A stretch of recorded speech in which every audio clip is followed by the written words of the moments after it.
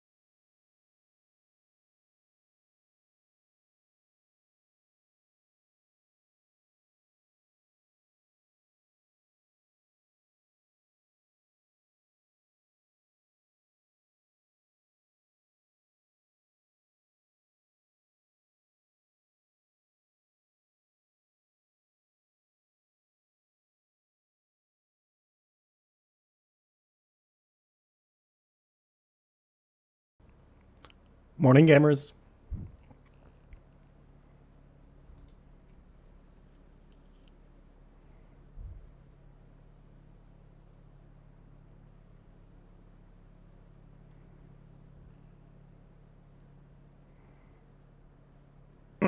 How's it going?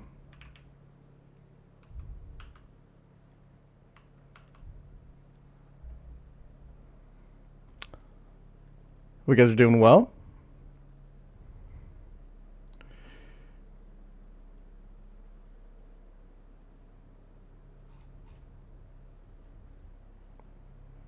Hope you guys are having a wonderful day.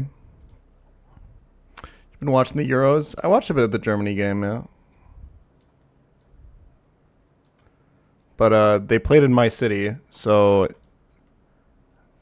there's a lot happening right now. There's like helicopters flying over my house and shit.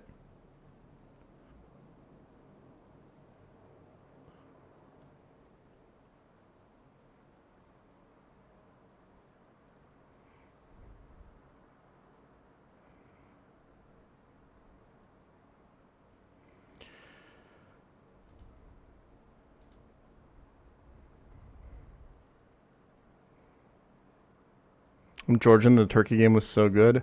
Bro, I swear the car horns after the turkey game, I heard them till 4 a.m.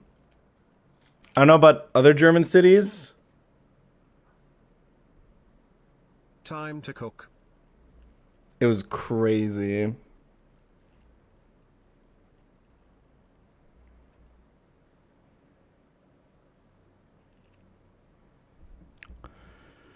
Anyway, Golden Kappa train, guys. Wow. That's fucking crazy, bro.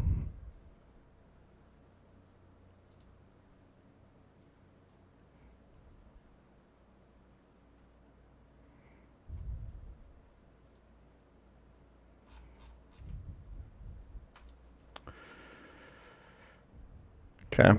I cooked the fight. It's pretty risk-free, but we're expending a lot of resources. But that's okay. Let's do a quick Pokedoku.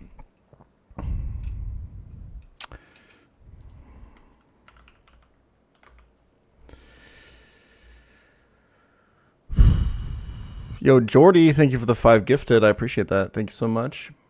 Alrighty, dragon that can learn Earthquake. How about we go with the tried and true? Oh, dragon dual type. How about we go with the tried and true, baby? How about we go with the tried and true? Dragon flying. You gotta go Noivern in here, right? Because people, or Noibat rather, because people forget that it's dragon type. 10%? Fuck you.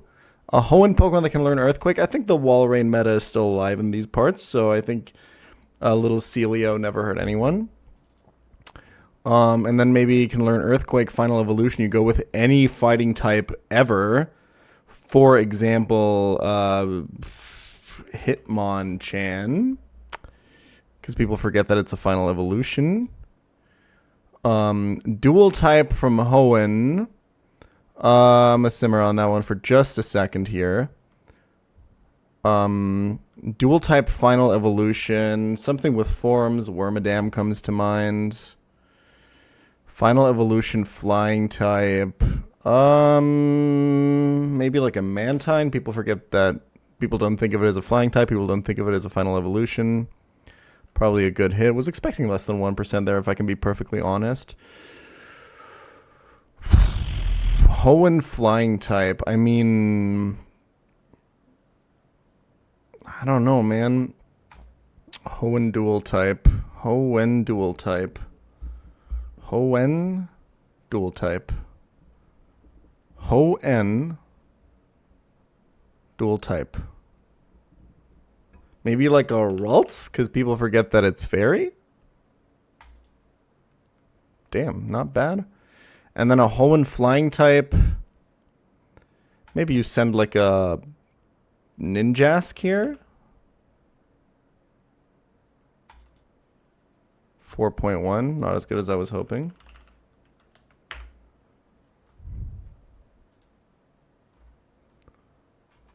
Okay.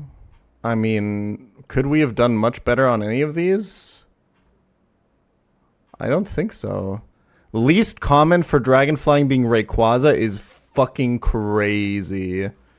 But I got 18 out of 13, so nothing to complain about, really. This is wild. This makes no sense, bro.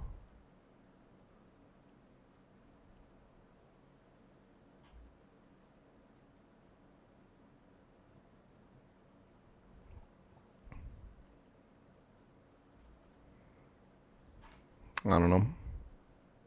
Altaria being second most common is completely fucking batshit. And this is just inexplicable. Smallin's trying your Norman challenge. Fuck yeah. I'm probably not going to... Since I'm streaming right now, I'm probably going to react to it off stream, which means I'm trying to not get spoiled. Not that I can do anything about it, because people are going to come in and send me updates on every single thing that he does. But, you know...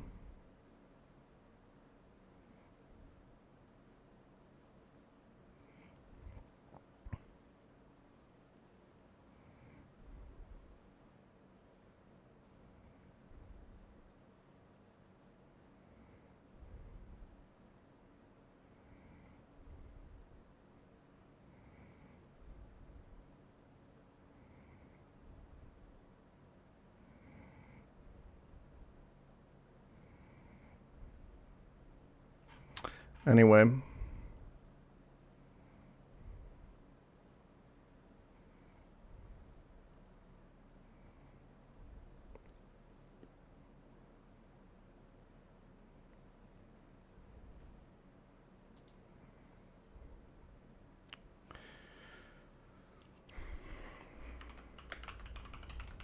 Let's see if this does anything.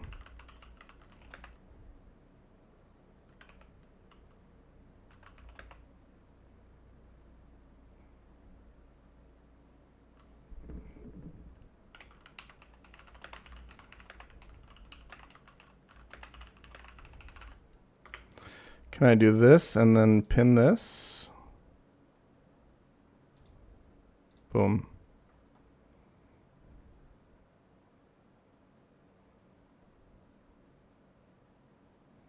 I don't actually care about the spoilers. I just think that chat is going to become unusable because you guys are going to send every fucking update to everything that he does, and it's going to be fucking annoying. Okay, anyway. I have a line. It sacks something, and it uses a ground gem, but I'm pretty sure, except for like a 1 in 1,000 type thing, or more like a 1 in 1 in like 200 type thing, I think we always win.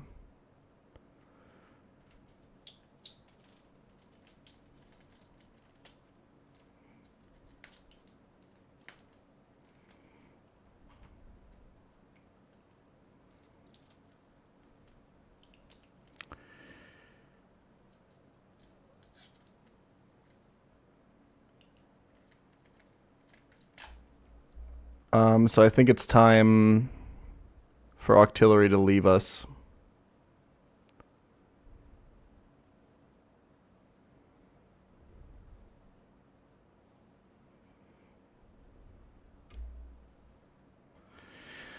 The one-time use emergency exit has finally come. Okay, I need to figure a couple things out.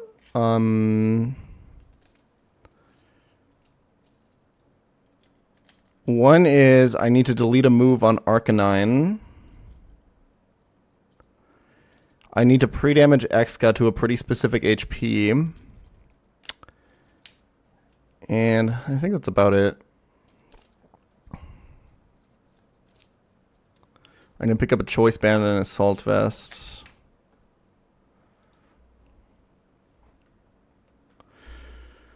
I think the Exca HP is basically highest roll Aura Sphere plus one Stealth Rocks instance.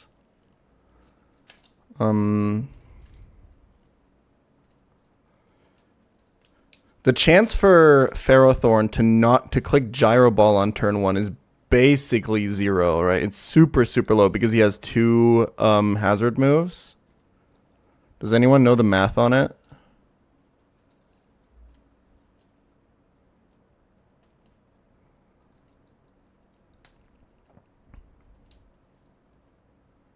Gotcha. Okay, so we need highest roll Aura Sphere plus, I believe, Excadrill takes 9 damage from Stealth Rocks because he 4x resists, so he takes a 130, his HP divided by 32, which should be 9. So that makes it 243.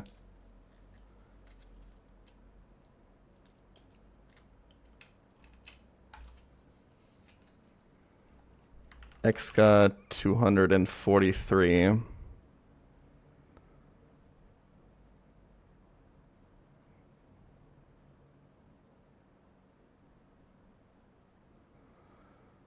And then Octillery in case... So there's a chance that Arcanine dies. It's really low, but it can happen. And for that case, we need to pre-damage Octillery to bait in Sharpedo.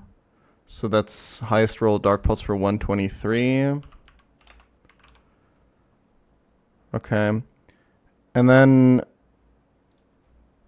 I need to delete a move on Arcanine, and it's probably going to be Rock Slide.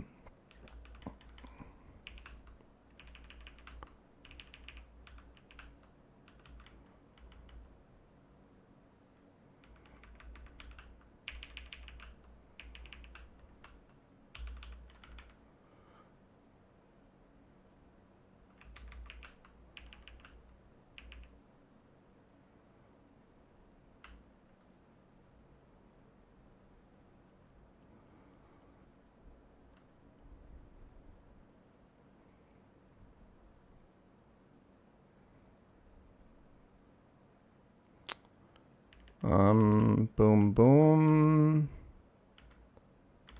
Boom. Boom. And finally...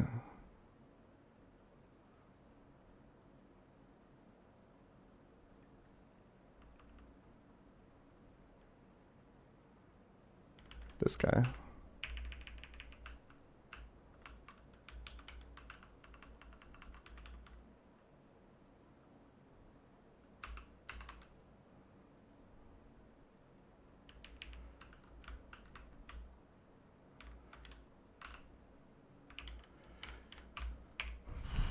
And then I need one assault vest.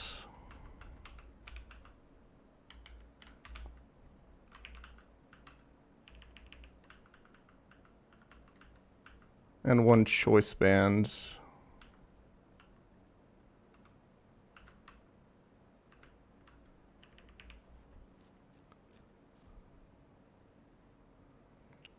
I'm not talking about Quick Claw Wolf, by the way. I'm literally only talking about turn 1 non-hazards. Just turn 1 Gyro Ball without the Quick Claw.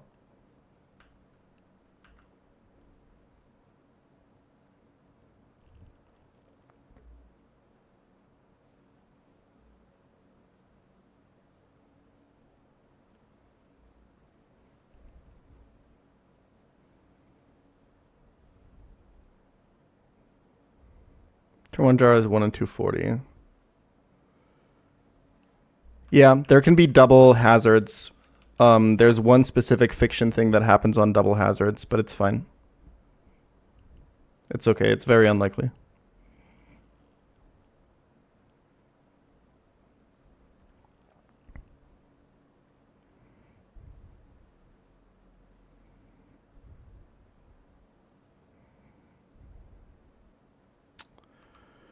Okay, so the main thing here, so this fight is going to cost us 3 things. It's going to cost us Rock Slide on Arcanine because we're going to teach it Psychic Fangs.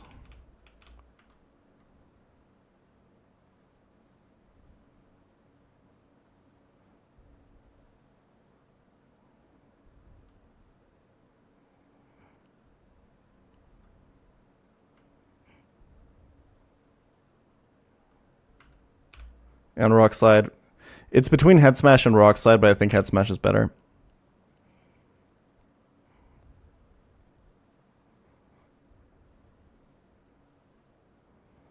Lock it in.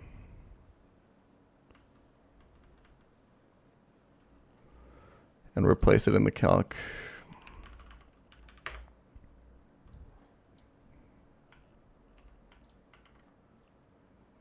Head Smash can miss.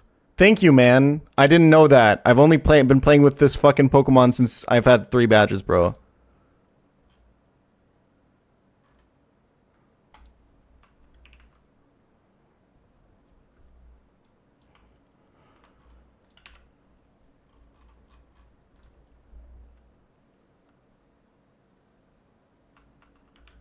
You can zoom lens. It does single target and doubles. And it shows kills, bro. It's a good move. Anyway,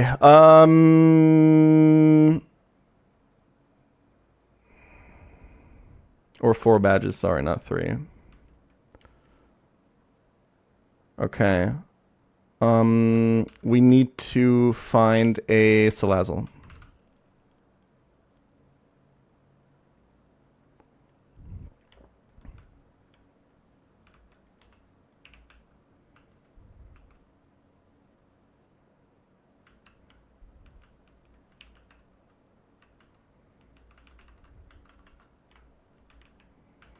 Toxic Tonight Queen. Toxic Tonight Queen. Toxic Tonight Queen. Thank you.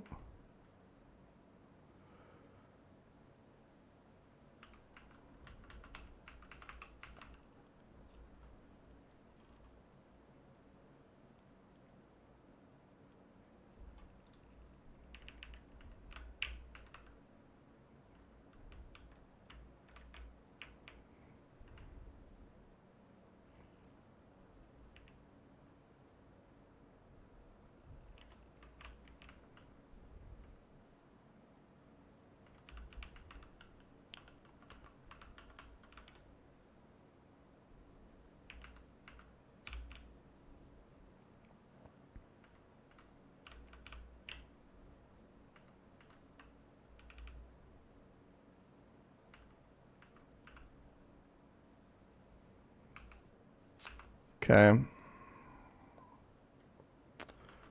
1, 2, 3.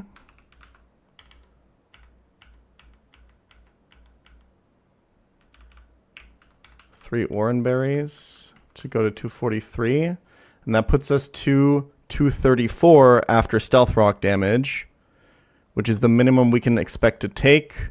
And highest roll Aura Sphere is 234.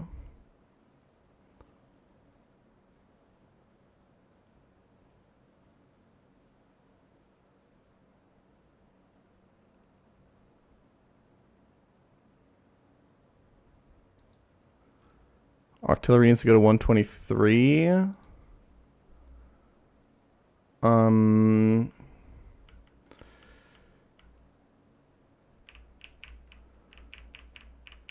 We go protective pads on Arcanine because it saves me why is Arcanine not full HP? Because it saves me 25% of my HP, exactly like a citrus berry, but it's guaranteed to.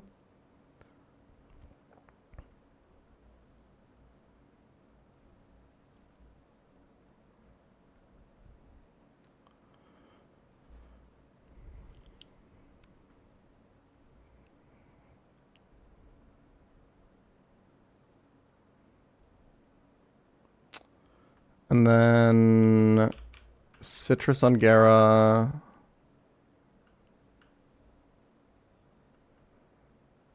Choice band on Pult.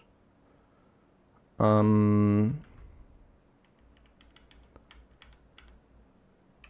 gem. An artillery item doesn't matter. So let's go Heracronite. Let's go black glasses.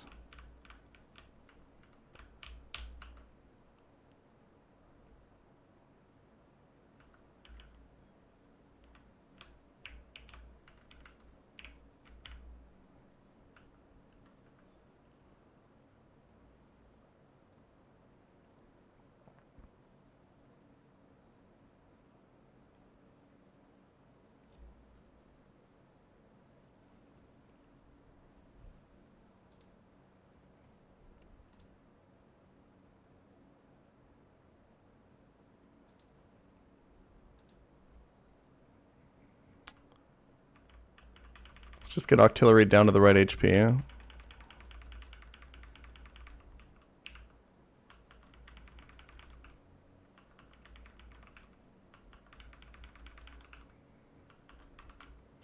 One, 2, 3, 4, 5, 6, 7, 8, 9, 10.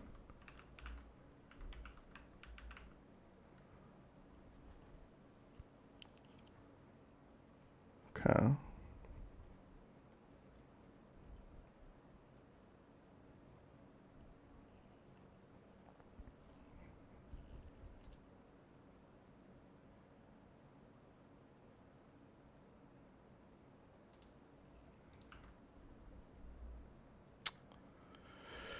Okay, I think we're ready.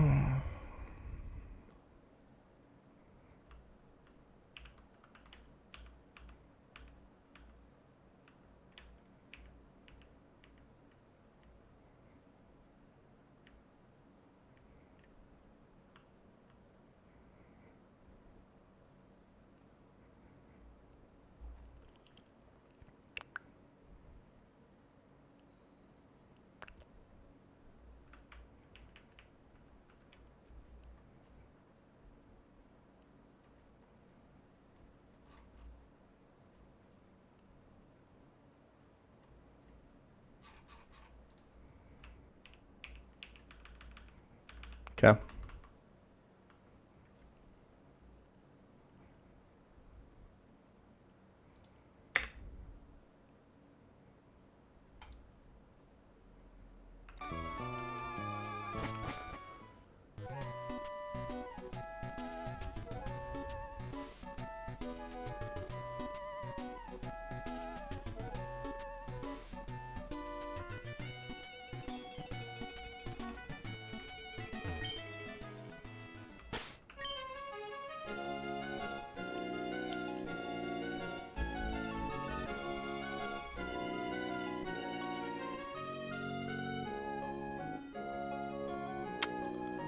Let's see. I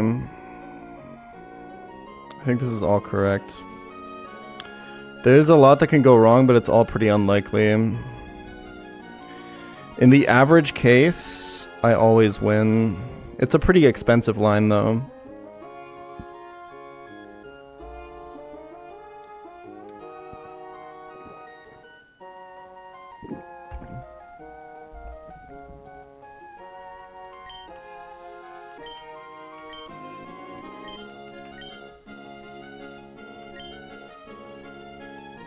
Okay, you know what? The pinned comment is throwing up more questions than answers. Fuck this. I actually don't care.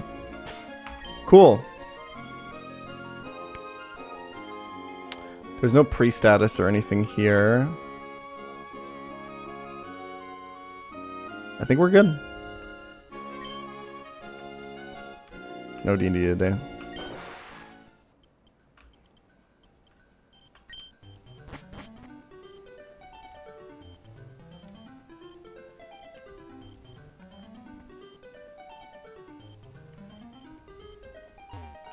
I should probably surface somewhere where I actually know that there's no trainers, huh?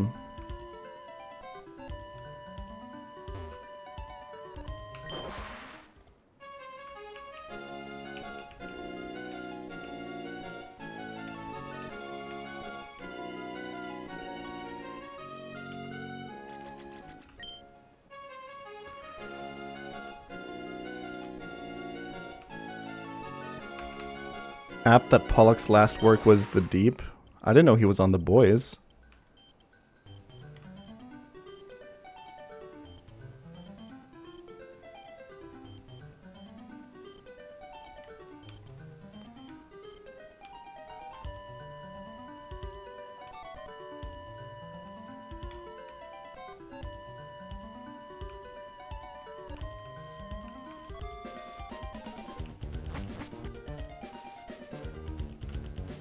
His last work was The Peak?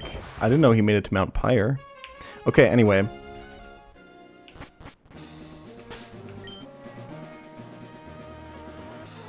I gotta find this motherfucker now.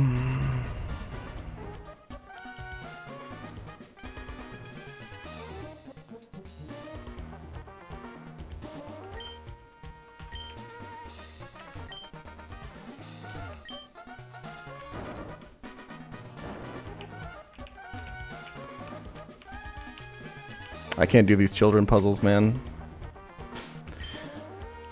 I'm pretty confident in this line. I'm pretty sure it always works. It just feels kind of bad because it's quite expensive. But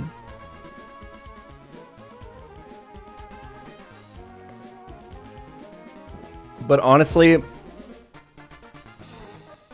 it's the time to sack, man.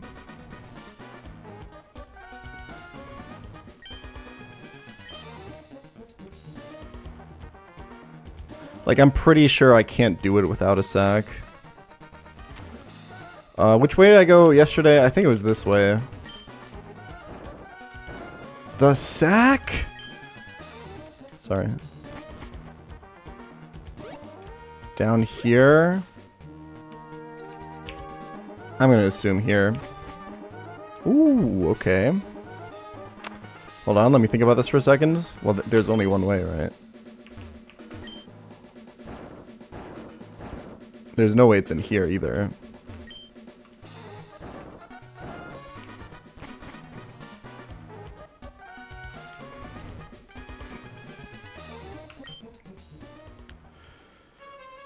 Let's see. I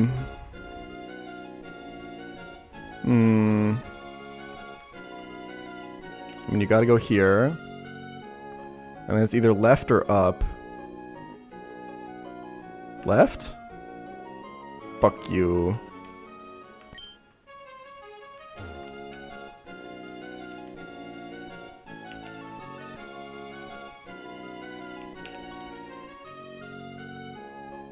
Okay.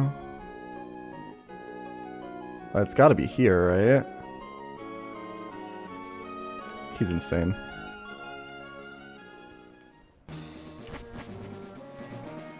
That was it? Okay.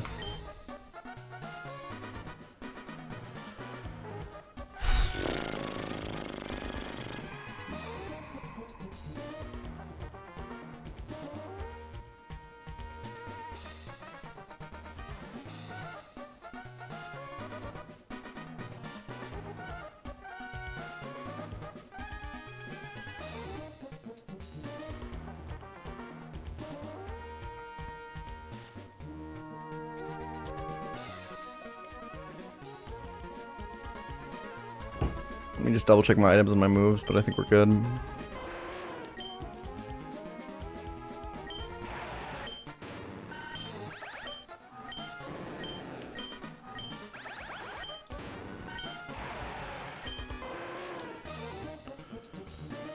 Okay.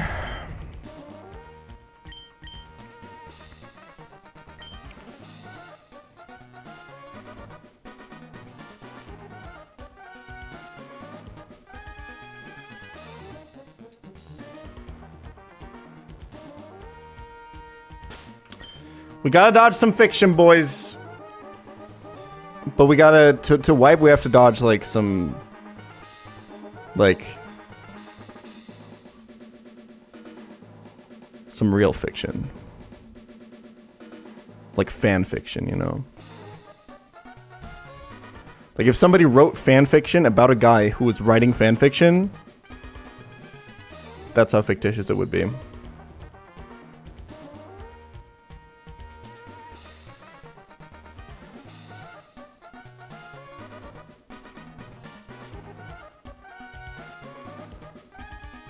Like shitty fan fiction? I didn't say anything about the quality, bro. I think we're good. I'm pretty sure Excadrill takes 9 damage off of Stealth Rocks, right?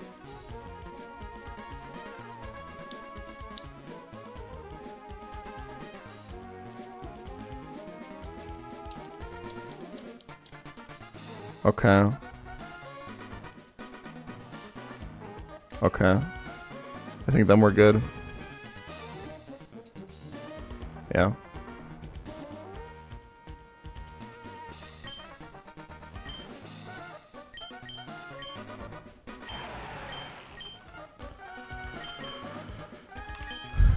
All right. More permanent Aurora Veil. And a horrible nightmare of a lead Ferrothorn with Quick Claw, Explosion, Spikes, Stealth Rock. The basic strategy for us here is going to be that we're just going to ignore hazards to give ourselves a better lead. I need to break Aurora Veil, and the only way in this line that I found to do it, unfortunately, is to Psychic Fangs now. I taught the Psychic Fangs TM to Arcanine, which cost me my Rock Slide slot, which I can't get back, which is very unfortunate, and it opens up a lot of fiction here. He's extremely likely to set hazards this turn. If he doesn't, that's actually bad for us because some of our pre-damage depends on at least Stealth Rocks being up. It's very unlikely that he just Gyro Balls, though. We are Protective Pads to dodge some of the rough skin damage, which gives Arcanine a slightly better chance against Quick Claw Explosion on turn 2. If it's Quick Claw double hazards, there's also some fiction we have to dodge. But let's just do this. So Psychic Fangs is going to break Aurora Veil here.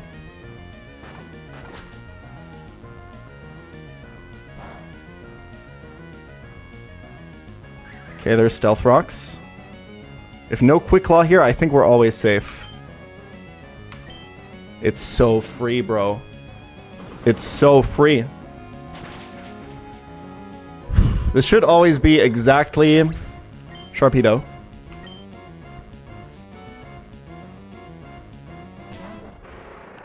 The unfortunate part is there's no way out of this where I don't sacrifice Octillery. I had to sack something here. Fortunately, it can be anything in my box, and I've determined that the best sack target is Octillery. It was prophesized that Octillery would be a one-time use emergency exit, and that's exactly what he's going to do here. However, I'm quite proud of him because, holy fuck, on Space Tag, that was much more than a one-time use emergency exit. Golisopod could never. There's no chance he ever survives here. He's always going down. We need him to go down. Nothing we can do to save him. 07.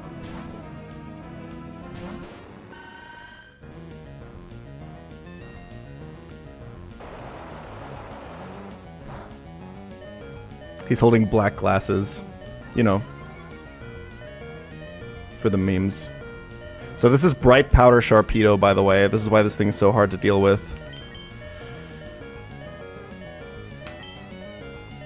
Okay, see ya. This means because we sacked, aka one-time use emergency exit, we get a free switch to Magnazone, who now that Aurora Veil is down, will always kill with Shockwave. The reason we want to kill with Shockwave, not with like Zoom Lens, is because we are wearing an Assault Vest to reduce the incoming Hydro Pump damage. This is to bait in Zoroark.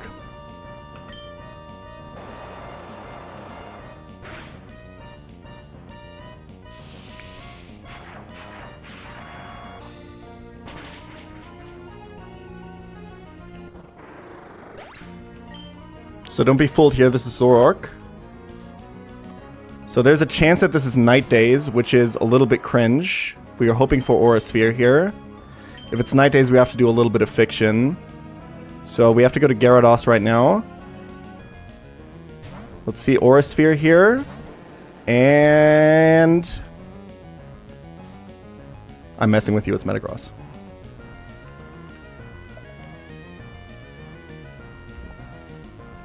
Okay,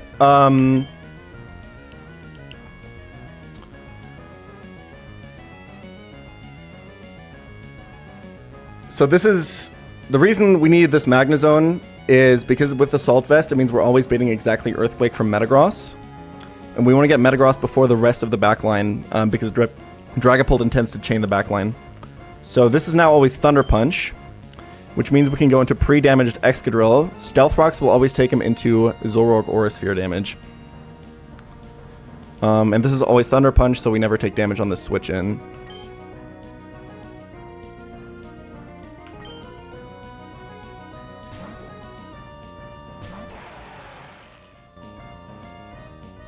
Perfect. Wonderful. And now with Ground Gem, we always kill with Earthquake. We couldn't have gone Choice Band because we're already using Assault Vest and Choice Band in this line. But Ground Gem is fine.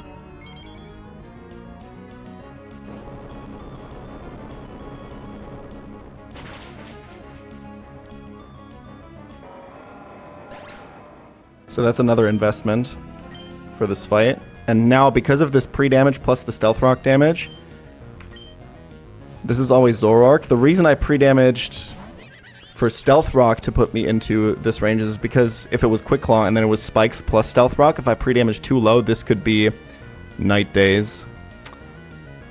But because we didn't, it's not. There's no overlapping rolls. This is always exactly Aura Sphere. And we can go to Dragapult for free.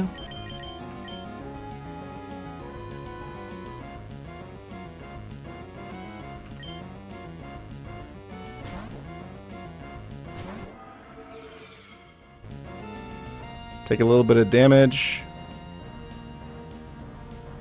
And now we can Choice Band Dragon Darts this guy.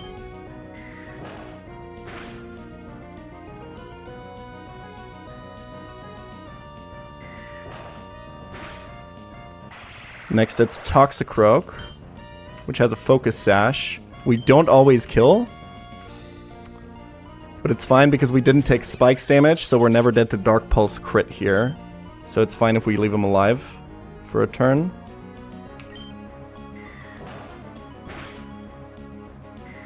Good chance to kill though. It's all good. It's all good. We kill. And last mon is Salamence with Intimidate, which we don't care about because we are Clear Body.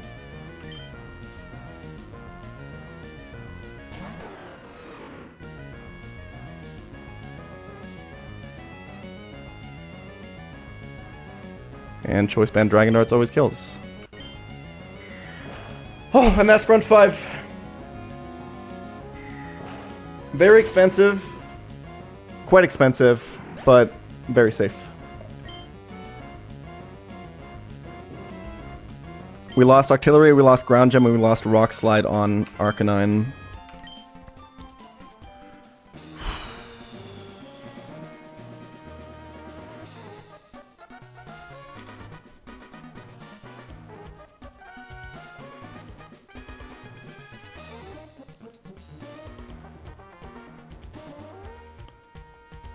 Okay, that was the last grunt. Shelly and Archie are left.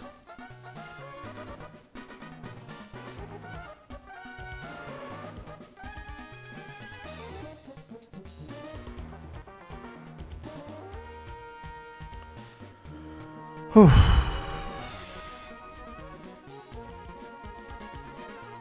Encounter time? Where's room 8? Is that after Shelly? Can I just go here, by the way? No. Shelly before encounter. Okay. Y'all?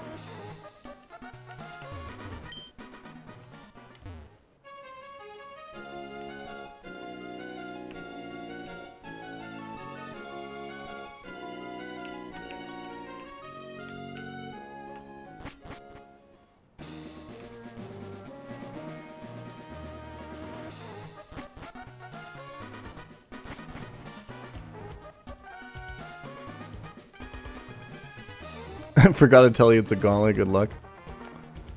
Fuck.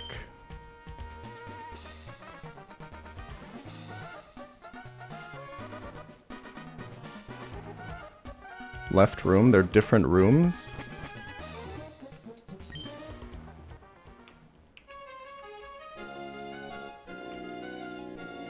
I see.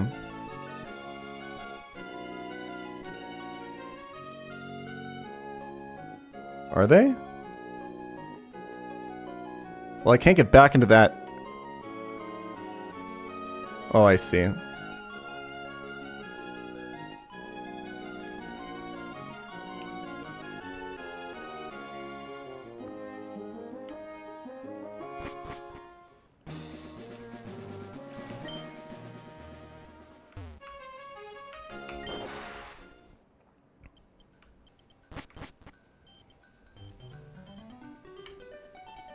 Anyway.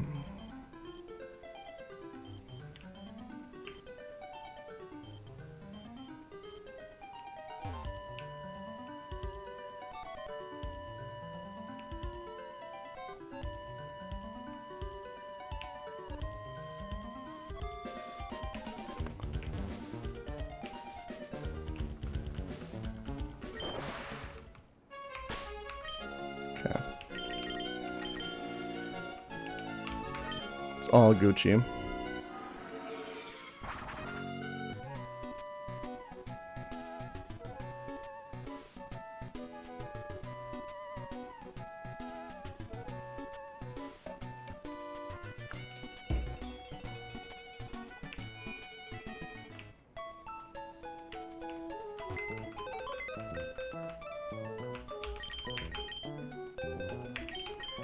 Okay. Octillery, it's been an honor, my friend. You get to sit next to the other space tag goat.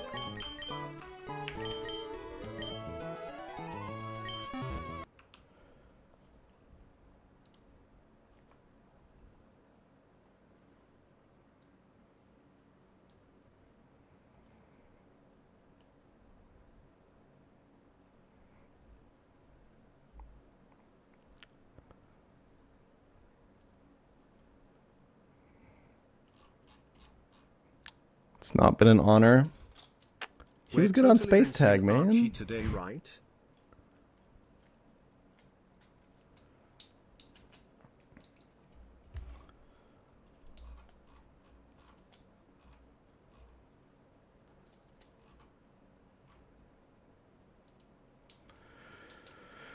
Okay.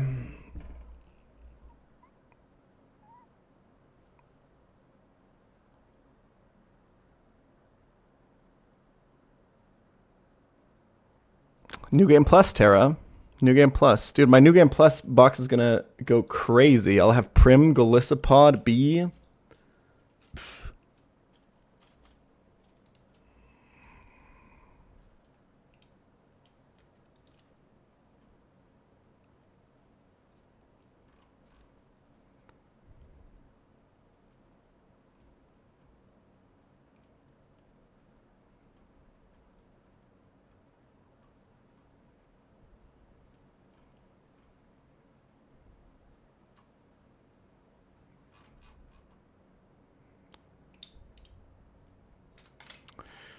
No Legion, no Skeezy. Yeah, some people have won without that. I mean, the main thing's no Shifu, right? Yeah, I still have like Eldegoss and stuff open as well. We'll see if it ever happens. No Pult is huge, yeah. Anyway.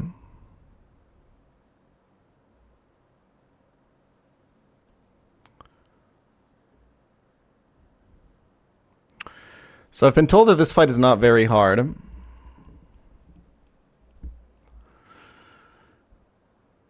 Misty Surge is Misty Terrain. Is Misty Terrain... What the fuck is that one? Is that just like no status or...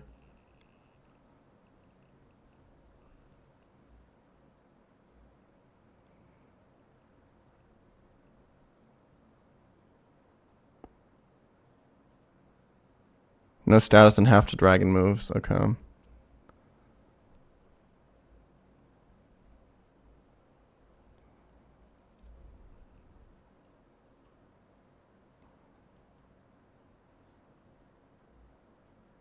Okay. Is Guerrilla Tactics auto choice band or auto choice scarf? I forgot. It's choice band, right? So this guy has double choice band. Sounds pretty beatable to me.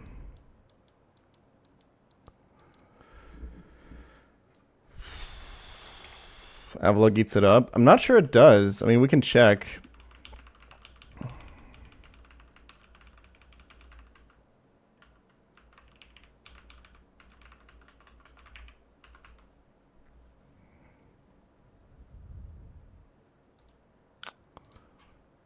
Yeah, that's pretty... But, like, he also has to, like, hit him back, right? I don't know.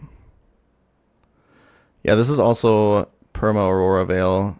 There's no Veil on the Archie fight, luckily, but... Anyway. Well, Sandslash also sends this guy packing, I think. But one thing at a time.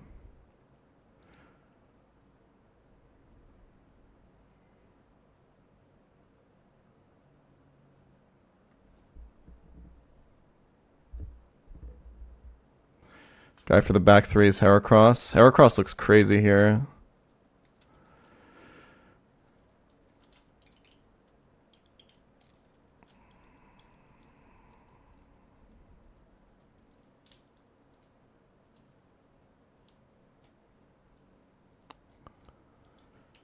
Okay.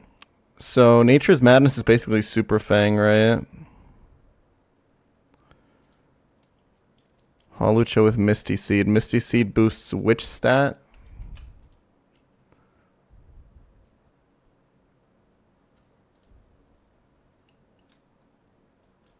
Spadef. Okay, and then we have Focus Sash, Gengar, Lefty's Kyurem. This looks very beatable.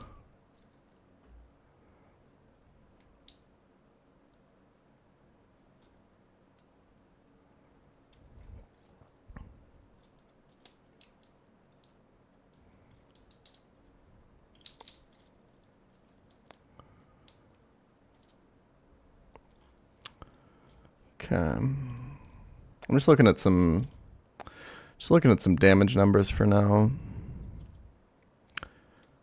Tapu Fini is very defensive. Holy shit.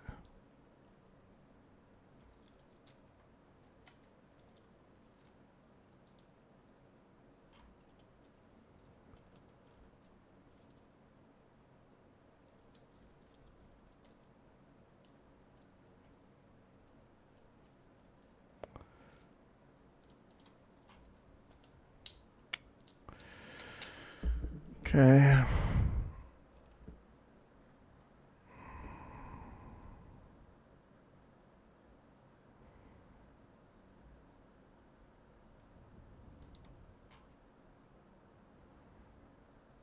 Salt Vest Torterra.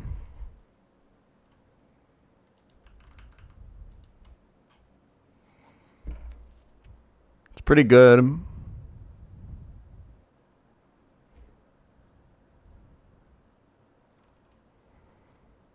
I feel like there's probably a good chance I can Get a break off on this thing though.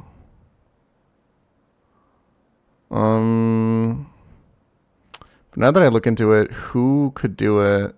Everyone I have that learns break is basically weak to Surf or Moonblast, which is a shame. There's Ludi, I guess.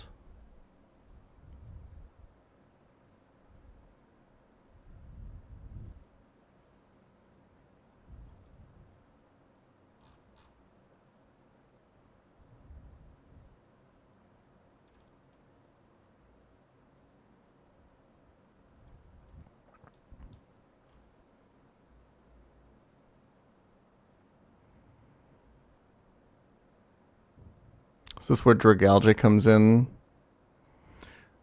I don't think so, bro.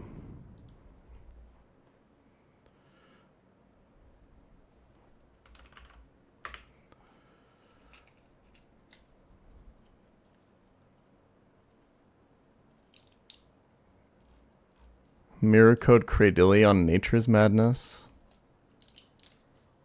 That's heat.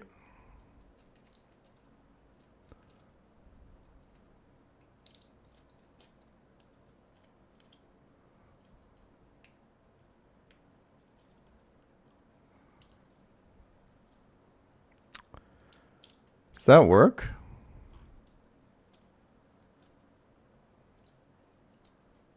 I think that works.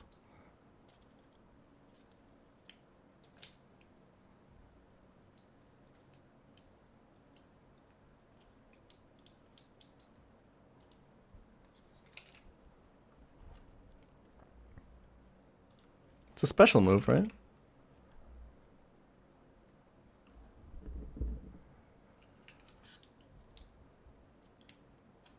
The nice thing about it is that it's very consistent.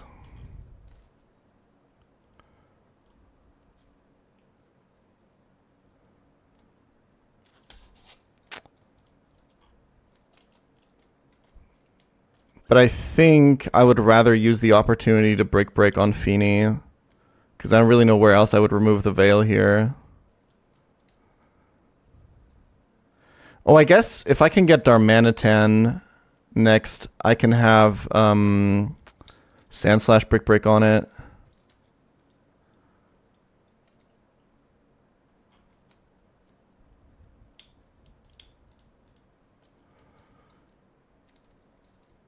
This is always Hawlucha close combat.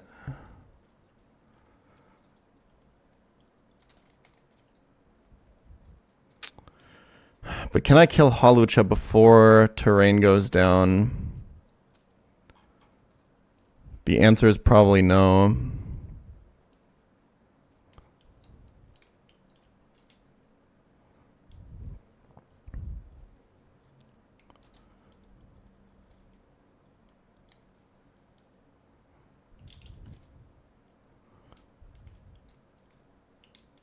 Defog does not remove terrain, guys.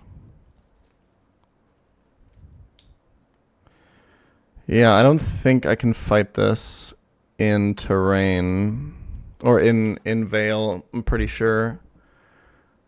I don't think I have a chance to beat it.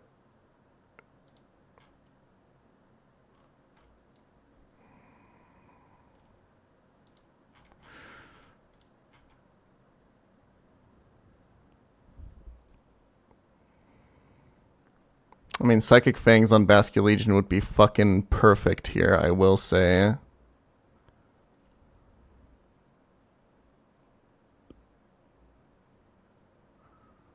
But I would have to scale it, because I did just use the TM.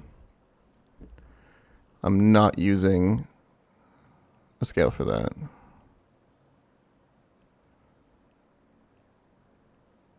Wait.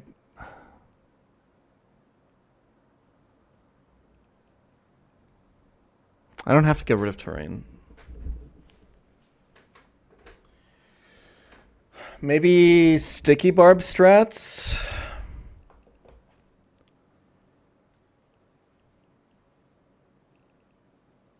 But no, I don't think so. I don't think they really work here.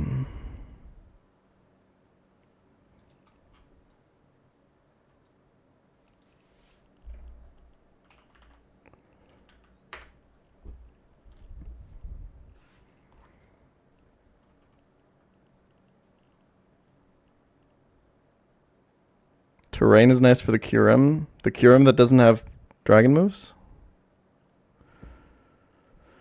I think I gotta break Veil before. If I do that...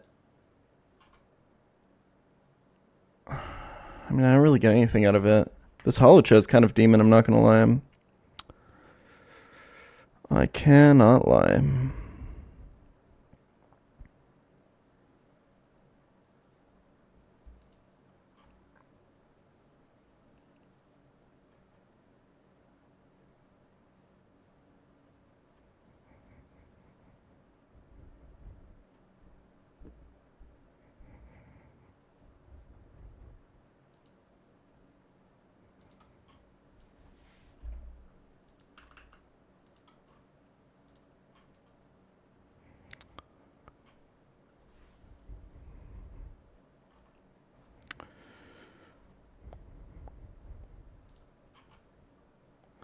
Yeah, the issue with baiting Darmanitan is you have to do it with something that doesn't bait U-turn. I think we break with Break here. We can probably slot compress at some point.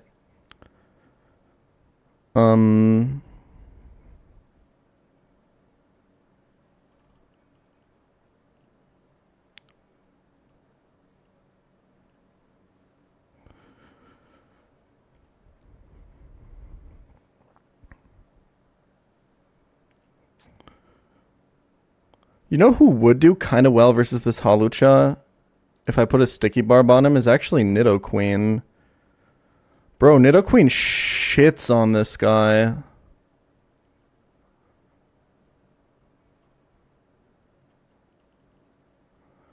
Okay, hold on. Maybe I do want the Cradily.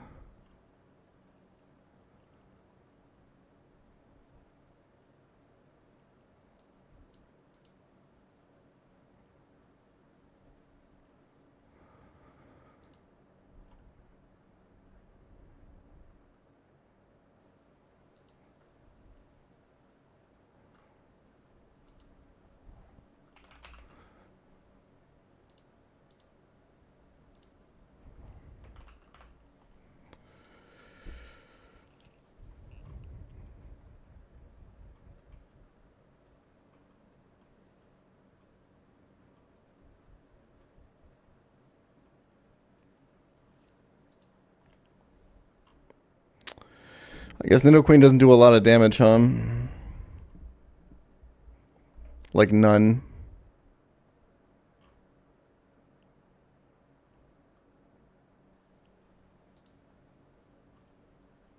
Should do be getting Avalanche.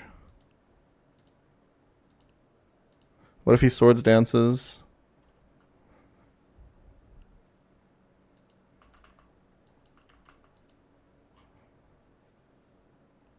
Avalanche doesn't even do that much. This is at -1? I guess Veil's still up, huh?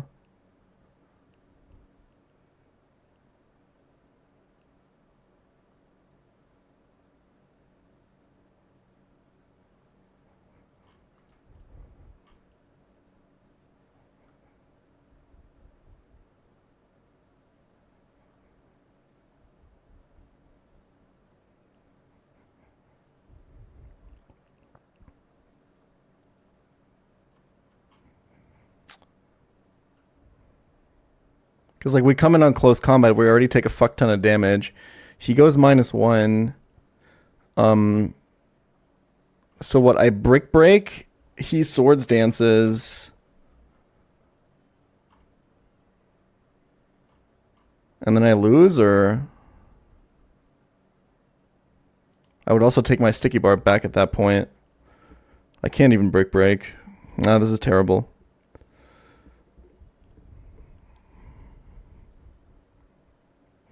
This thing's hard to beat.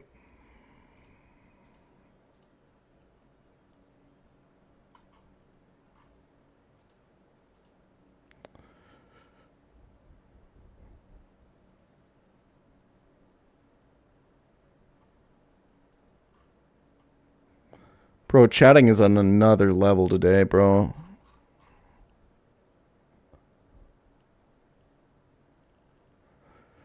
You guys are crazy.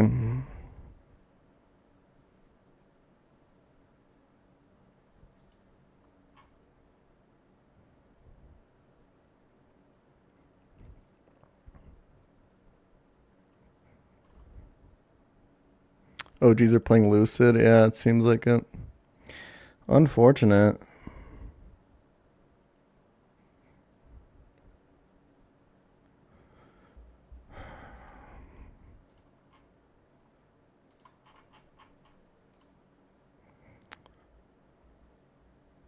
Oh man, I kind of needed Psychic Terrain, I think.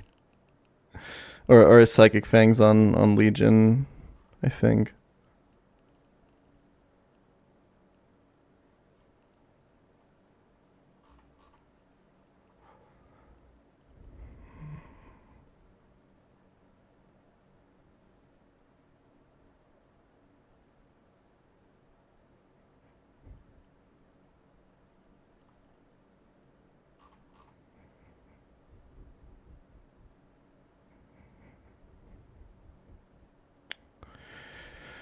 You're saying Mental Herb to prevent taunt so you can defog?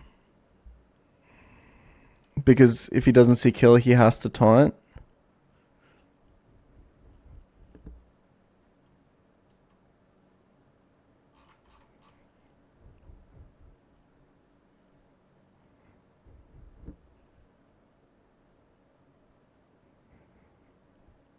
Okay, I have a crazy idea.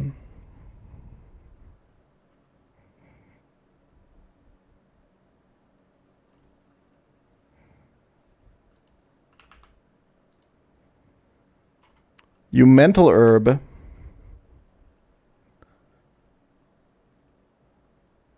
Tailwind into defog. Okay. And now you have one turn of Tailwind to kill this with if you want to.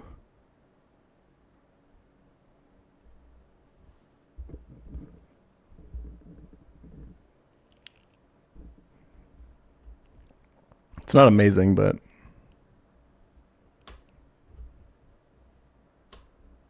you know.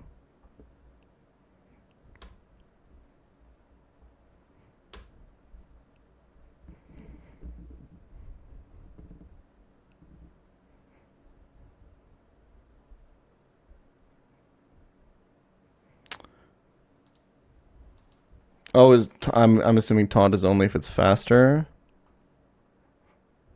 Target has if target has defog or Aura Veil is active and AI is faster +9. Okay, so you just take the hit. Sigilif takes it. Never dies to crit.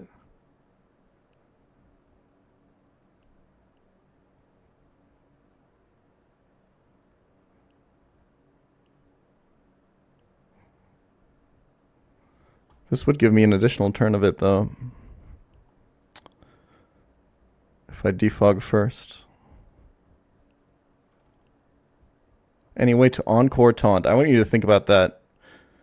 Well, I guess technically with Mental Herb, huh? You know what? I don't think it does anything, but it's kind of cool.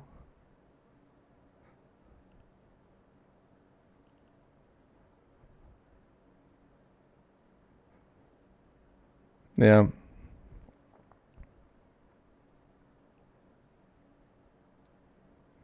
I don't think you would get Switch AI. I just think you don't get anything out of it. I think I like this defog Tailwind opening. You get random move after. And 2 turns of Tailwind after the switch. Because it's Tailwind switch, yeah. So, what are some ways that we could kill this?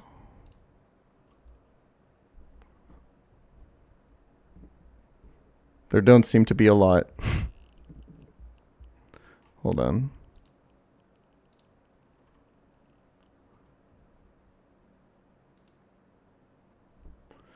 Yeah, nothing I have one-shots her, right?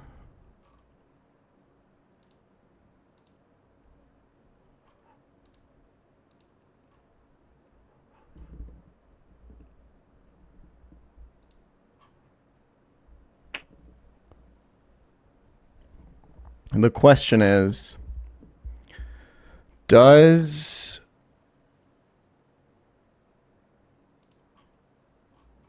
let me just check some Andrews real quick. Specs Magnazone does it theoretically.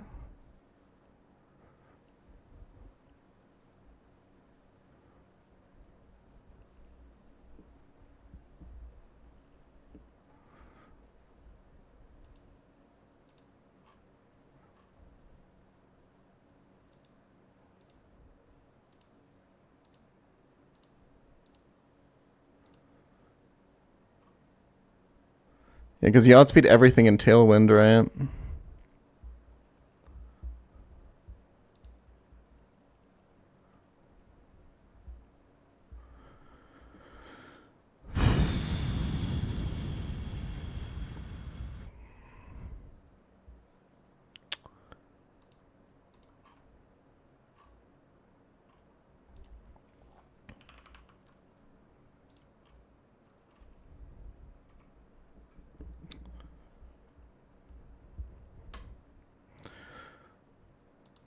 I think Specs Zone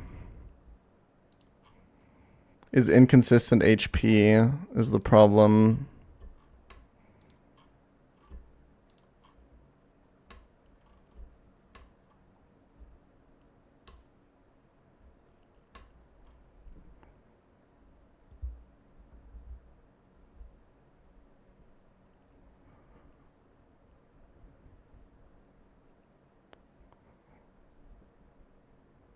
Now you can Tailwind second, Talon.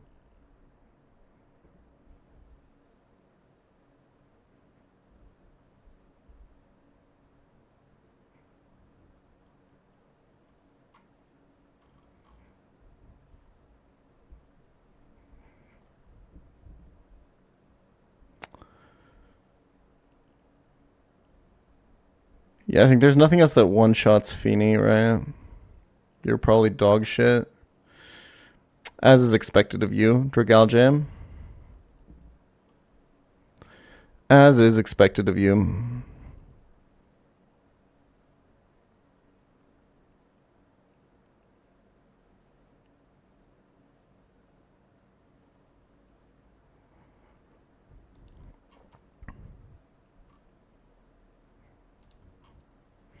Nah, Durant doesn't do shit here.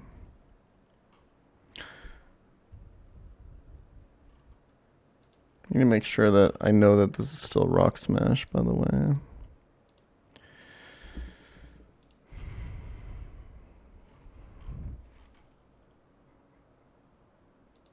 Yeah, the problem with Magnazone is just being...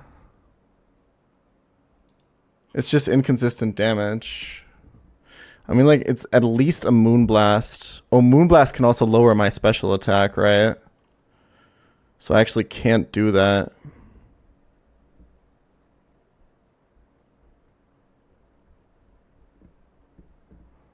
I think the Tailwind doesn't get me anything. Well, it gets me a kill with Torterra at least. Into random move from this, acro or close combat, which is pretty horrendous.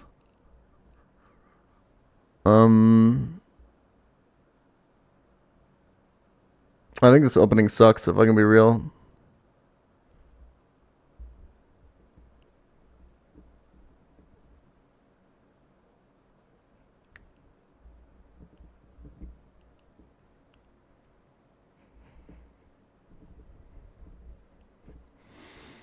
If I do the Encore opening...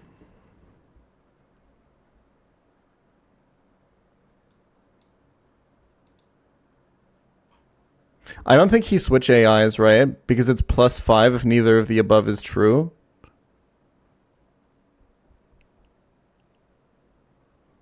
But I don't know if it's also discouraged if you're already taunted. I just don't know that. Hello, funny Mr. Streamer Man.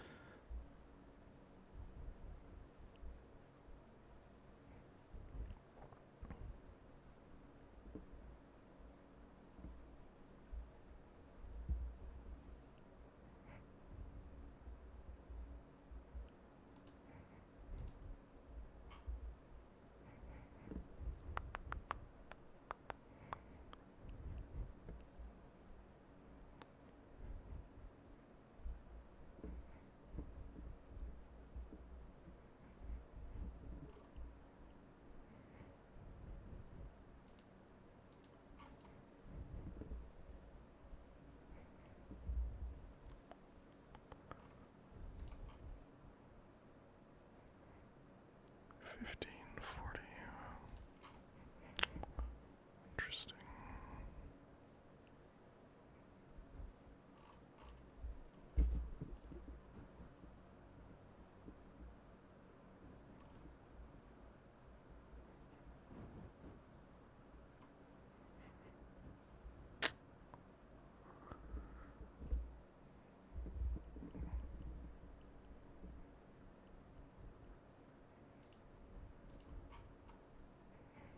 No, I can't chain kill Hawlucha with Pult, obviously. He'll be an unburden. Unless I give him Sticky Barb, and then I lose my Sticky Barb.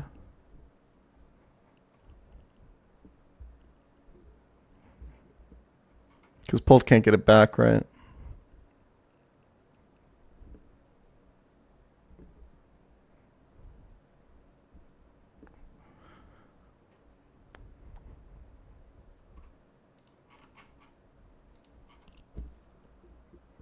Mm-hmm.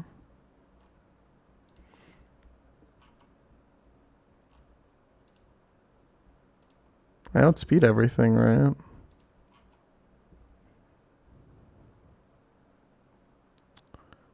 Okay, I see what you're cooking. So there are a couple problems. Number one...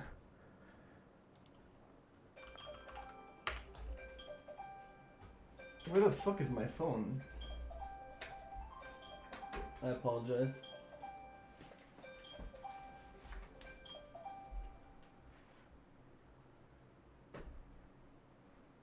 Everything went wrong, guys.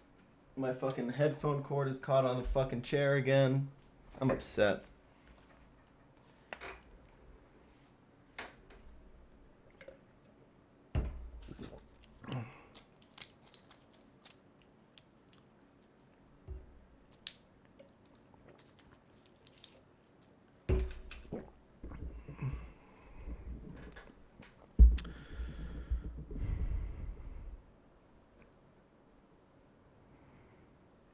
So we have to go choice band Pult, right? For this to work.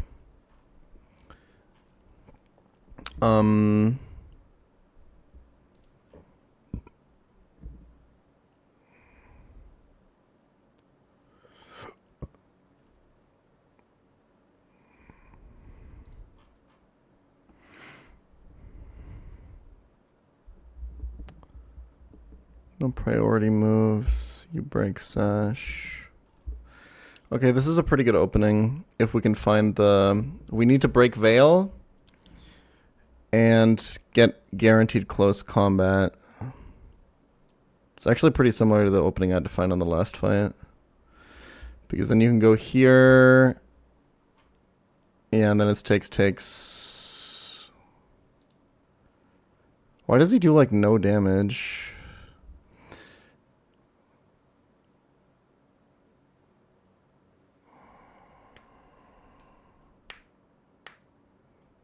Sand/Bait CC. Thanks for listing the Pokemon in my box that has a fighting type weakness, man. It was super helpful.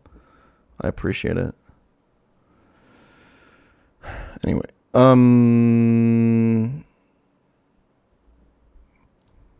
Well, the problem is this is inconsistent because if you're planning to take an Acro from Lucha,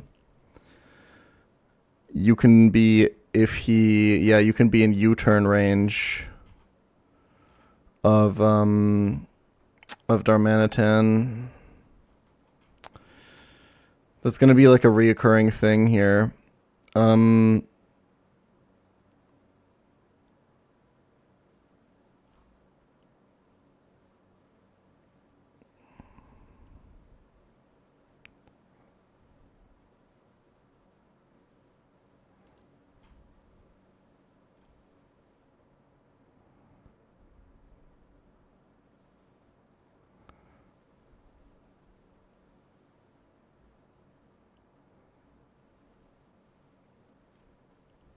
Let's find something else.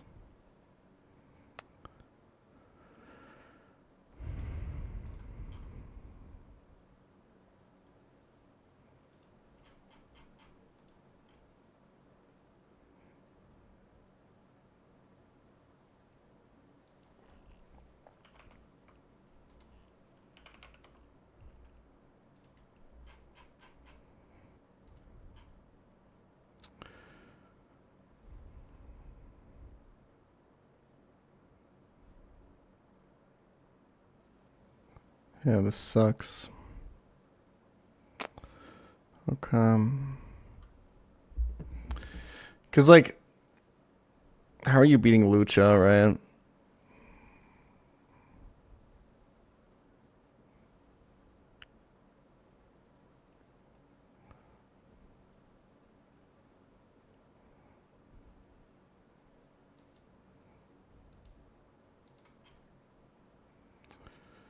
Rapier's matchup is pretty good.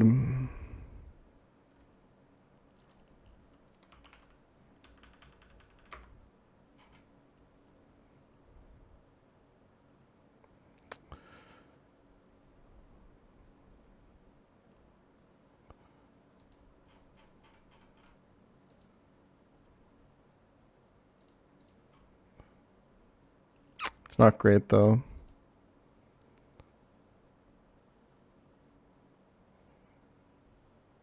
It's not great.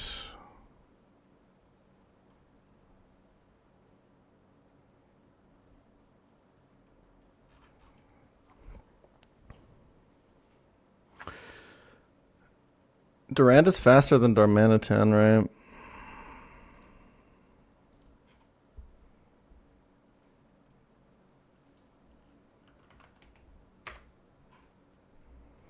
Pretty respectable. And it never dies to crit.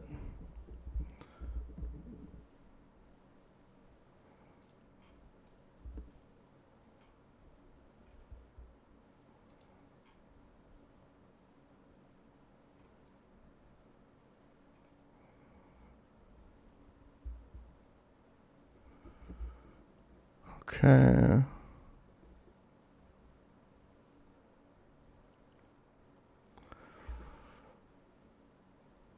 I mean, it's a 1v1 answer if I don't get U-turn, but I can do that with other mons as well. Let's refocus.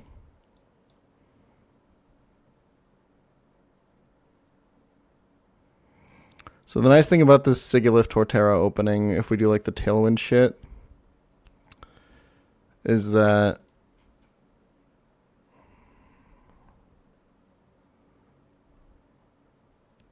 no, this is just bad. How else do I want to kill Feeny, though? Jesus Christ.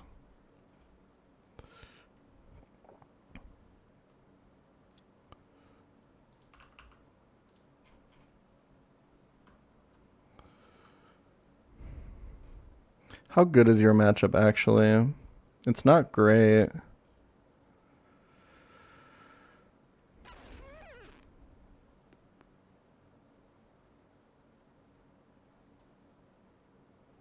All this commits so many slots, man.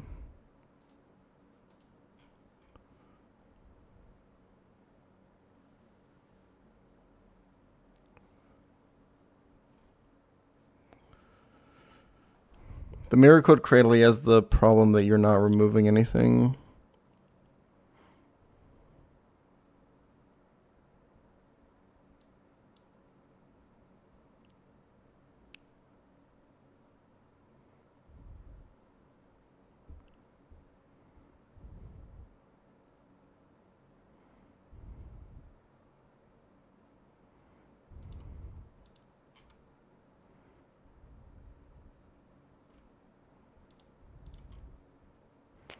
Rhyperior always lives Stone Edge crit into CC crit.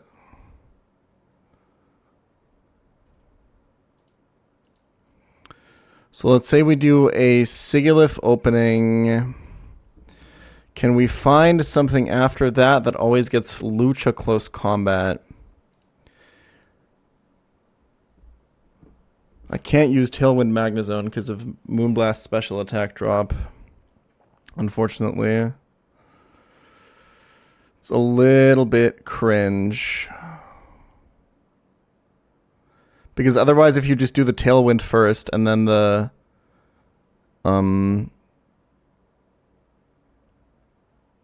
defog, it works, right?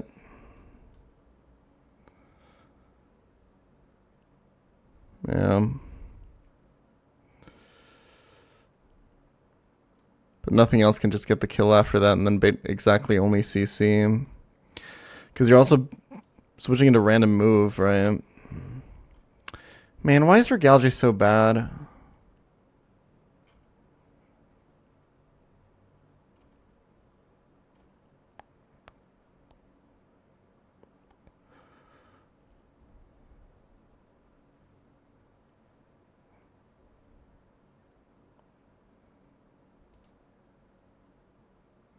Power Whip can miss.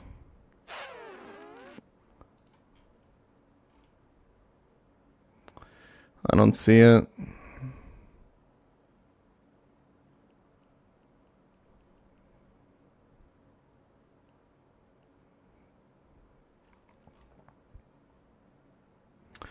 Encoring Nature Madness is kind of funny.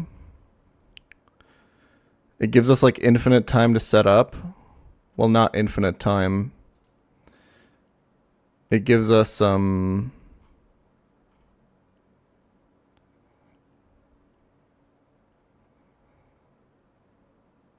amount of encore turns it takes to set up. So like one switch turn and then one more turn. And then whatever I do there, it's just bad. No.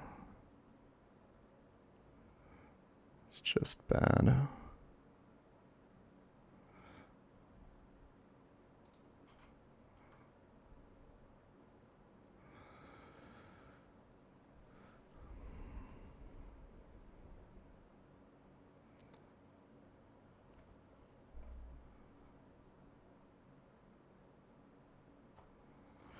Oh, does defog into Power Whip always kill?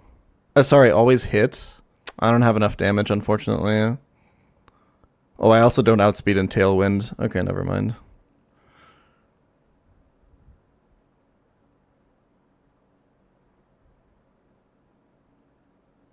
That would have been kind of cool.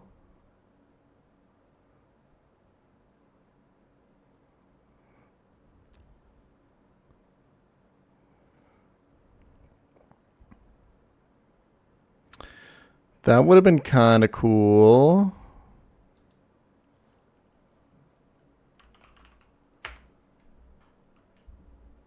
But yeah, probably also nothing to get you like a close combat.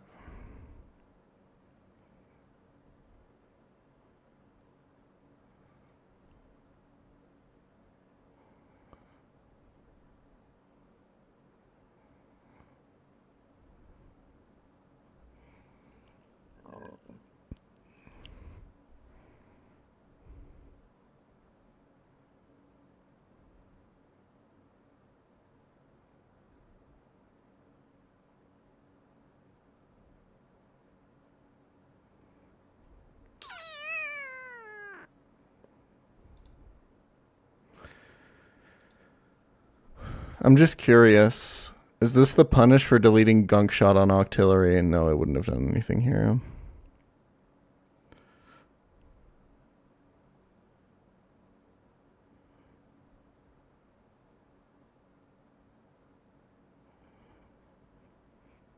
Yeah, I think it has to be maybe like a natural gift angle.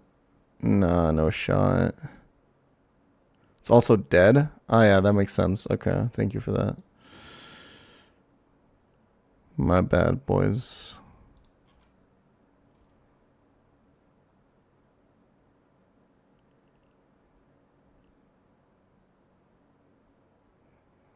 My bad.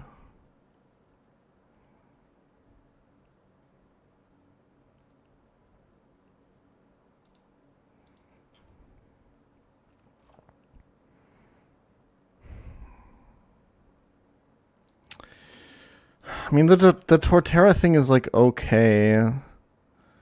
You can pivot through Avalugg if you really want this close combat. The problem is if we do this opening and I want to do the Sigilif pivot, it's actually kind of hard. Yeah, never mind.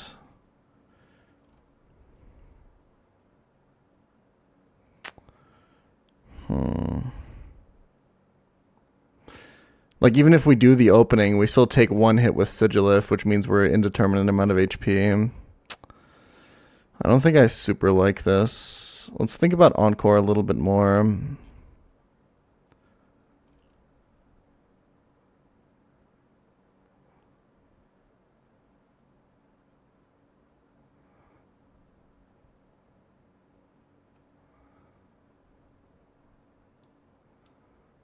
I'm seeing like a crazy setup in my mind right now, but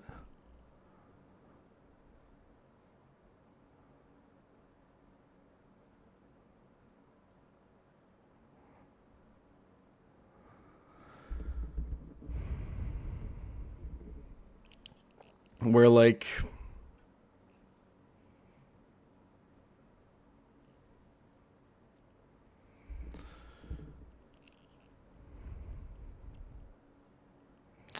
nah.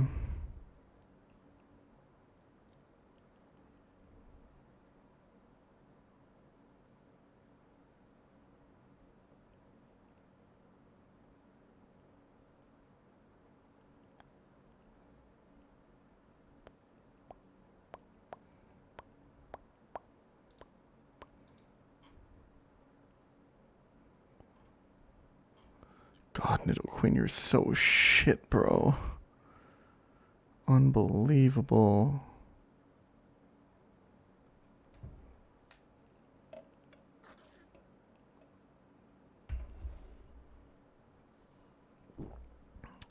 Soak Feeny for non-Moonblast? You mean to kill with Zone?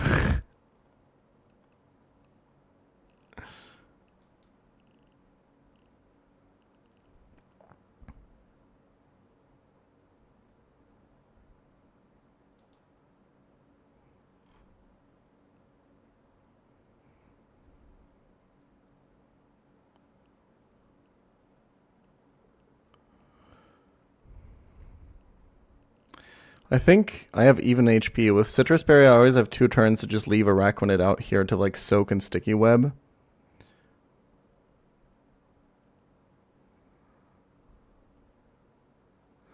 But then I have to take a hit on the switch in, right?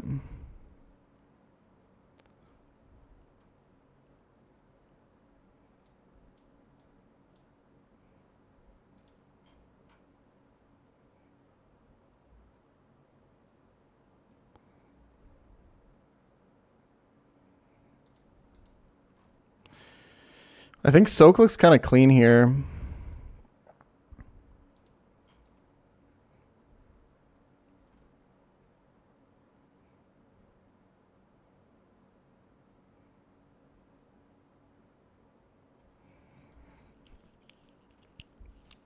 But I don't know. I don't really see the angle.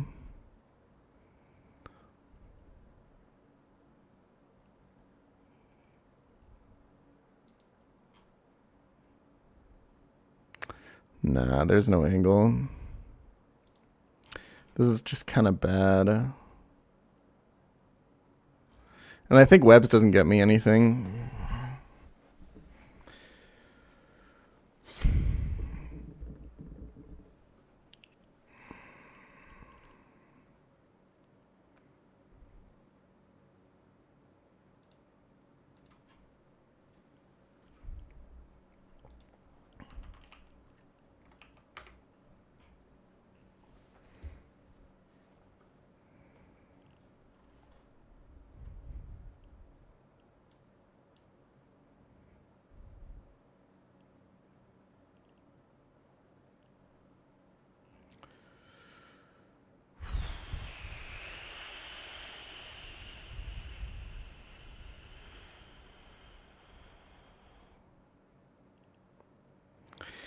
We're basically just missing like a weird ass opening, and then I think we can do a bunch. I think.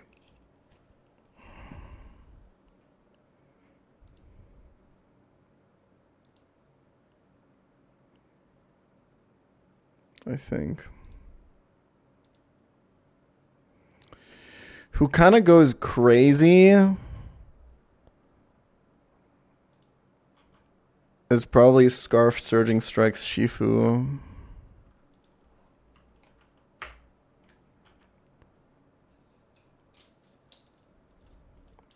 Good job at not killing the Gengar. Never mind.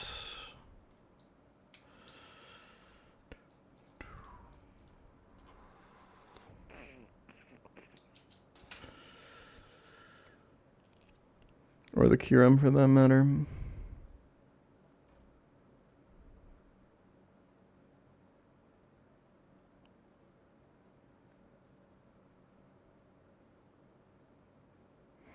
Do the tailwind middler blind. I can't pivot and then still have tailwind be up.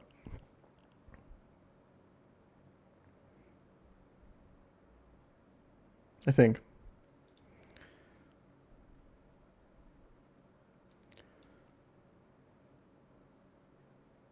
Or maybe. If I go defog, tailwind,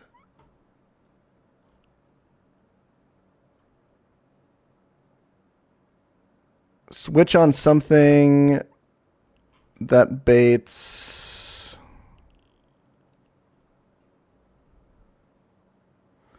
But like who the fuck is the switch in even? No, because it would be, yeah, tailwind switch. It's technically possible, but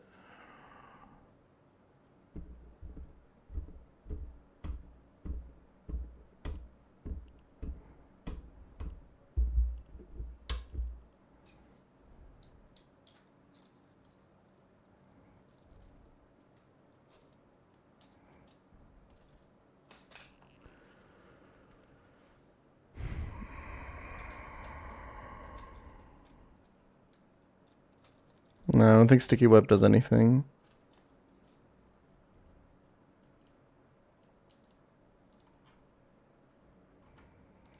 Maybe. Probably not, though.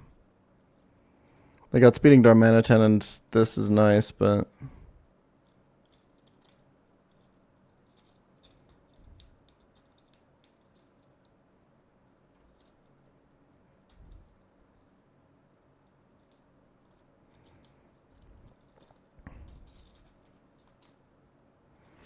Tailwind Banded Shifu. Into what, bro? Into Tapu Fini Moonblast?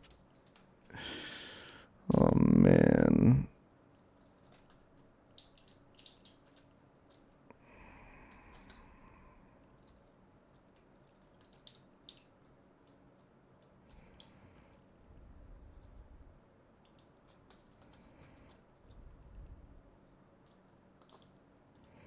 Nah, the soak setup is so shit, though.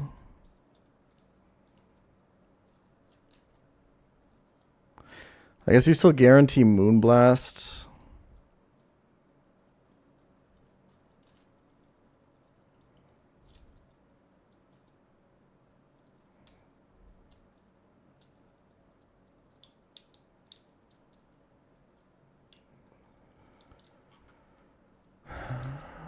And then you have to pivot.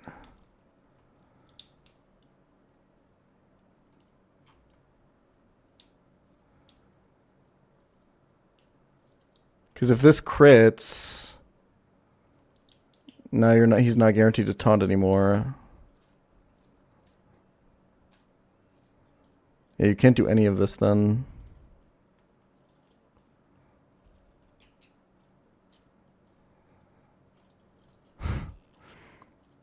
Citrus Berry Sigilif. Guarantee taunt. Go to Salazzle. Mental Herb. Encore. This is so shit. It's so bad. It's so bad, bro.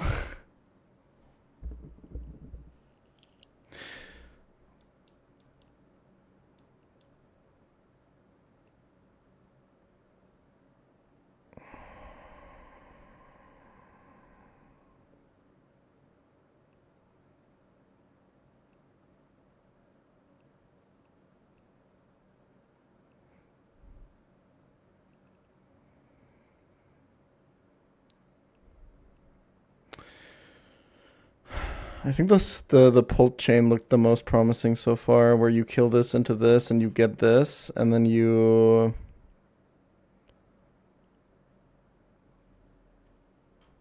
have to account for like an alternative U-turn line.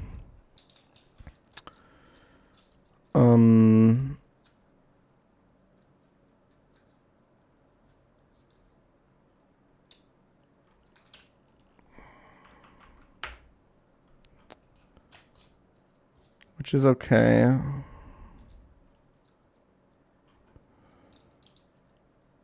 God, Heracross would have been fucking insane here.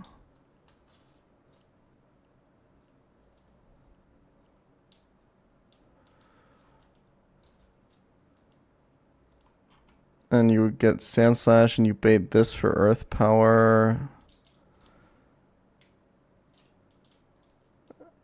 I mean, what even is my Curum counter?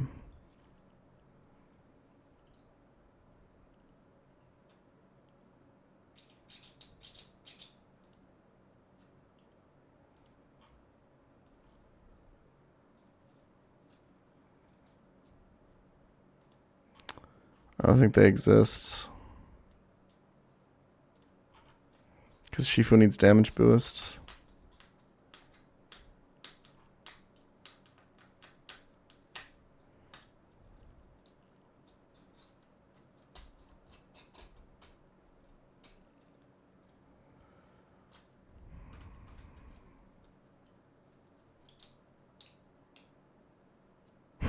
Scale Jolly.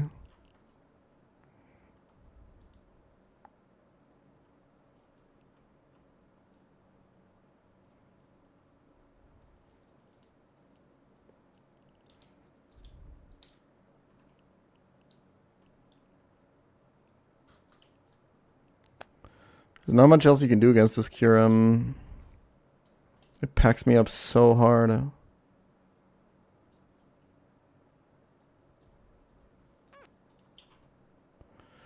Gallade actually has a pretty decent matchup into it.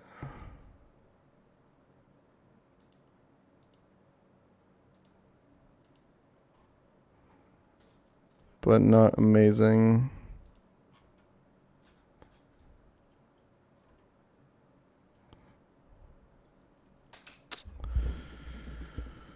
Oh, Lord.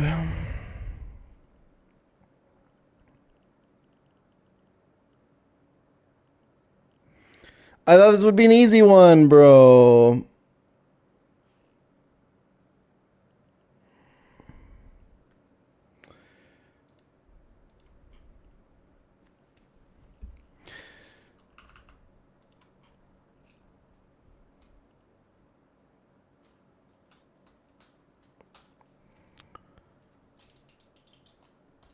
Yeah, AV Gallade's matchup is actually pretty decent here.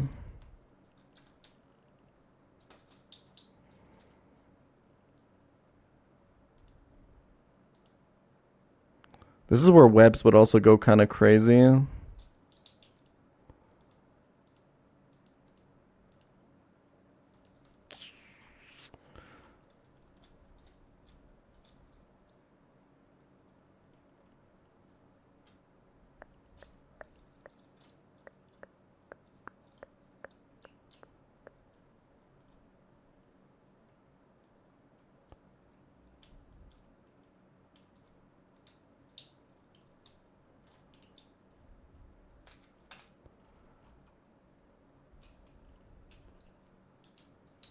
Dude, Drain Punch would go in right now.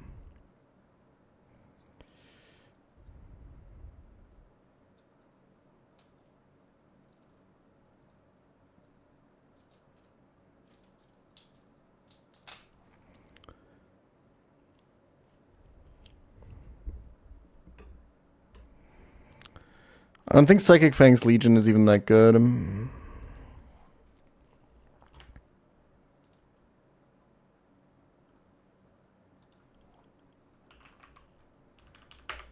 And it costs me a scale.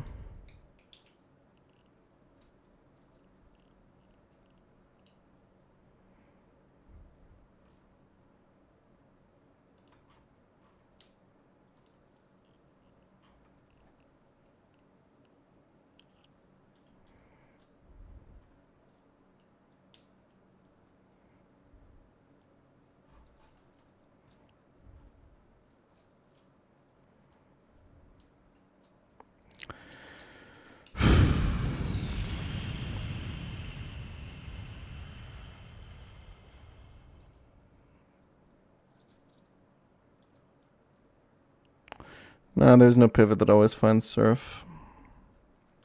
Because it's already random move.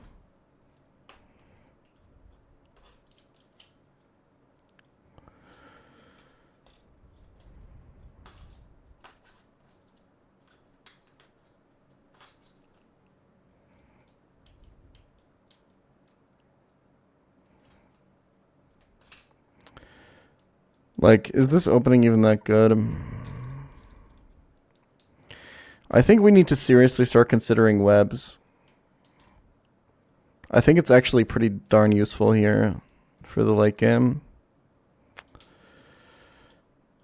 But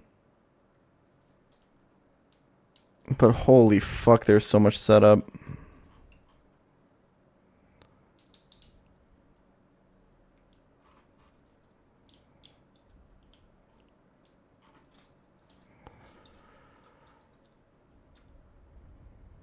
No, I already looked this up for the Sharpedo. Araquanid doesn't get anything that's like actually useful.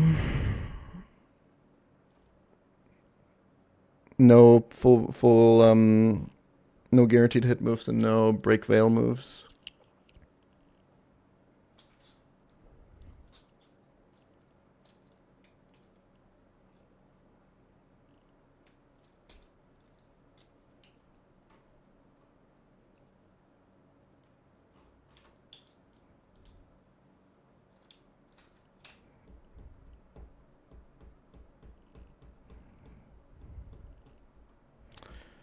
I, in fact, do not have a normal type gnome.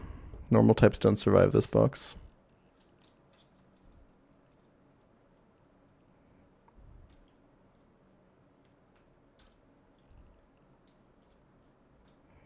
Do you guys think Arrow does something?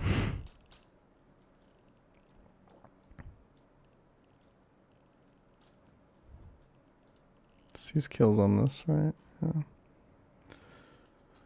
Oh, dude, why does Moonblast have to lower special attack, man? Whatever. Fuck me.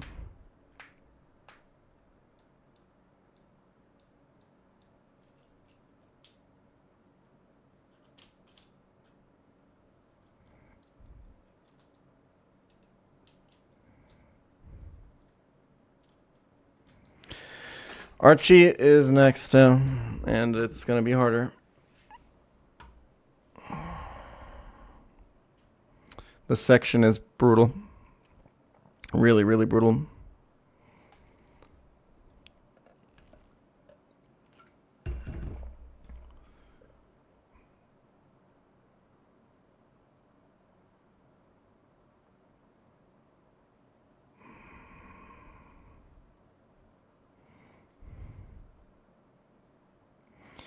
Defog turn 1, Salazzle turn 2. Salazzle into what, bro?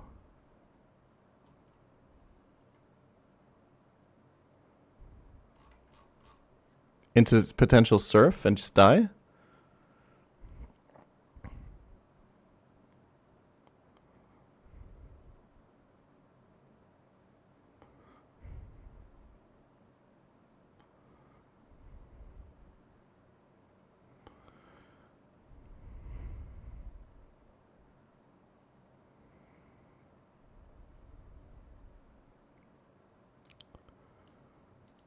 Salazzle could do anything other than Encore.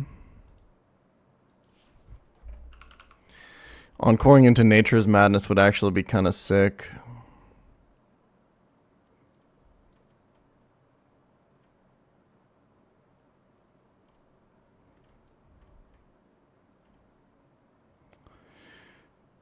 Fake Tears Tutor. That's cute.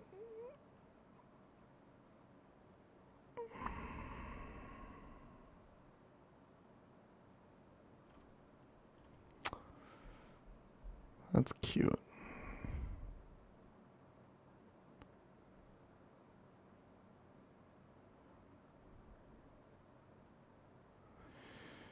I don't think it does anything though.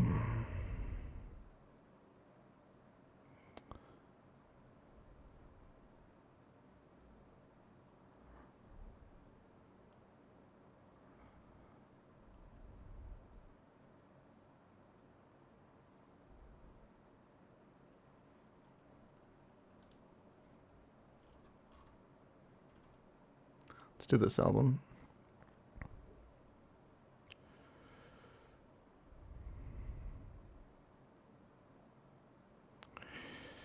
You have sticky webs up. Does Shifu kill any mons with close combat? My friend, you are about an hour behind. It's not the point that we're at right now. I'm just so lost. I don't even know how to open.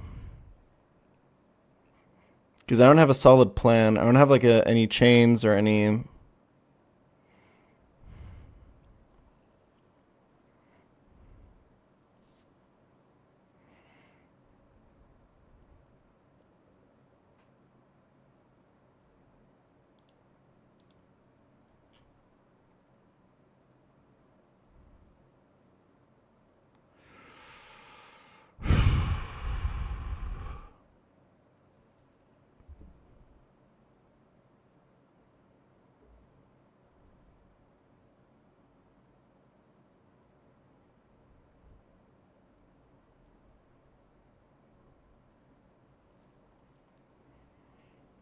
What about the first thing I looked at with leading Ludi? And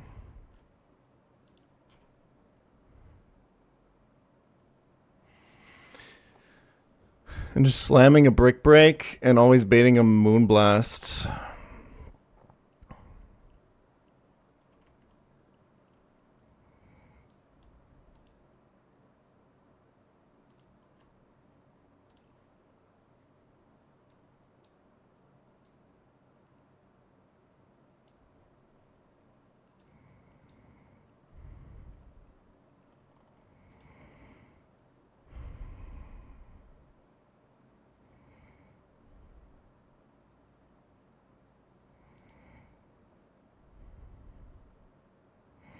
I just think that encoring this into Moonblast doesn't do anything for me.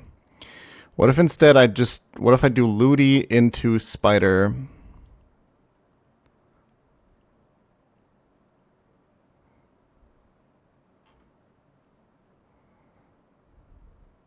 To set up some shit, you know?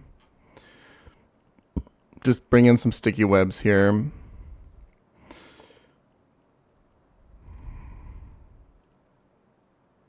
Play it from there. I haven't done much, but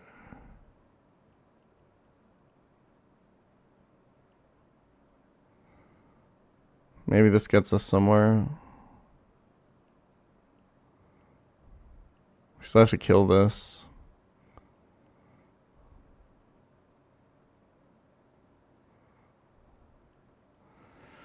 Sticky web soak, go to Sigilif. Nah, this is so trash, bro. This is so trash.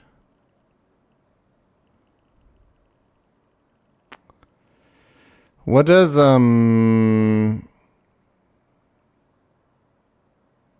like killing this with Sala get me?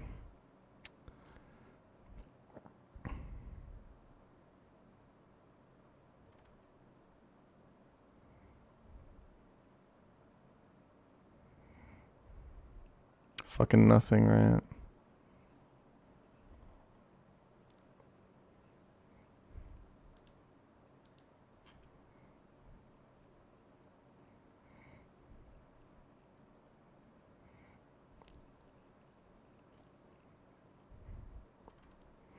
How are we killing this slow, bro? I don't know, bro. That's a discussion for another day. I haven't been this lost on a fight in a while. This is really bad.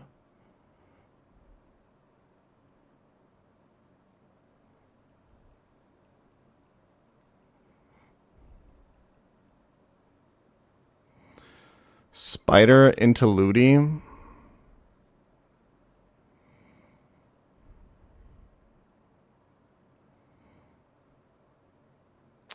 think that just gets you like Halucha random move, right?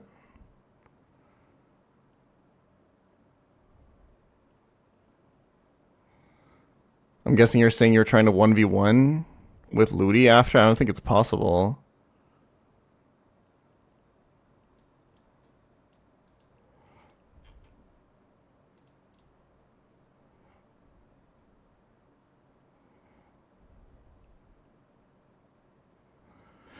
What about possible Greninja lead? What about possible Greninja lead? You tell me, bro. What do you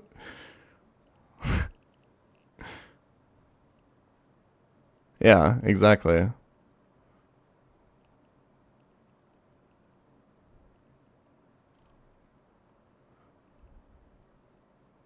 That's what I fucking thought, man.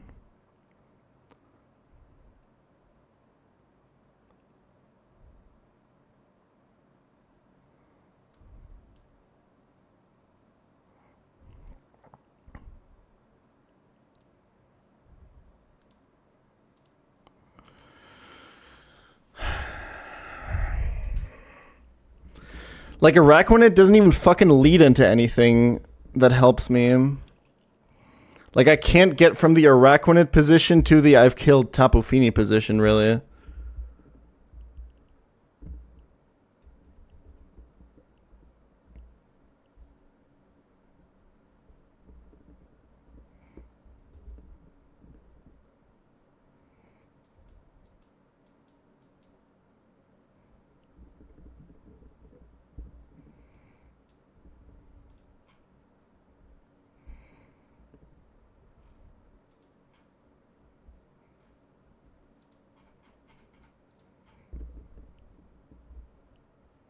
What about Open Cradley and Sack?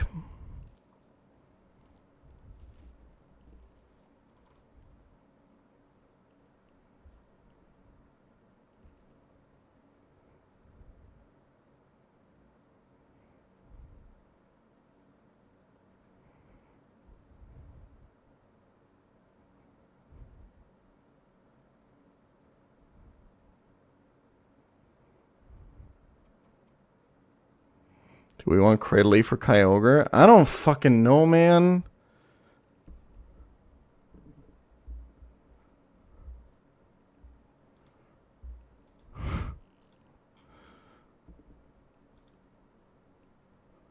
Don't you just die to crit? This is terrible, no?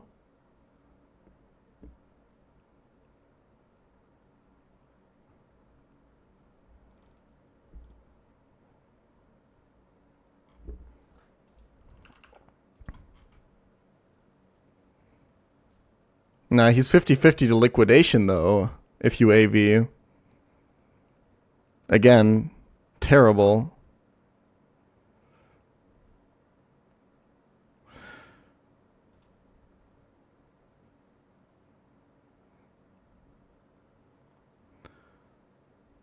Anyway.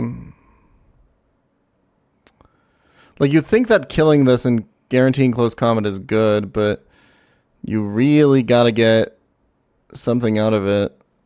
I think the problem is I really can't beat the backline without webs or like a tailwind setup, right?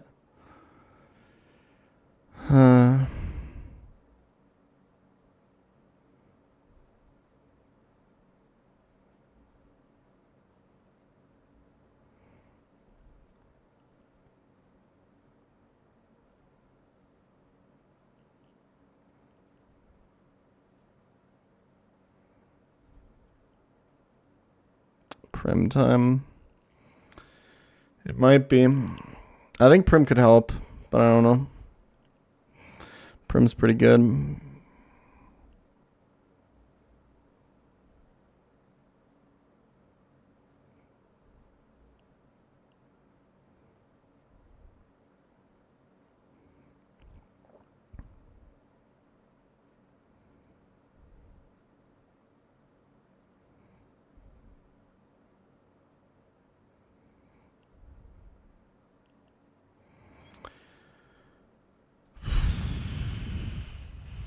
Yeah, I mean, it's just not possible, I think.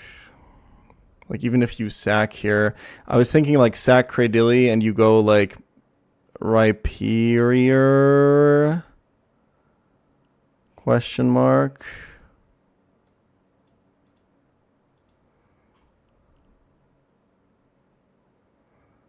And then what? You still have to... Yeah, this is terrible. Okay. It's not like Brick Break kills at like -2.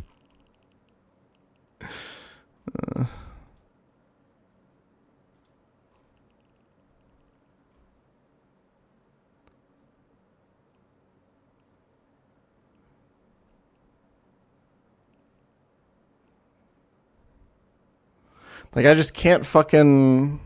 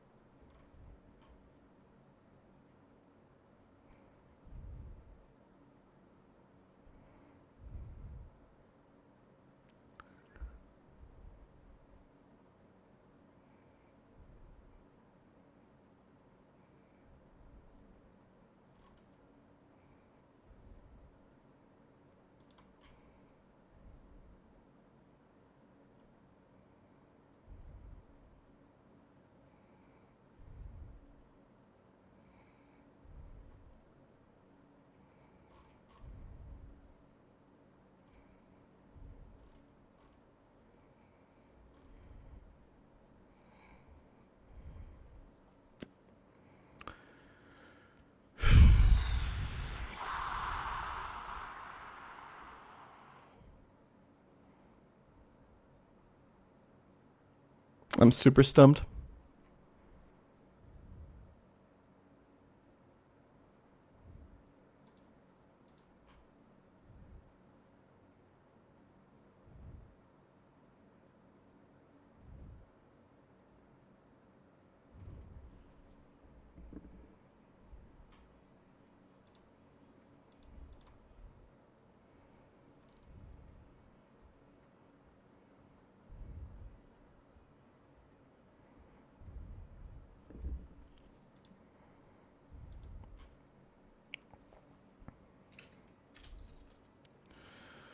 Like, Scale Psychic Fang on Legion doesn't even fucking do anything, right?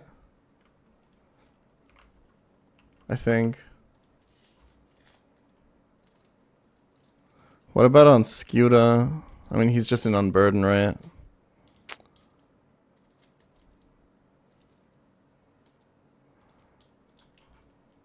You can't even...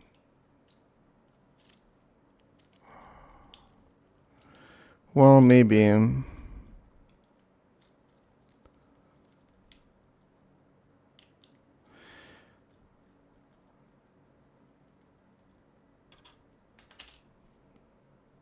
What if...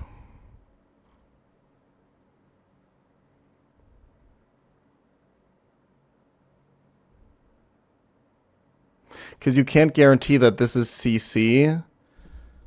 And also give him the sticky barb, right? Maybe that doesn't matter. No, it does. But as long as you guarantee it's CC, well, then he's just going to be faster than you. You dumb fuck.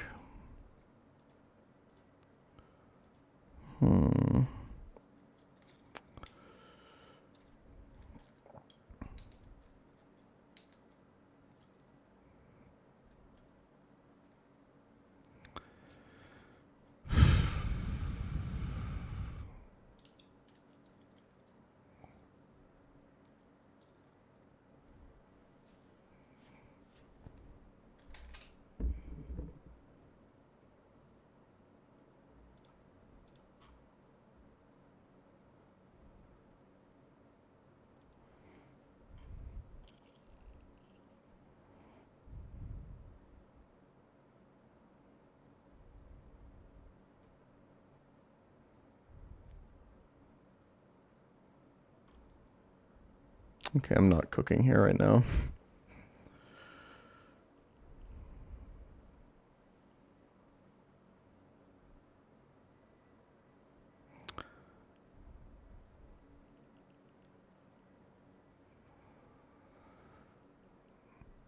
You can't guarantee... If you go sticky barb on Cradily, you can't guarantee close combat. He's going to still C-kill with Acro.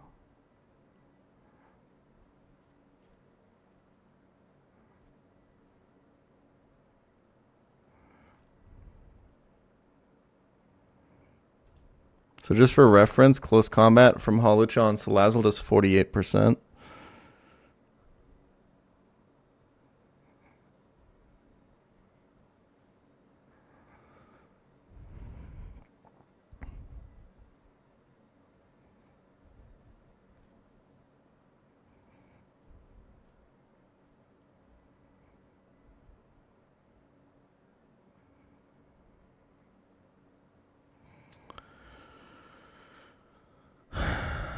All of this is terrible, man.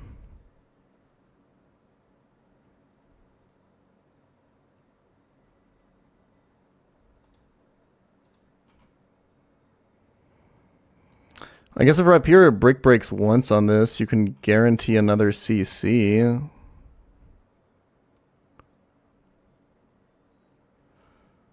Not that that achieves anything. Close combat does just kill Arcanine.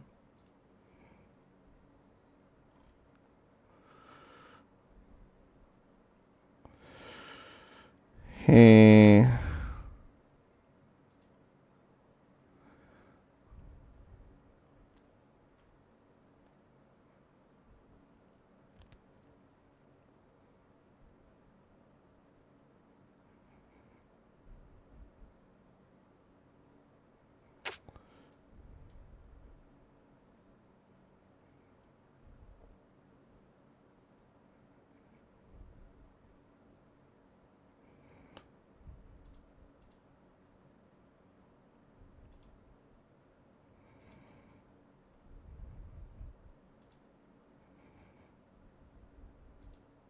Greninja would bait Gengar before Hawlucha.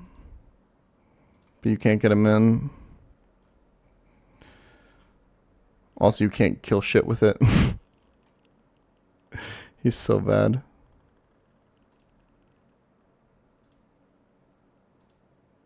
Yeah, it's only Gren. Or you could use some Choice Scarf shenanigans.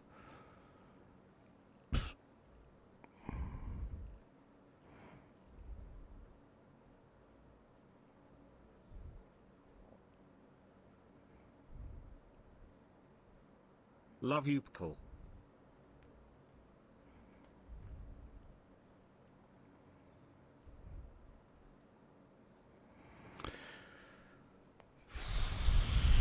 Honestly, what if...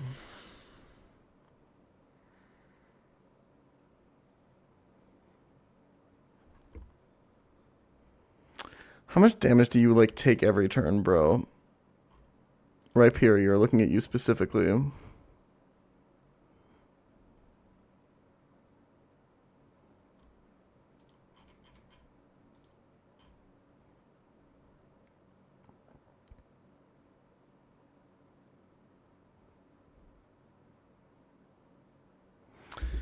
I mean, he runs out of close combats before... I think if you do this right, he can run out of close combats before the sticky barb kills him. Let me cook for a second here. He can swords dance on both of these guys, by the way, I'm pretty sure, so... Yeah, this is just terrible.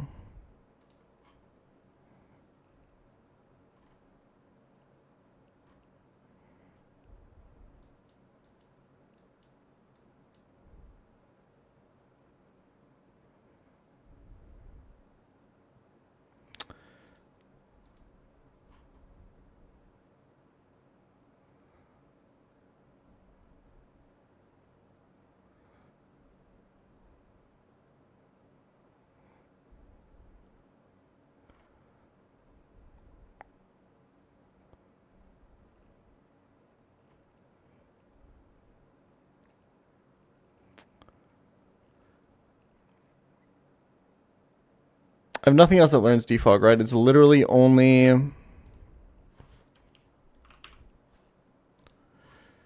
think it's literally only... Well, I could get Arrow, and then it's literally only...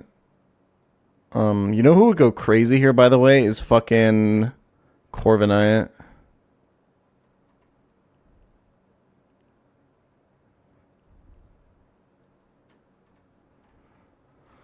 But yeah, it's only Sigilif or Pult.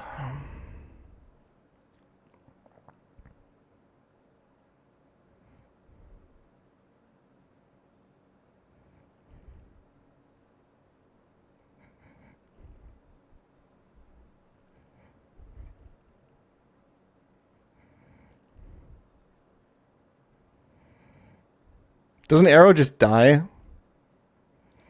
I think Arrow is terrible here, right? It doesn't actually die to Surf. Wait, that's at a level 100. Hold on. Hold the phone. This is a perfect Arrow at 89. We're probably dead to Surf if we get Arrow.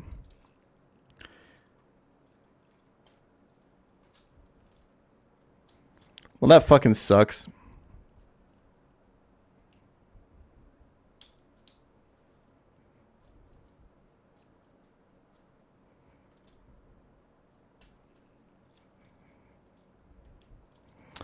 You watched the new Boys season so far? And yes, what are your thoughts? Nope. After season 3, I said I wouldn't watch the show anymore because it's very obvious that the writers don't give a fuck about making an actual good story and actually just want to cash in by leaving every single character that's marketable alive and making sure that none of them are ever in danger. You don't get to do shit like that and then have me watch the next season.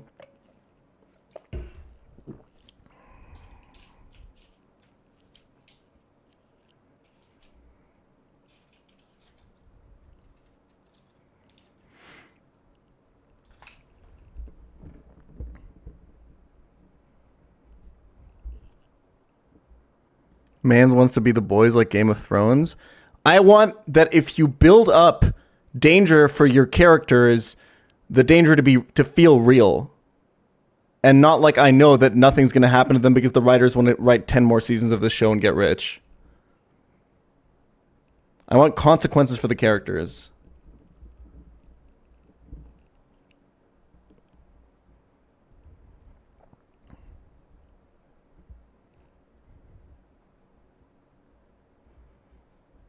They say they're ending after 5. With like 3 fucking spin-offs, right? I don't know.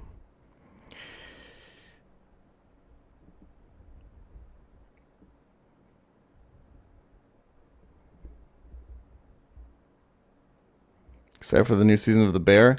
Hell fucking yeah. That's a good ass fucking TV show. Holy. Don't give me fucking superheroes slicing crowds in half and fucking fighting in space or dumb shit like that and exploding cities. Give me fucking people cooking in a kitchen. That's the shit I want to see. And sitting outside of a restaurant and talking. That's the kind of shit I want to see, bro.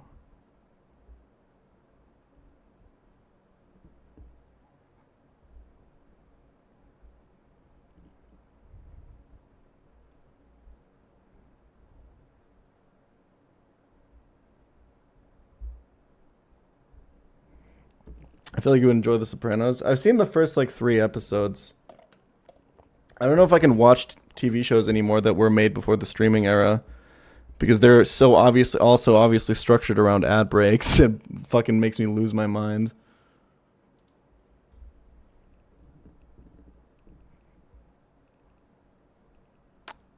But it's probably pretty good. It just didn't super capture my attention.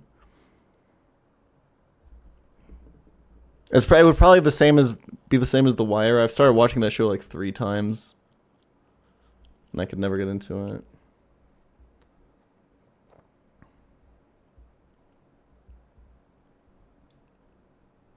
Sopranos never had ad breaks. That's even more confusing then.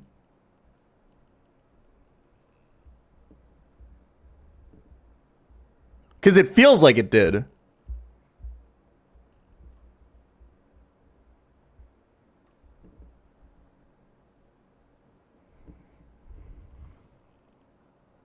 Did you ever finish Ozark? Fuck no, bro. Oh my god, that show is so bad. Oh, fuck me. Talk about having your characters do any fucking dumb shit and never be in danger ever of anything and do the most stupid fucking shit without there ever being consequences for them. Holy fuck.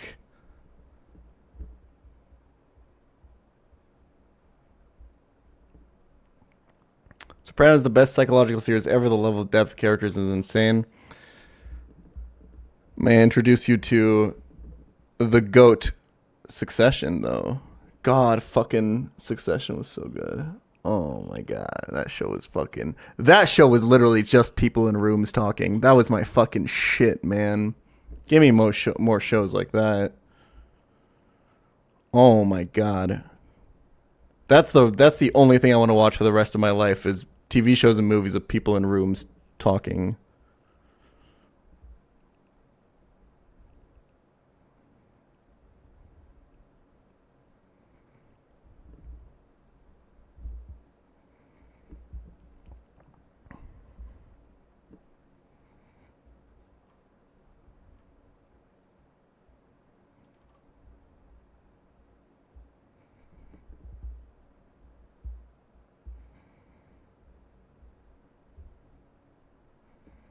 "12 Angry Men" ass take. That is like one of my favorite movies, to be fair. It's a great film. It's a classic.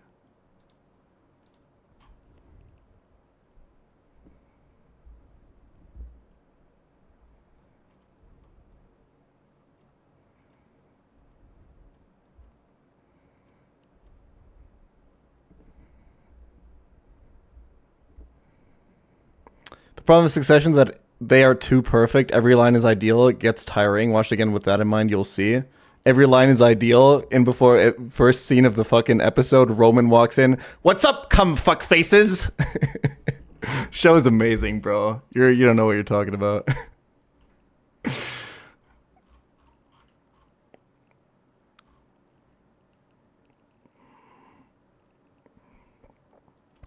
Oh, man. I'm stuck. I'm in a mental reset. I'll be right back.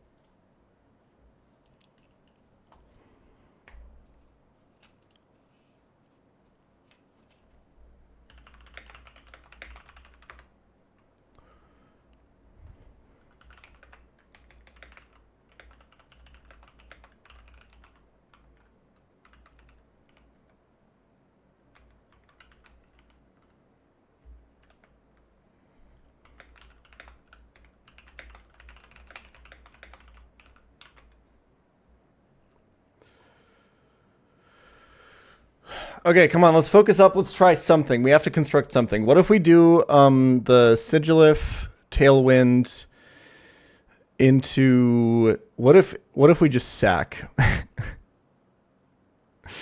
This is so bad.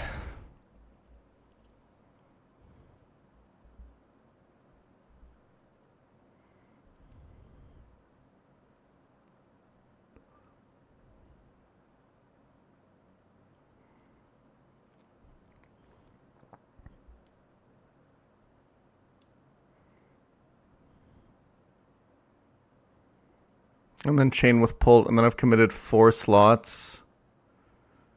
And I have to kill these 3 with 2, with this sometimes being U-turn. This is just awful. Just completely terrible.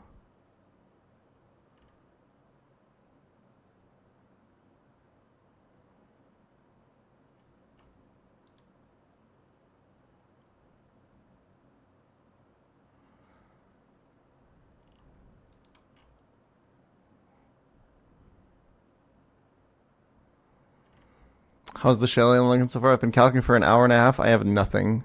Literally nothing.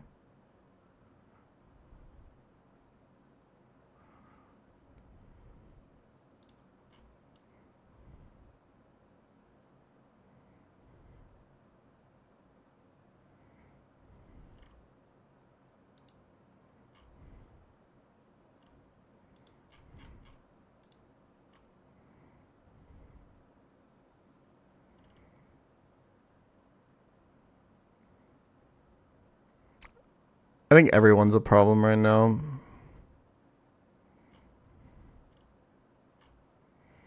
Yeah, if this is ever acro crit.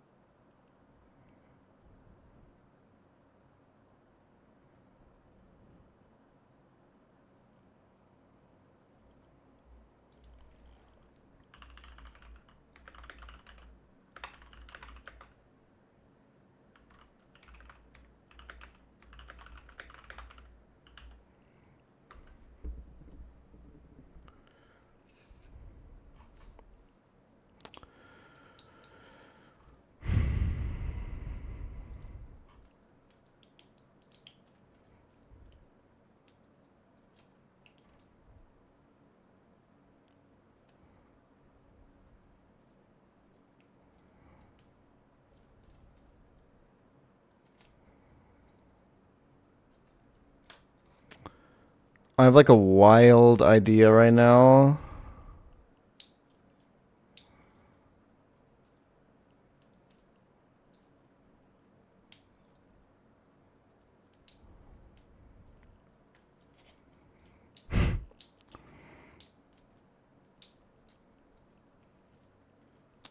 I don't want to give up my sticky barb.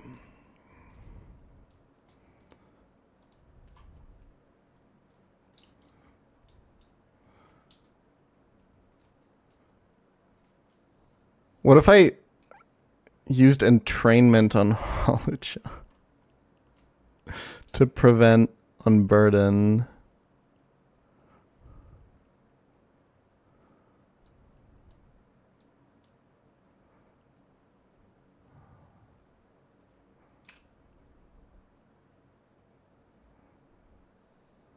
I don't know if that works. I feel like it does, but maybe not.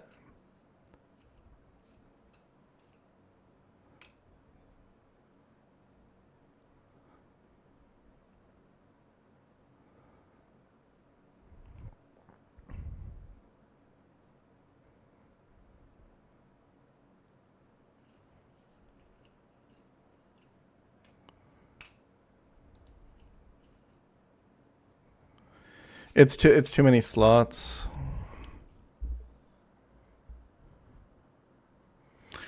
Unless my sack can somehow kill Tapu Fini.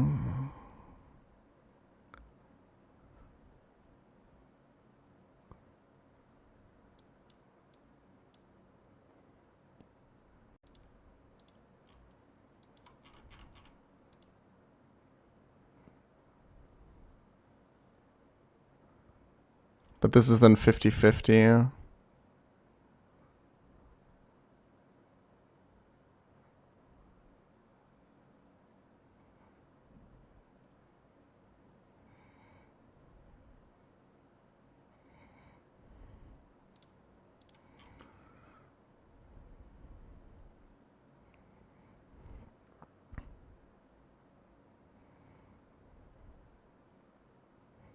Dragalgia can't even 1v1 Feeney, though.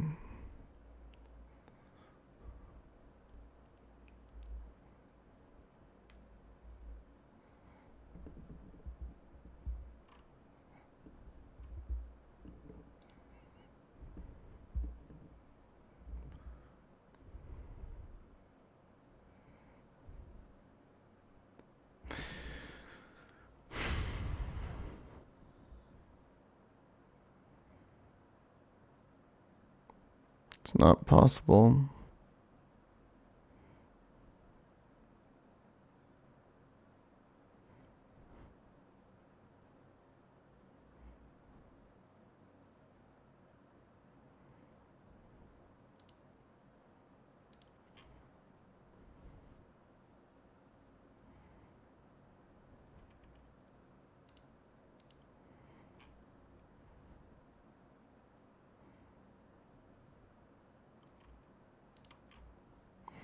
You need choice band to kill Gengar, huh?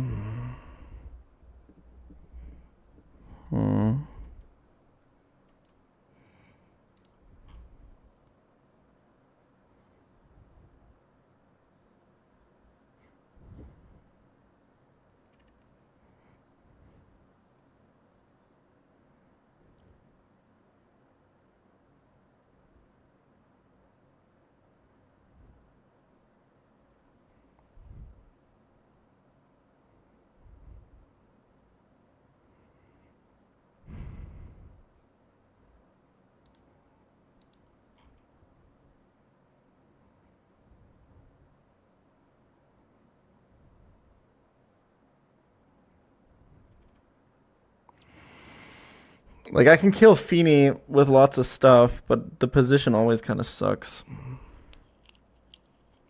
This fight is so fucking hard.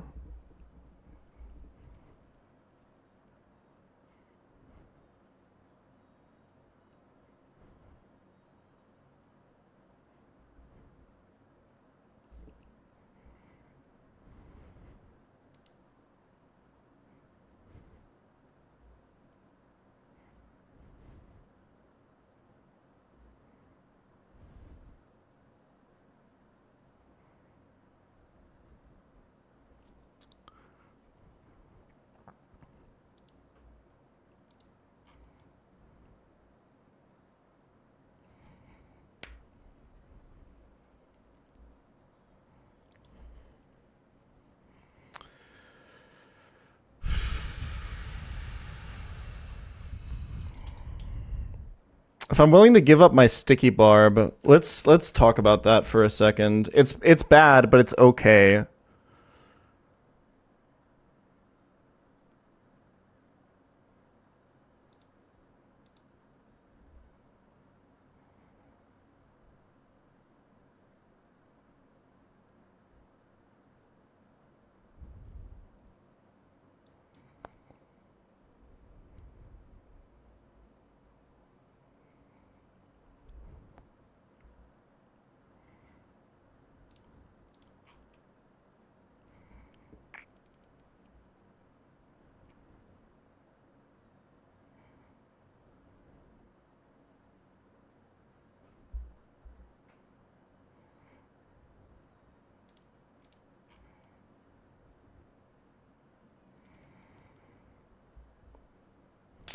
No, it all doesn't work. It all just doesn't work for multiple fucking reasons.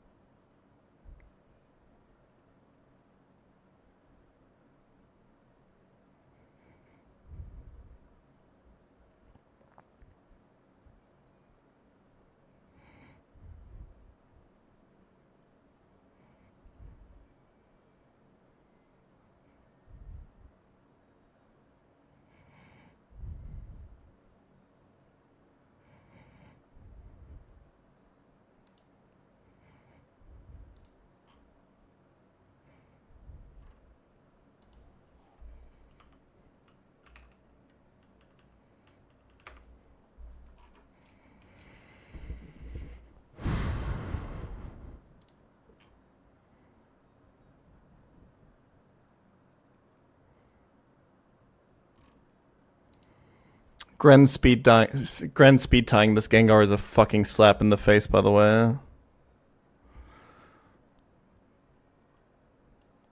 It's actually so disgusting.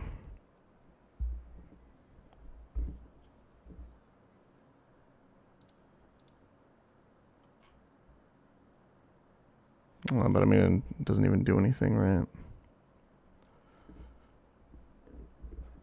No, I looked at the low and sound slash lead. It's just bad.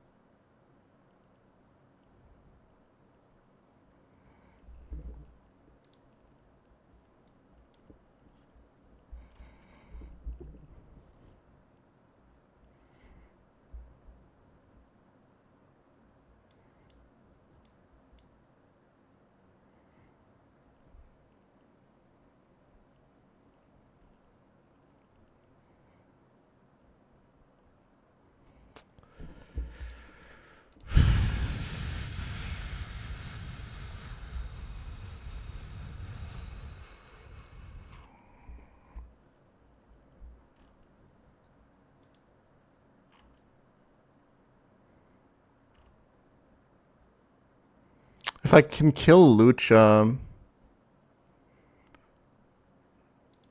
with skewed, I mean, it's not great.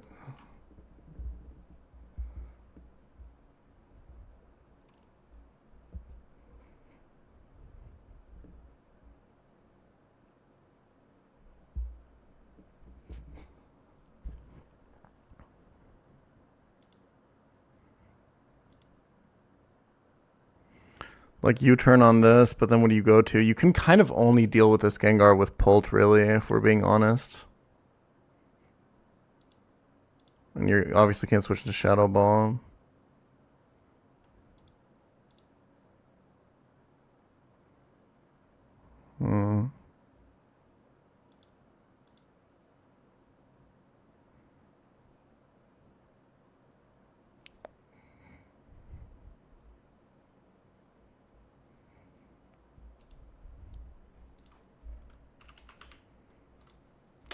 Dragalge not getting defog is also a slap in the face. Just want to point that out.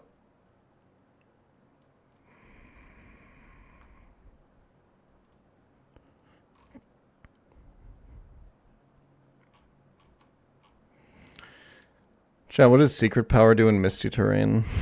Chance to do what? We're scraping, bro.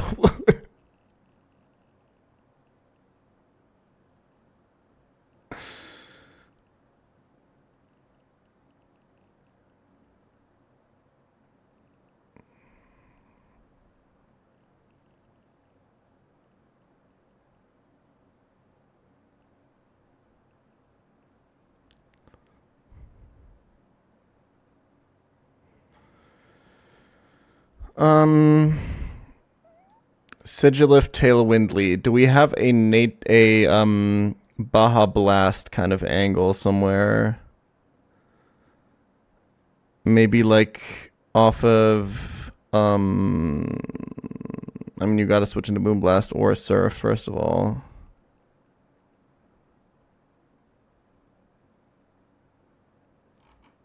Making a good calc overlay is really hard. It's really hard.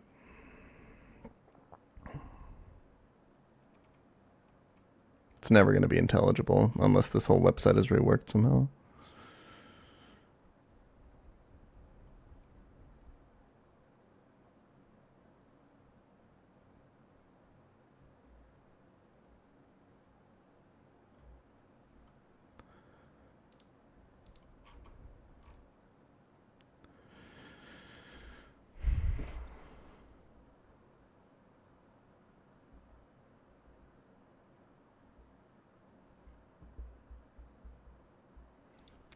I'm kind of sad that the defog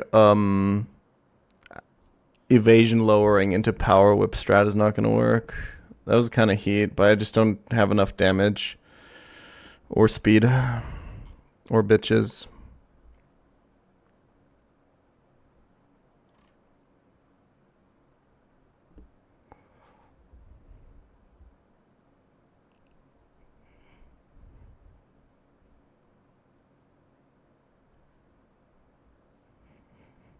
Can only ever have 2 of 3. Damage, speed, and bitches. You might be cooking, bro.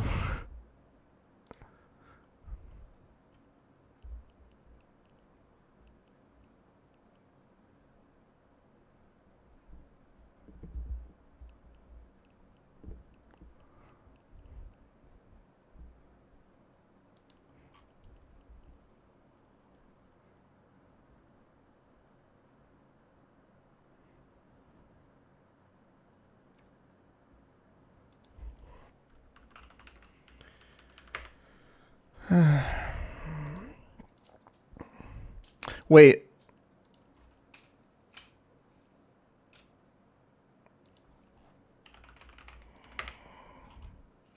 Never mind. I was gonna say, what's the chance for a Thunder to hit after defog, but doesn't matter.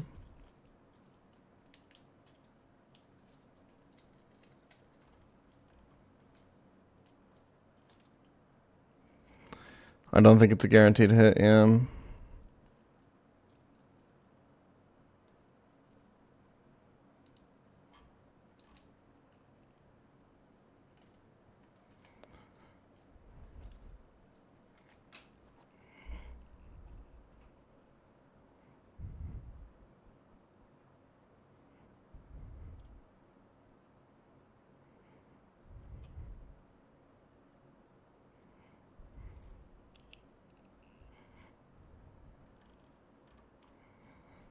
Wolf, what is Gren supposed to be doing in this lineup? Dealing with Slowbro? You're saying like Shifu, what, chains like Darmanitan Kyurem or something in webs? And then we have Gren for Slowbro and Pulp to chain these two.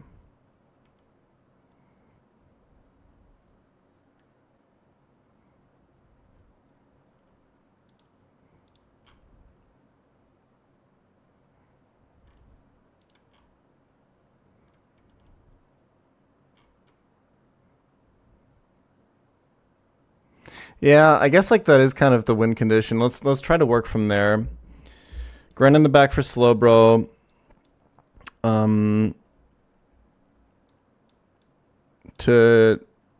then Pult chains this and this. And Shifu chains so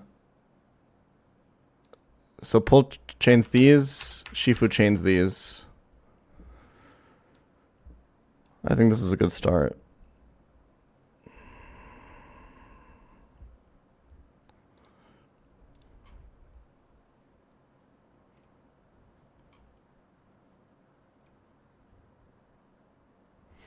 Gren also doesn't like guaranteed beat Slowbro, right?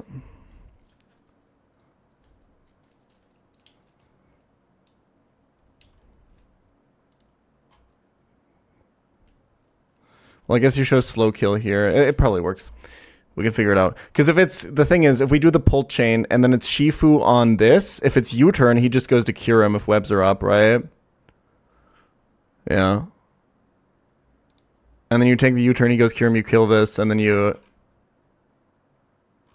but then he probably goes slow, bro. You've taken the U-turn for 25. Close. Close. You might have to pre-damage or something. Or maybe Life Warp gets you there or something because we need damage boost anyway. Okay. And then this is like... Because you've CC'd twice, so I think this can probably be Surf at that point. Which is... You can still lose, maybe, but you can go Citrus Berry and it's probably okay. So this is the win condition. If we want this to work, we need webs. And we need veil down and, well, really just Lucha random, well, Lucha CC.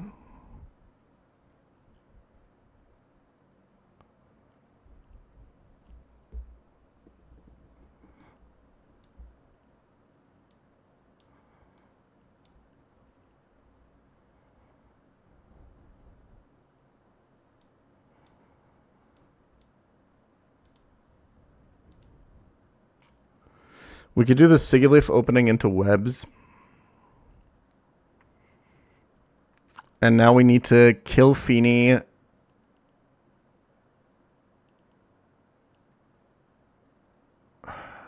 Can we just Dragalge?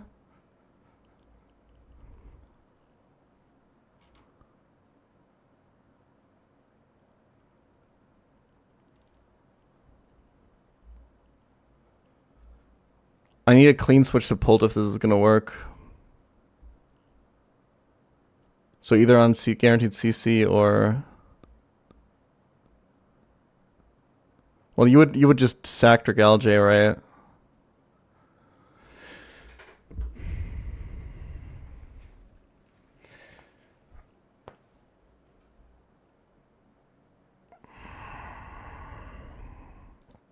Avalug to kill Feeny. Okay, man.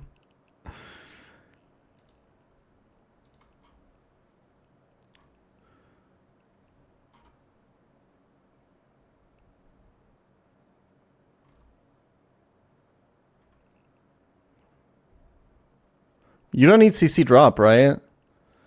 As long as Pult comes in clean on Lucha, it chains with bands. So you either need to come in on guaranteed CC or after a sack.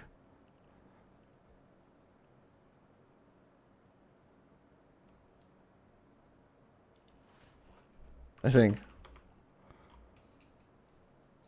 Or do you need the drops? Wait, what am I missing?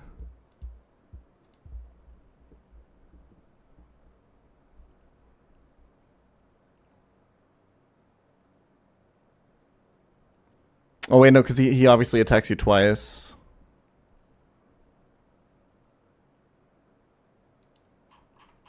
Yeah. So you do need the drop. I mean, this is still really hard, but... Because now a sack doesn't even work. Unless we use Jaboka, I think. Not quite.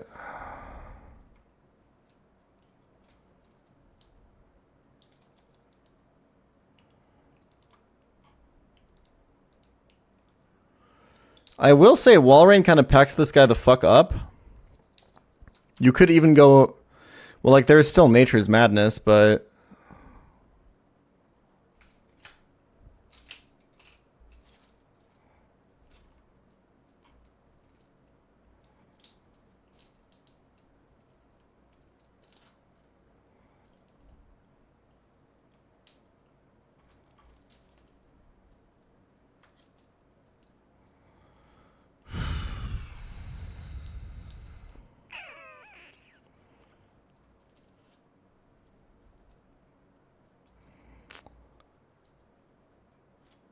Yeah, the big issue is you could also sacrifice your sticky web for this.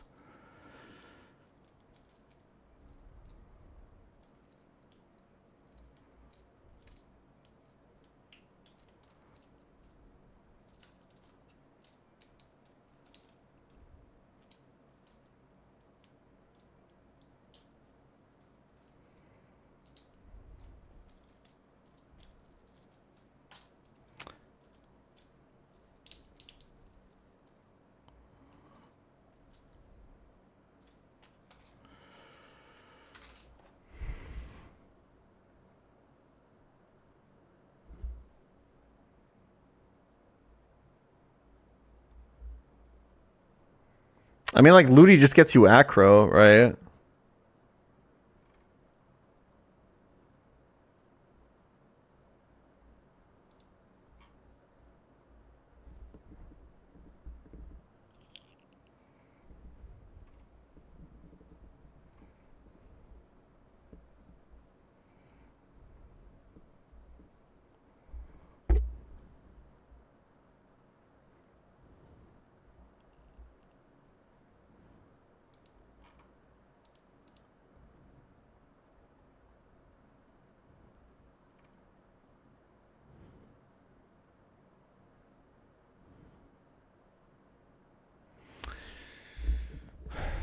I mean, it's basically...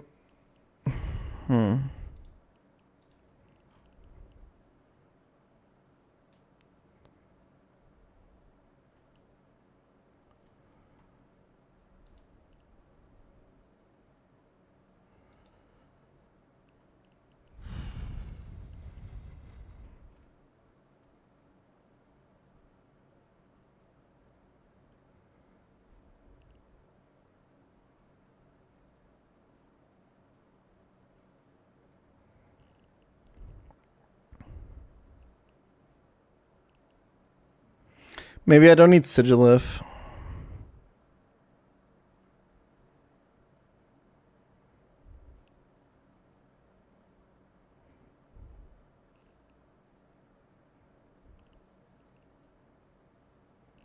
I probably do.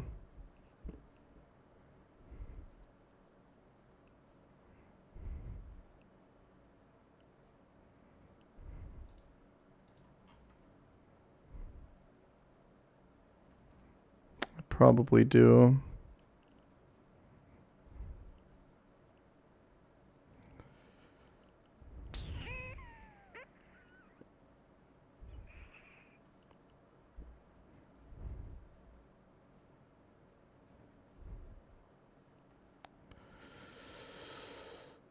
It's close. We could like the Sigilif is definitely not necessary to break Veil. We could use Ludi. And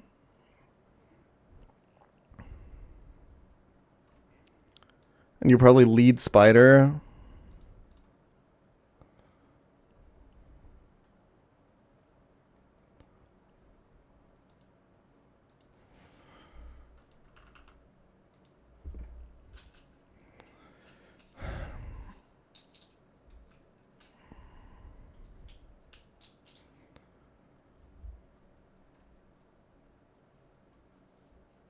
And that means we have a...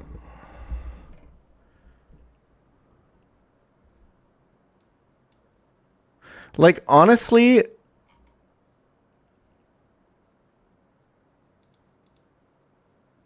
Threesome with Gen 3 and Gen 6 Shelly, who you going? Isn't the point of the threesome that I'm going both? What are you talking about?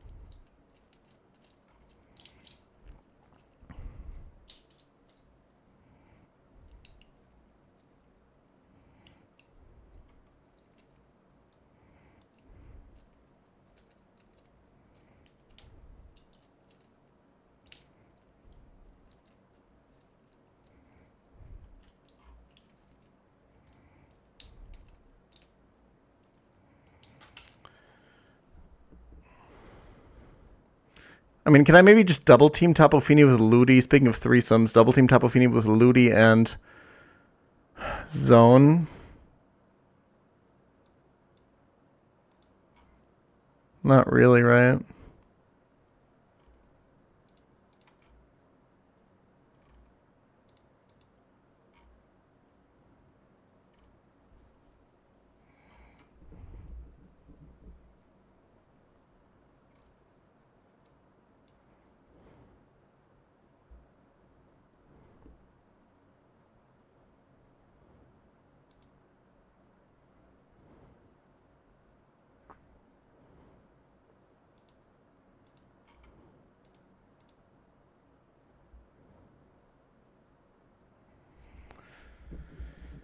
You can, like, eventually, right?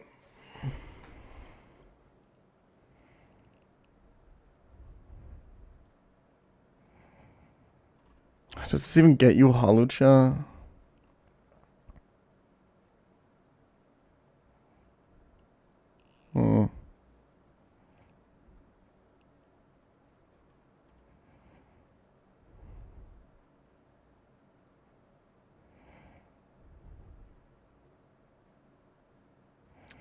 It would get you Lucha.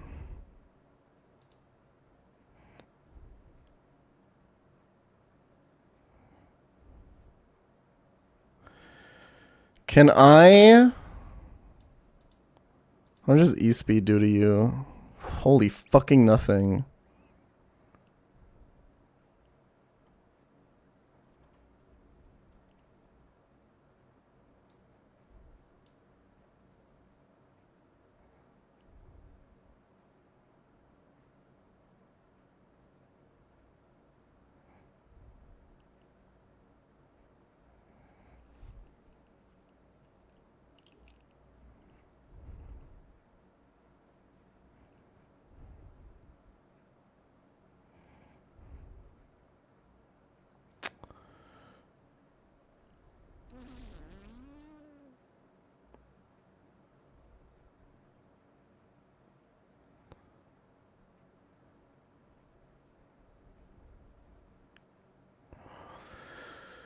Basically what I'm thinking about right now is if I get one energy ball off, like a brick break and an energy ball with Ludi, I think I can do that pretty safely. Not really though. I'd have to go Assault Vest for it.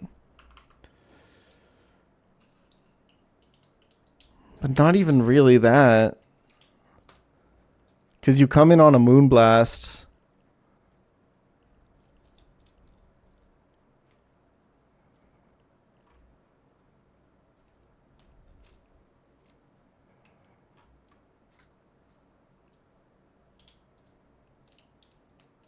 You're probably not dead to crit after.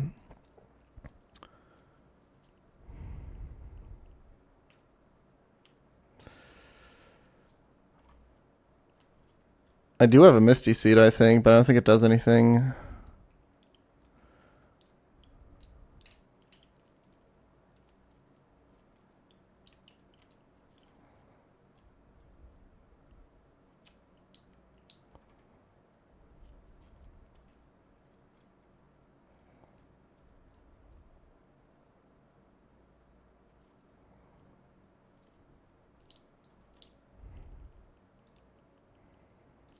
Misty Seed Torterra.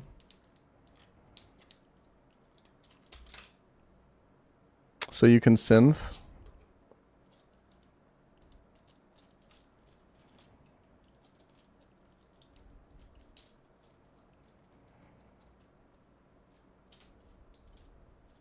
I mean, he's kind of the GOAT here.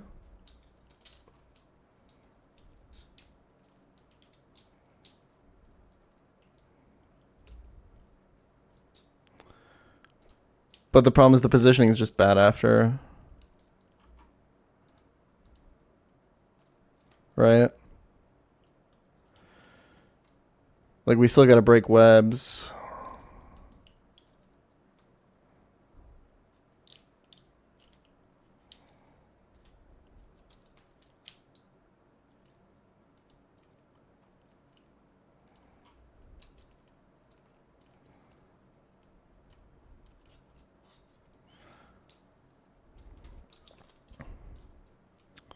There's nothing that can break Veil on Tapu Fini that I'm willing to sack, I think.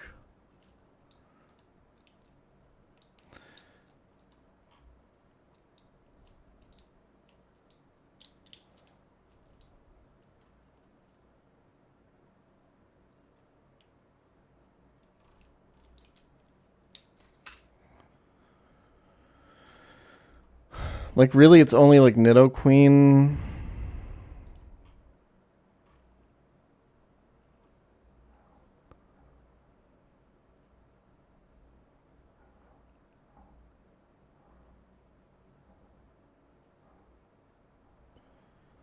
And that shit kind of sucks. Like, you could go AV, because all you want to do is get one Brick Break off and then sack it after, right?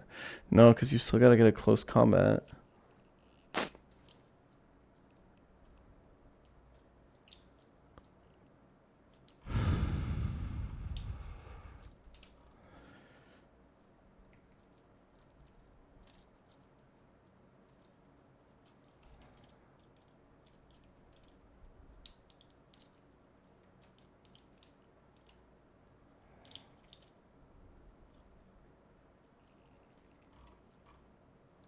I'm gonna be real with you guys. This album kind of sucks.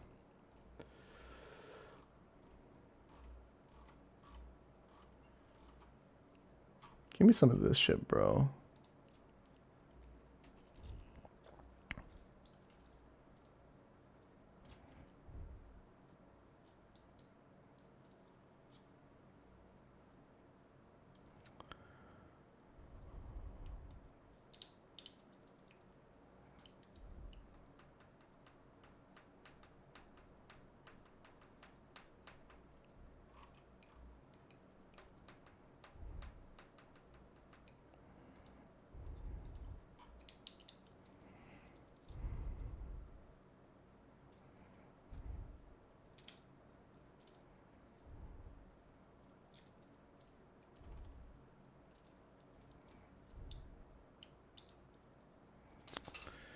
It's not about a Tapu Fini counter. It's about setting up the Tapu Fini line in a way where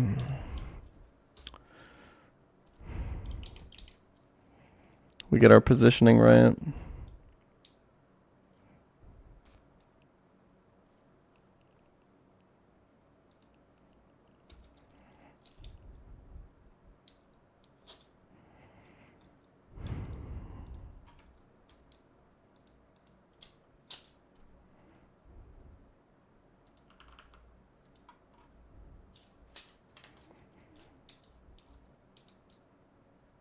I don't have that many more sackable Pokemon either.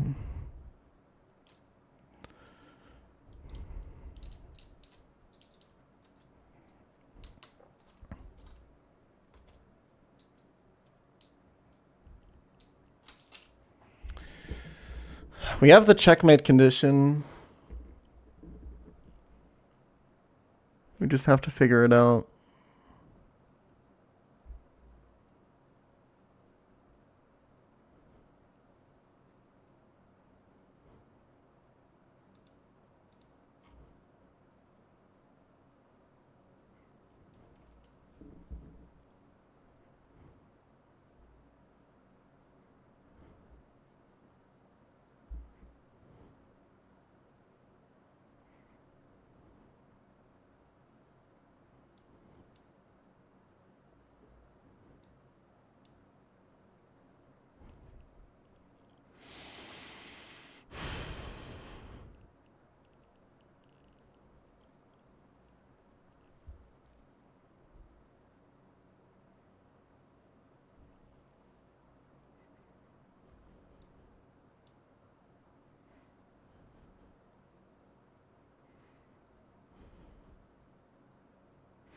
The problem with killing Tapu Fini with Torterra is that you're baiting random move.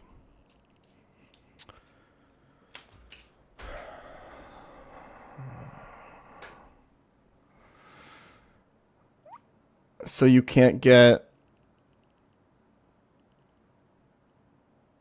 Rhyperior in.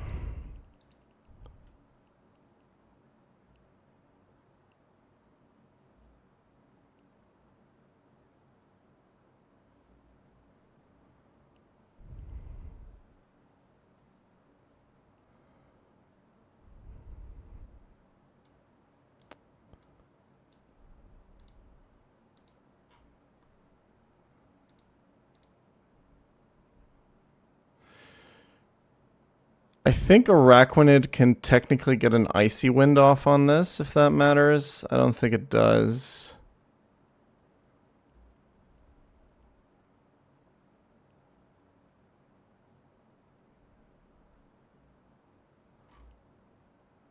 Yeah, Cradily just takes too much. Right, if Cradily comes in on... Oh, fuck. Hold on.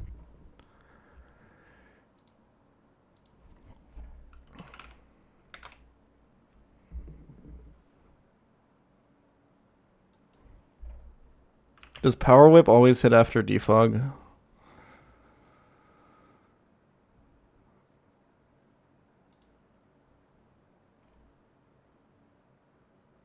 I think it does.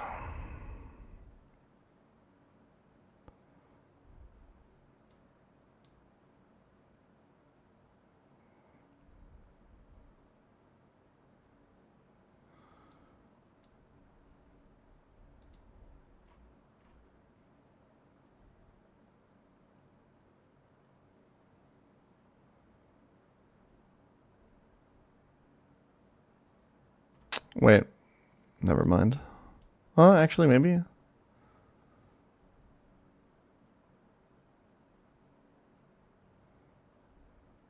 No.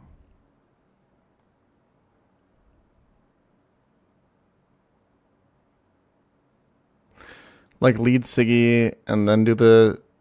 Then I can't Icy Wind, right? Yeah.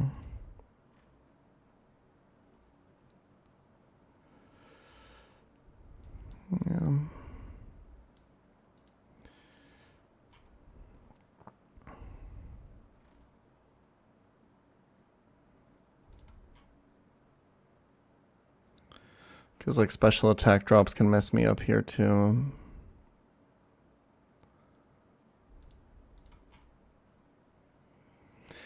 You would fucking think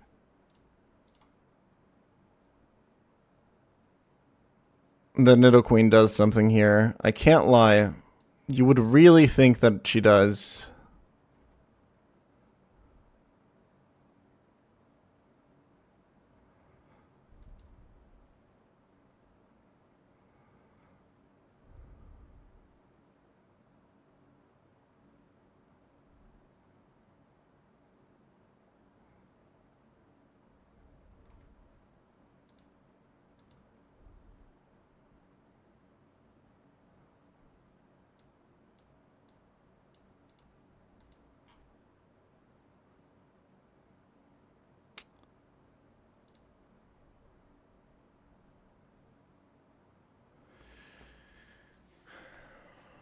This is a really interesting idea. The problem is that Feeny has leftovers, but maybe it's okay.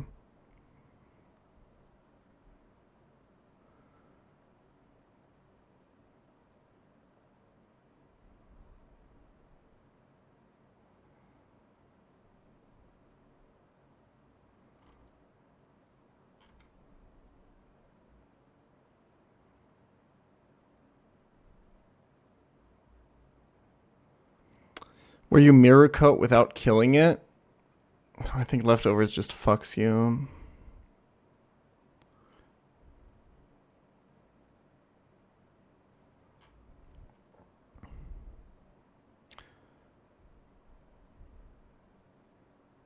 Like basically you have Cradily at 250 HP and then you exactly mirror coat.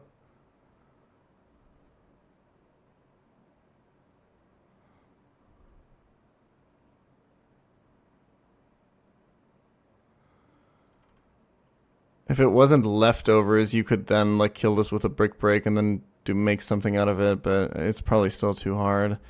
You need to like switch for a turn, soak. Maybe you don't have to soak, but you definitely have to webs. And then kill with, and then break veil and bait brick break.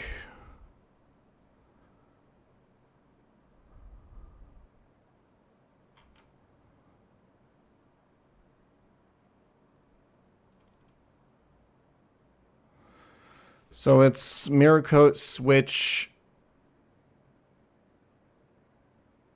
webs, switch, 4 turns of leftovers. Yeah, puts it at 25.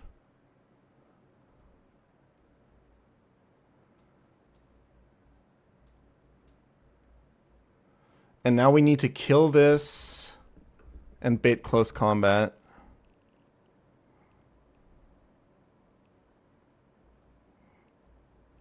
I don't think it's possible.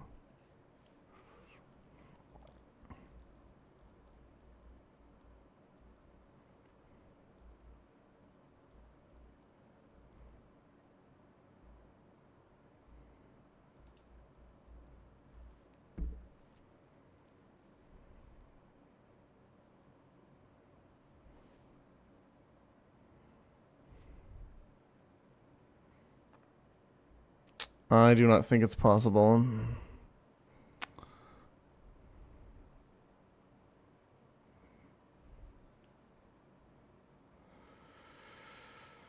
Yeah, I was thinking Psychic Fang's Arcanine for a second, because I'm pretty sure you can guarantee Moonblast or Nature's Madness.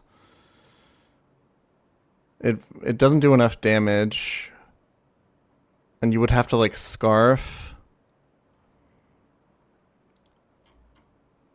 And then like you're baiting Stone Edge anyway, right?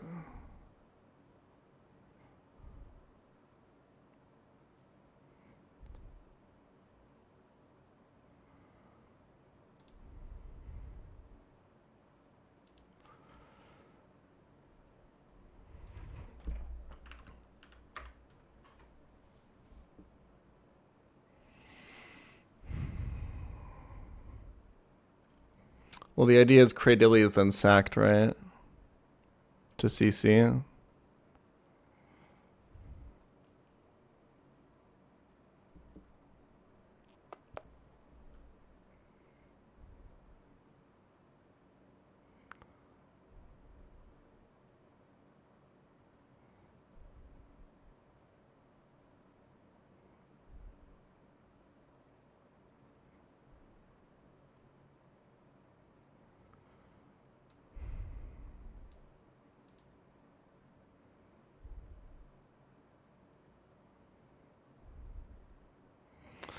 We just need a little bit more damage.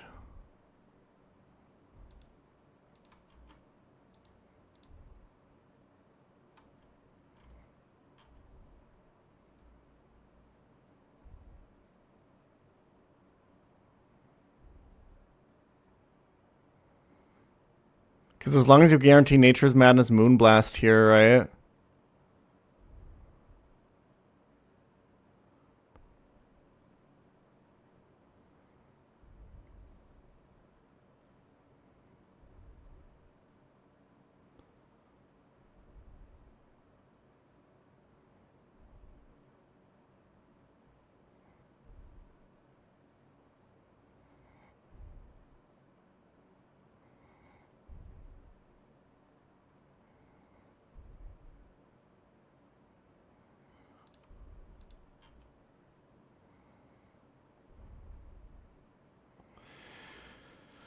Because then with the Citrus Berry, you could guarantee CC and then sack Cradilly and then you win.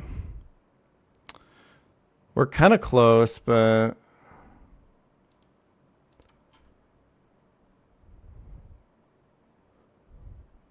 not really.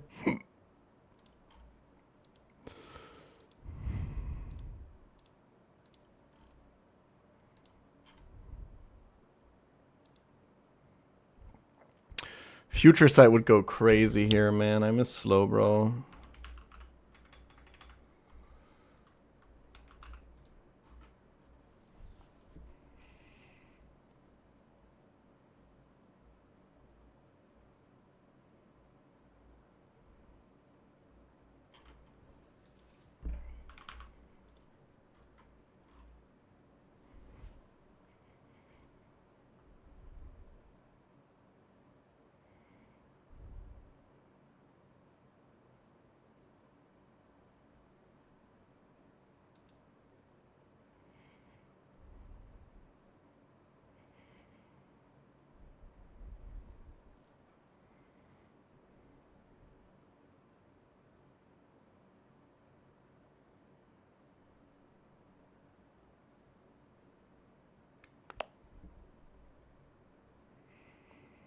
You could also...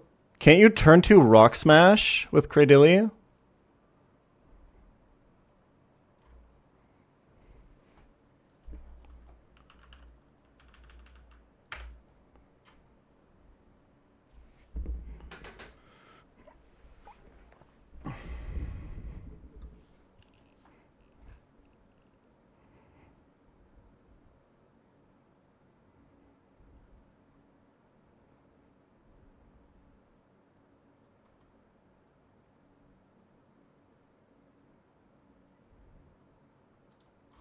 Well, how much is Psychic Fangs with defense drop is what I'm thinking. 35? And the extra Rock Smash turn adds like 3%? I think this works.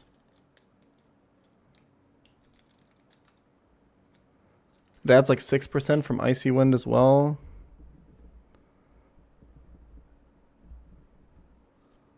I think this works. Mirror Coat, Rock Smash, Switch, Webs, Icy Wind,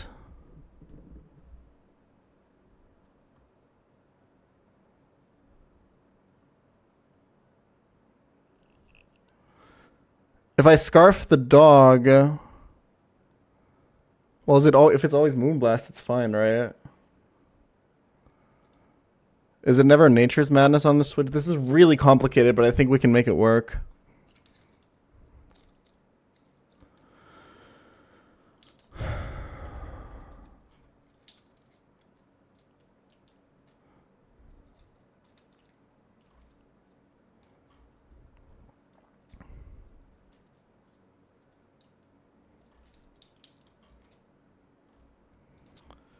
Yeah, Moonblast crit can also put me into Stone Edge. Oh, fuck.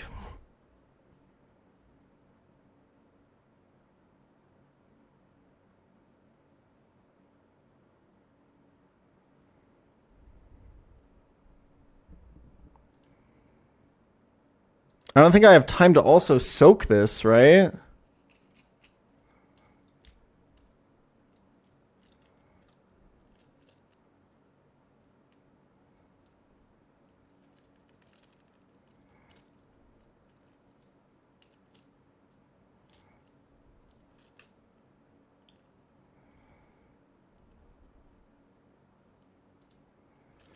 If it's never Nature's Madness, we can go Vest Dog.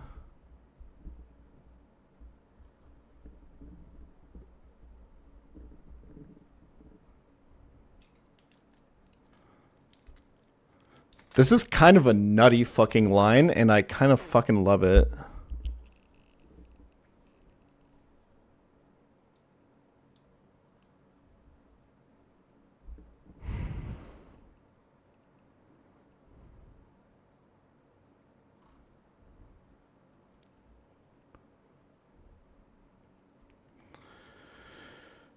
How much is left over restore for him? He's 251 HP. He restores 15 per turn.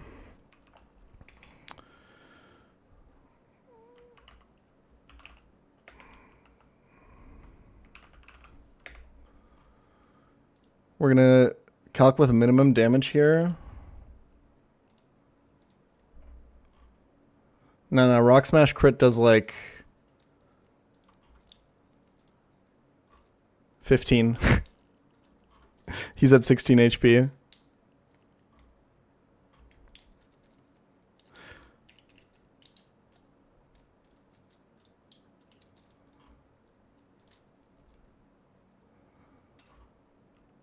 So we do 4 and he recovers. So this goes to 27 after Smash.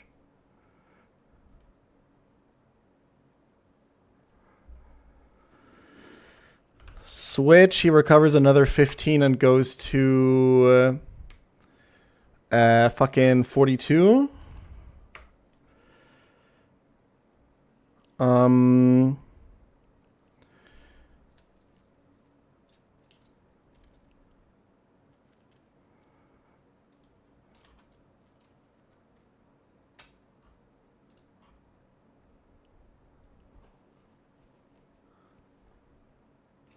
I need to go Citrus on Cradilly, right?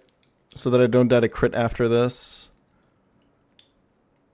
And this is kind of a crucial turn because this can be Moonblast on this switch in. We can figure this out.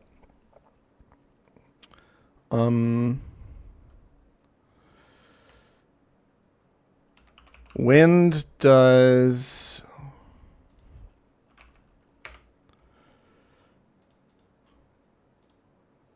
3. He recovers 15. He goes to 54.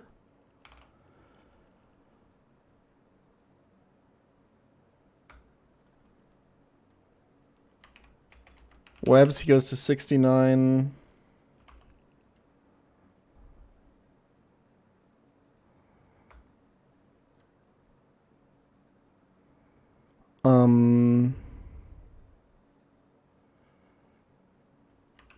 Switch, he goes to 84.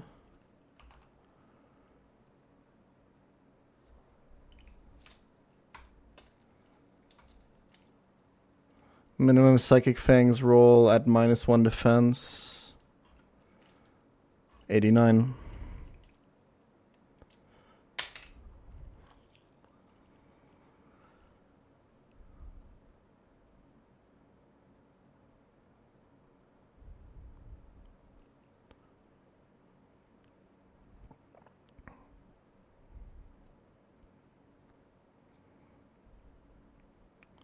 And we go Salt Vest. Okay, so it should never be Nature's Madness here, right?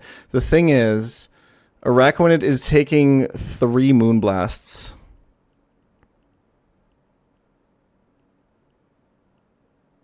Yeah.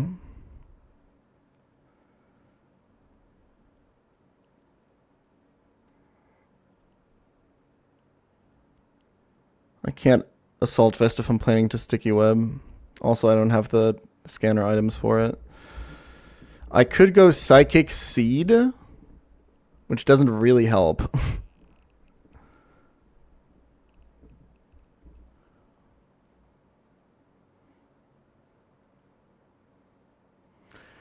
Also, it could be Surf on the switch over to Arcanine, honestly, as well. Oh, man.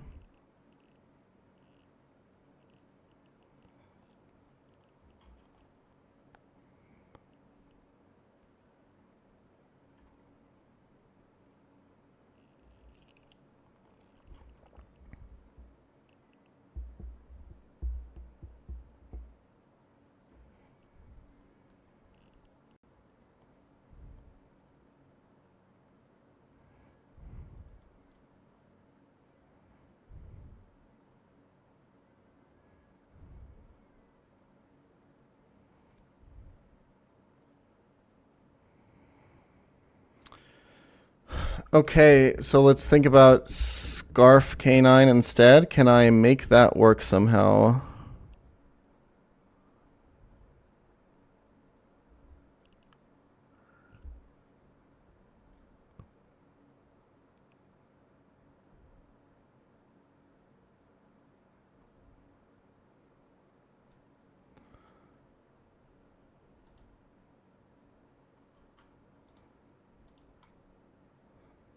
Because it prevents a full turn of damage.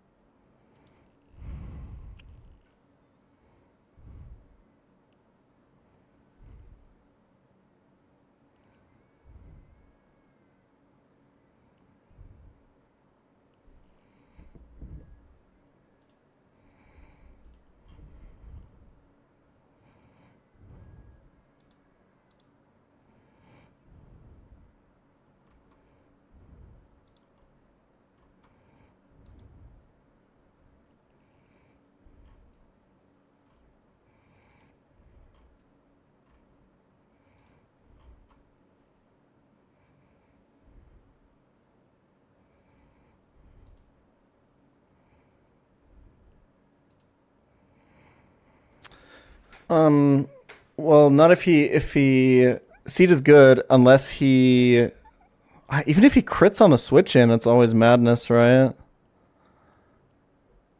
But he can still get 2 crits.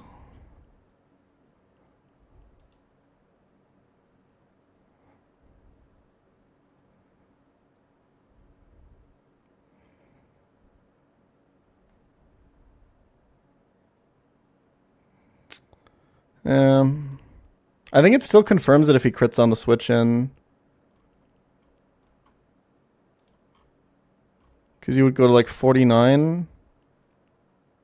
He's still gonna madness once. But I mean, you could just die.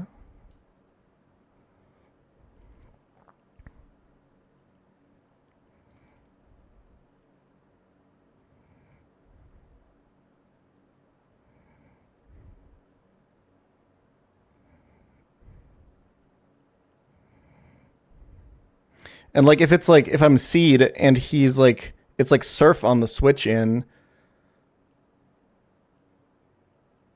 1 year pog. There's just too much that can go wrong here. It's a little bit unfortunate.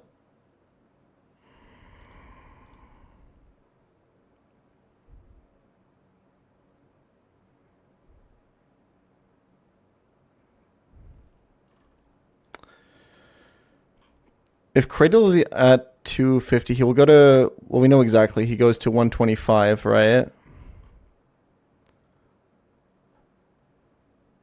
And then, hold on. If this is Citrus Berry proc, well, he just madnesses again, right?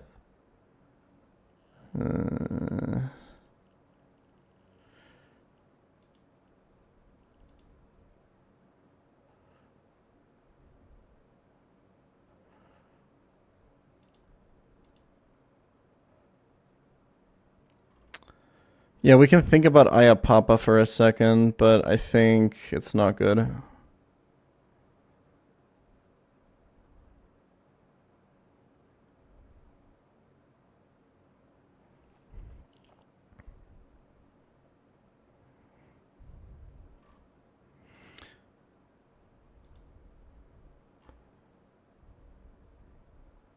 I go to 125.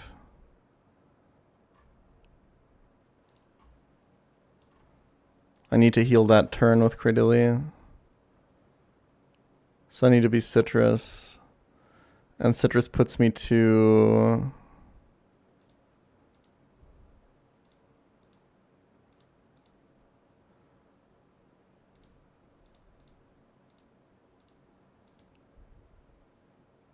Thank you, Stefan. 193. Yeah, I mean...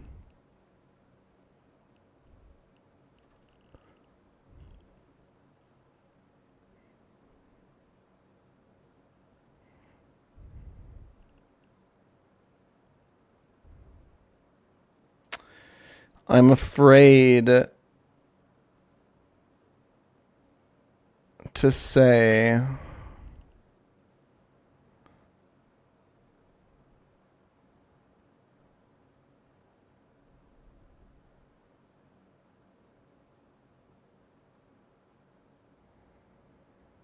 Cradily gets rock to him, but I think you would just kill with crit, right? Although you could just do the pre-damage differently.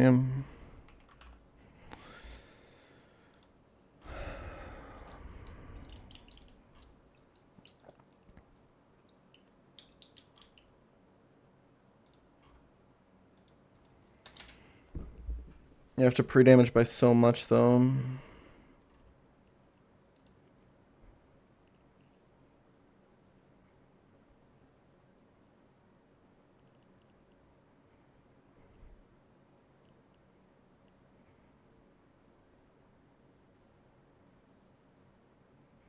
Cradily doesn't do anything on Kyogre. If you have AV, it's overlap between Liquidation and Origin Pulse.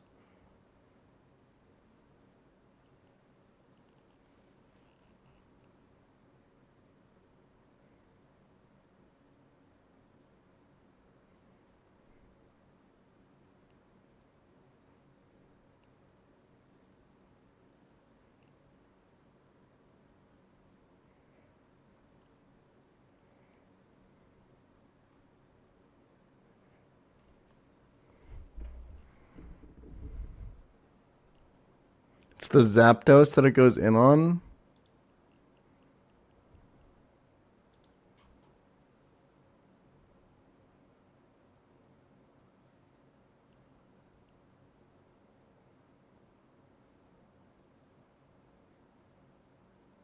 How?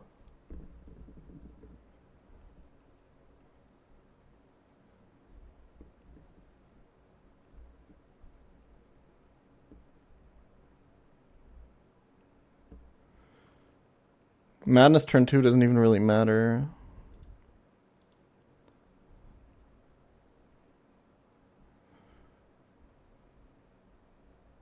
No, I understand the idea is mirror coat. I'm asking how. I'm asking how does that happen? You come in after a sack or something? I guess maybe after a flip turn kill? And you bait this and you have Lumberry and you mirror coat? And then he Hurricane minimum rolls you and you don't kill? Alright, let's go back to this.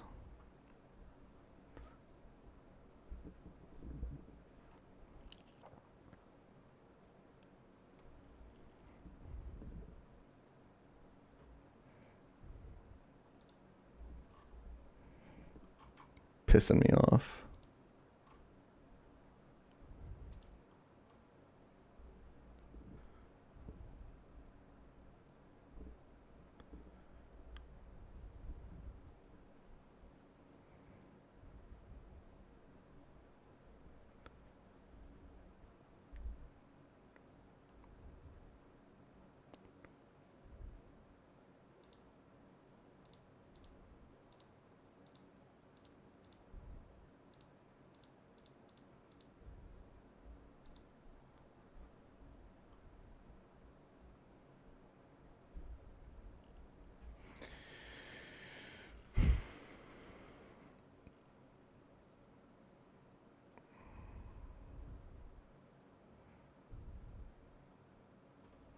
I think you can maybe do... You can force nature power on the switch to Araquanid.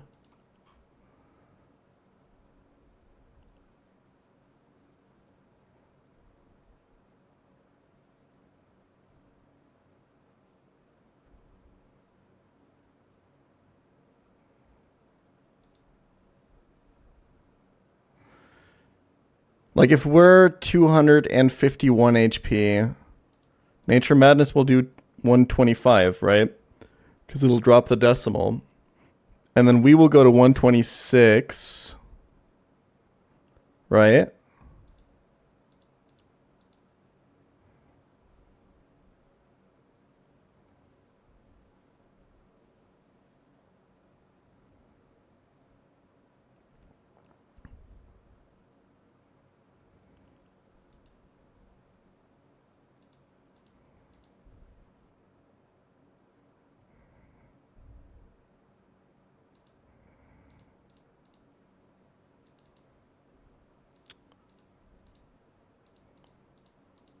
Meaning we are out of... so meaning this is nature power again.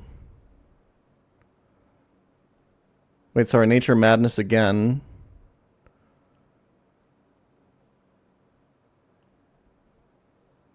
Putting us to 97. So what I was thinking is... If you go...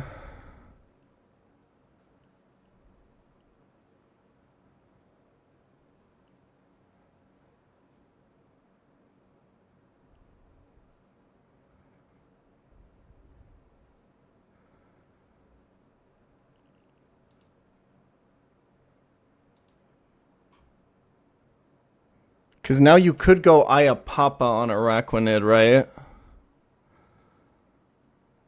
That doesn't really help, though.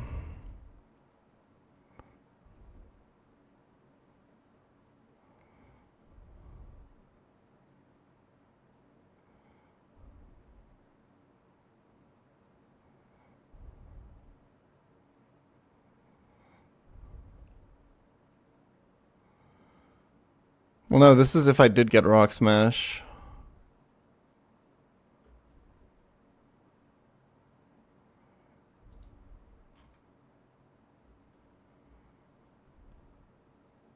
Yeah, this is just worse, right?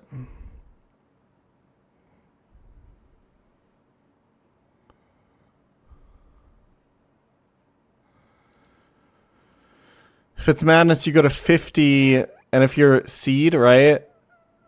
He madnesses one more time to get you to 25.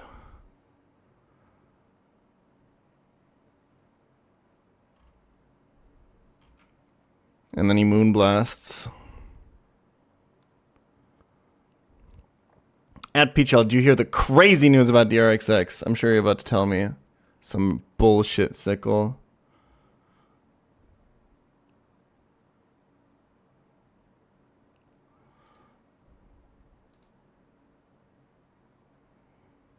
That's just bad.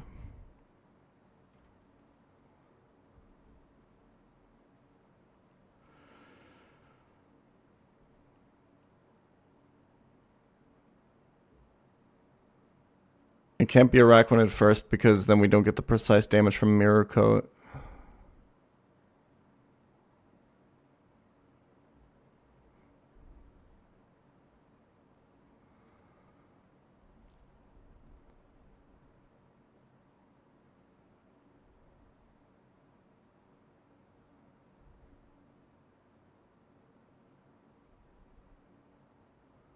If we add pChal, do you see our message? Nope.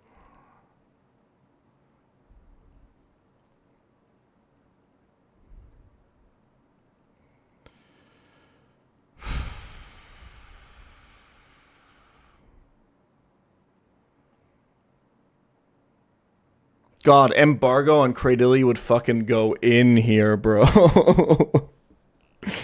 You know what I'm saying?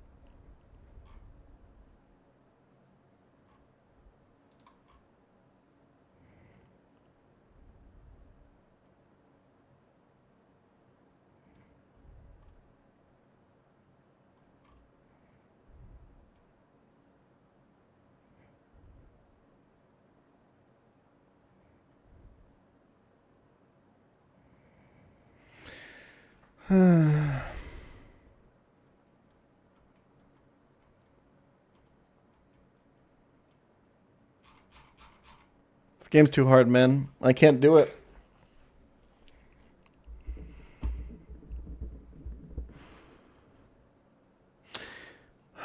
The problem is I can't even risk I can't even risk the crit on Arcanine putting me into Stone Edge range, right?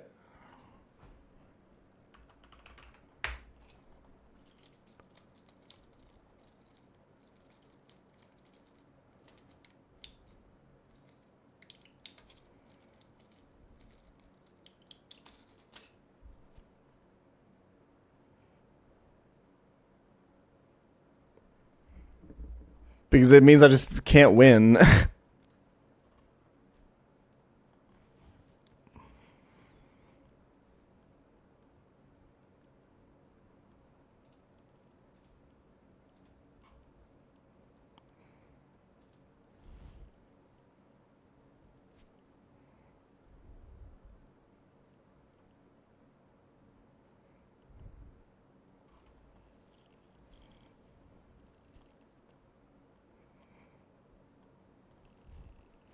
He needs to roll pretty well. It's kind of unlikely. If it happens, what do we have to do?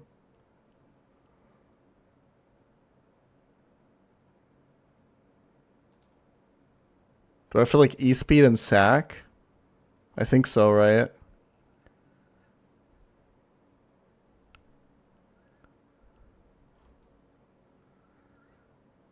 Like basically go Cradily, hope that he close combats, and if he doesn't, E-speed sack. It's not super terrible.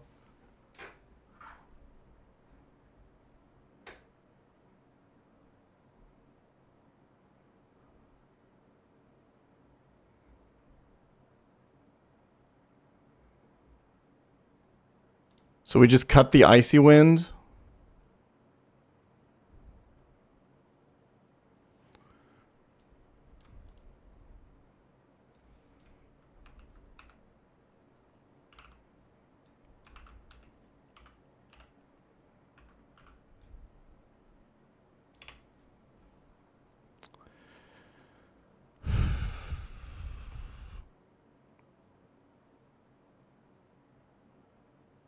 Because now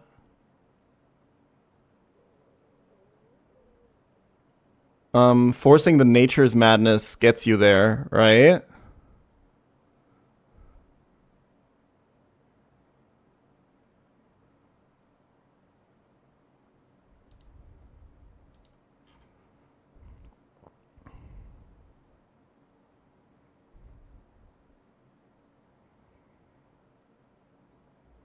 because Arachnid comes in on Nature's Madness and his Aya Papa and goes to 75, so he Nature's Madnesses again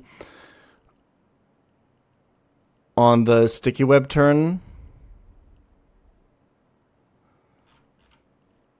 And then it's always Moonblast, right? Hey, what's being funny? You just go you go Scarf on the dog. It's fine. He doesn't just need crit. He also needs to find a pretty good roll and then actually find Stone Edge on this switchback. And then kill like critically without ever hitting close combat. And then you just go back to Hamilton, you extreme speed, you sack, and then the line is recovered, and they think you still win. Right?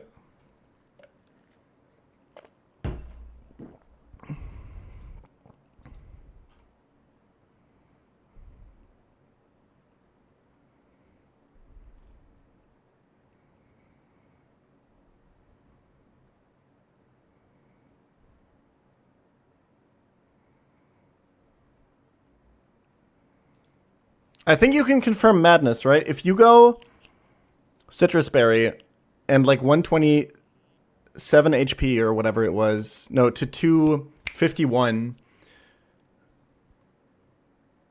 you go to 126, Citrus Berry puts you up to 197, you Rock Smash, you Nature Powers again, you go to 90, wait, no. Yeah. You Rock Smash, you go to 97 or whatever. Wait, no. Fuck, I'm dumb. I'm off by a turn.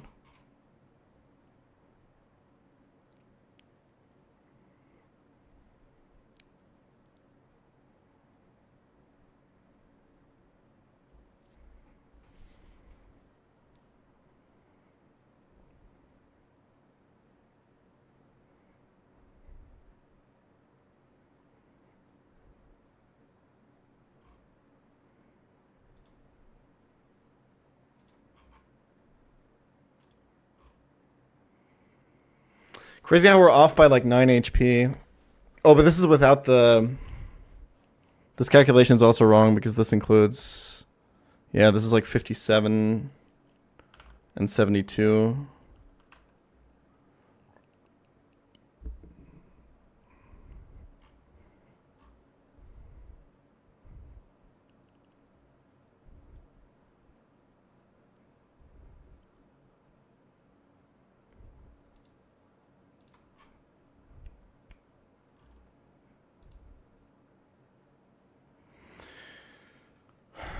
I think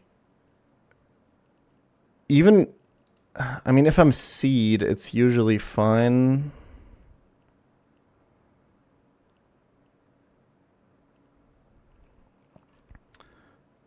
If I'm seed and it's crit on the switch in, it's fine, right? Because he madnesses after, because I would go to 49. And then madness is more damage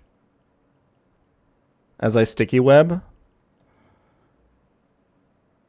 Yeah, I think with seed, it's okay. And then I just risk the crit here.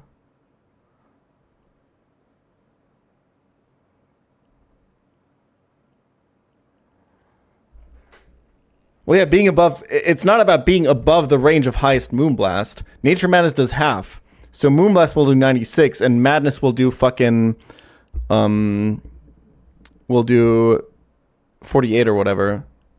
So he's gonna Moonblast.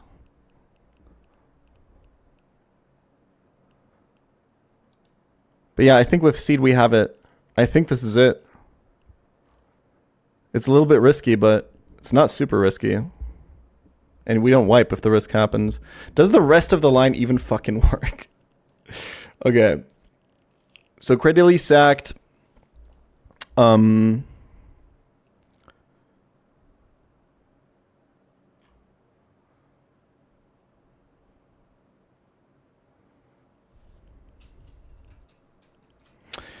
Hey pChal, would you rather have $1 million or Z moves back in Pokemon? You're banned. Okay. Hey pChal, been a big fan Time long love the YouTube content. Not really. Came through for a stream, but started a hardcore run after watching you for 3 years, and I've done a Nuzlocke the same again. Thanks for the great times, and I wish you the best of luck in the Run&Bun. Thank you, Big Baby FGC. I appreciate it, brother. Okay, anyway, choice band. Pult. This guy is -1 defense / E-speeded. We take, at the very worst, an acro crit and go to 10%. We're faster than everything. So this is a Gengar for slow kill because he doesn't think that I have fast kill, and I chain with darts. And then it's this guy for random move. And we go Shifu. This is the part where I'm not sure. So if it's Icicle Crash, he gets webbed the fuck up, right? If it's Icicle Crash, we always... Okay, so Icicle Crash crit means we have 3 turns of Life Orb usage. Which is fine, because we're planning to only use 2.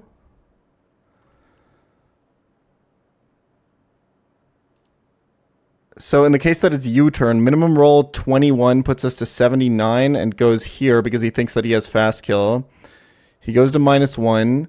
Close combat kills, we go to -1. We go from 79 to 69, which is exactly Icicle Crash range for fast killed our Manitan. Boom, he gets webbed. Boom, he dies. I'm probably dead to like any move from Slowbro, but it's fine. He can't Calm Mind. We go to Greninja. We're like Citrus Berry, I guess. He can't Calm Mind because we have fast 2 at KO. And then we hope that we don't get double crit. If it's Surf on the switch in. Or like crit into non-crit.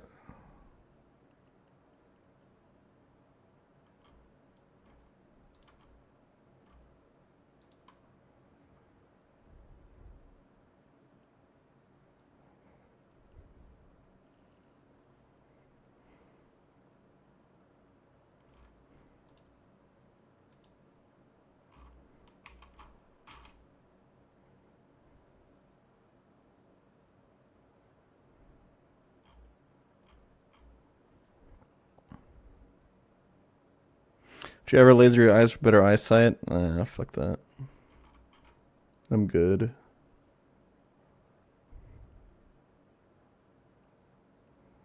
The line is fine, but Alaska doesn't kill Feeny at 72 HP. What makes you say that? It totally does. At -1, we do 89 minimum.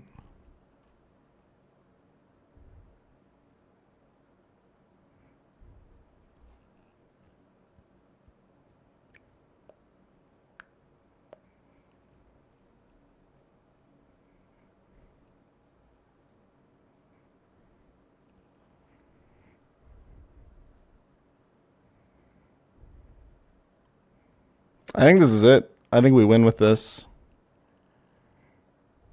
It's a crazy cool line. It's super dope. It sucks that I have to sack for it.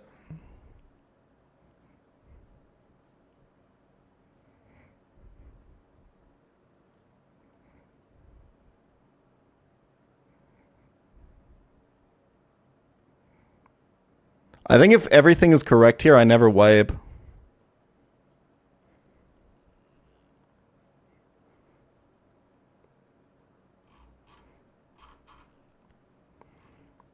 At worst, I lose Arcanine. I think at very, very, very, very worst, I lose Arcanine Greninja Cradily. I always lose Cradily. Very rarely Arcanine, very rarely Greninja. Cook. I know that Cradily doesn't work on Archie. Well, it's more so that nothing else. If I'm not sacking Cradily here, I have to recook this whole thing. Like we have to take an entirely different path.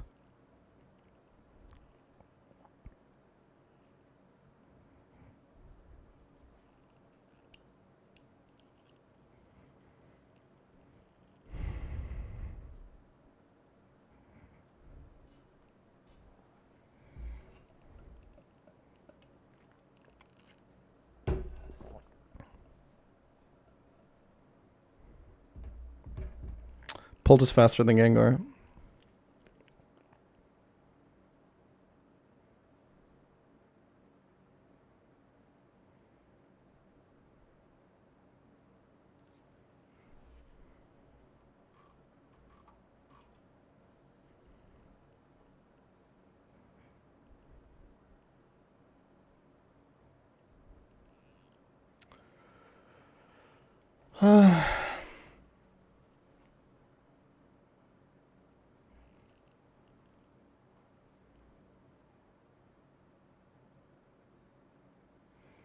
Can't beat Slowbro if Gren loses.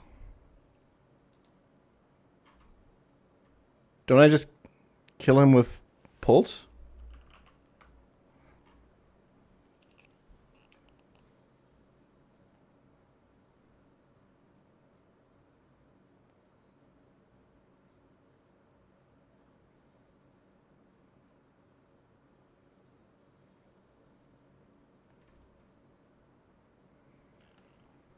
Okay.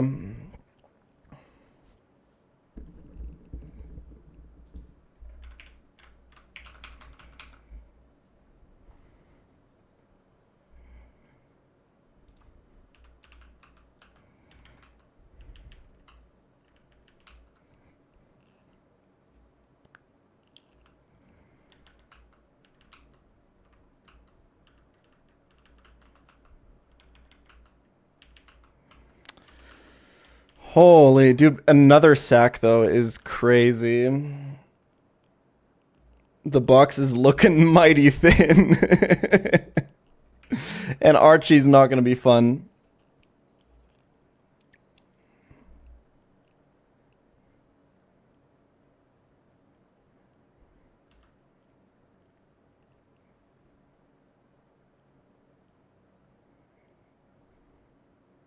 I get an encounter after this, right? If I want.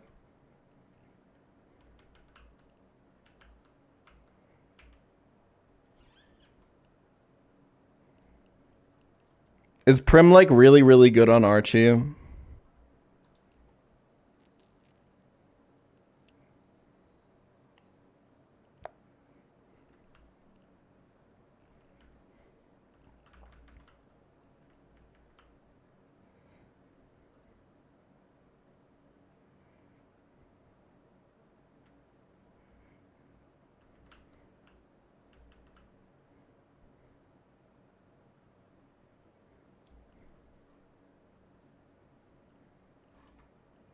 I wouldn't be surprised if I have to sack 2 on Archie.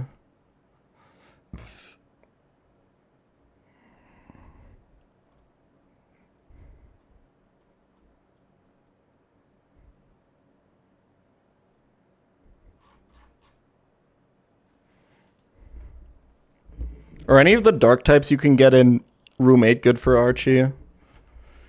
I'm just going to get room 8, man. I don't believe in the 20% Prim. I'm sorry.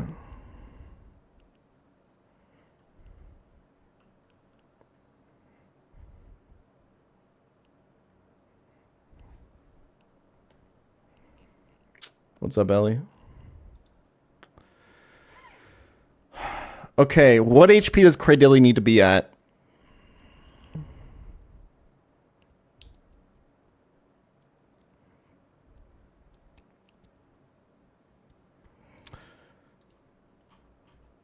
I think 250 is fine as well, right?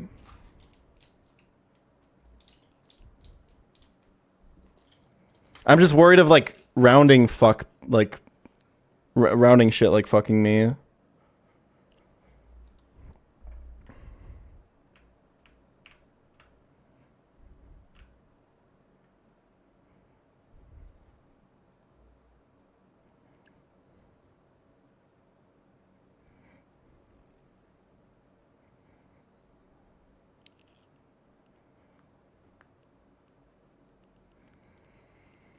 I mean, if he moonblasts me, it doesn't matter, right? It can kind of matter for the critting Arcanine line. I should go 251. I'm just like a little bit worried that like rounding doesn't work the way I think it does.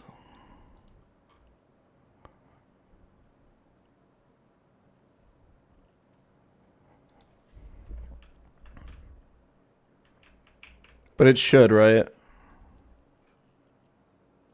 Like if I'm 251, Nature Madness should always do 125 to me.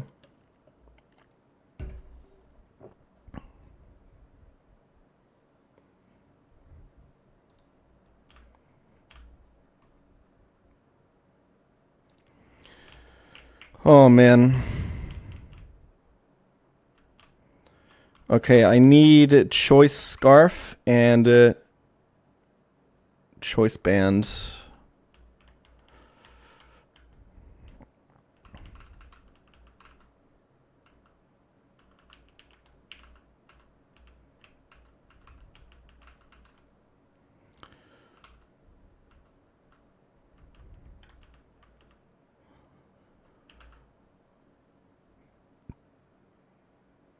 Is this the first Seafloor Cavern fight that Ludi isn't coming to?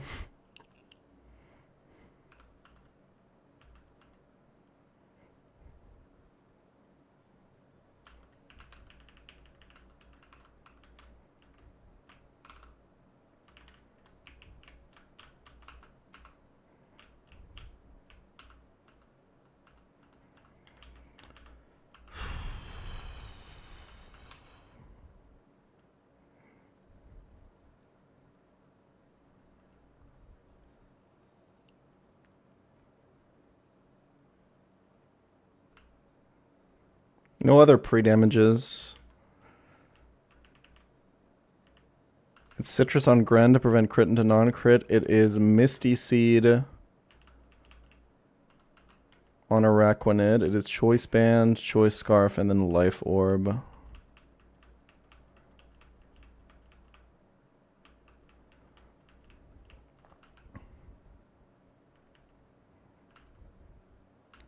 And Citrus Berry.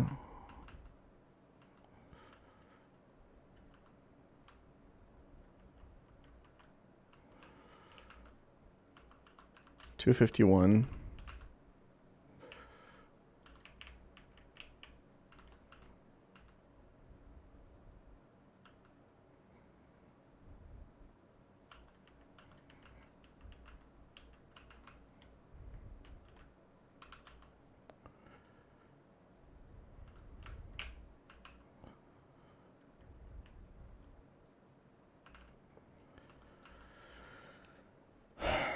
Okay.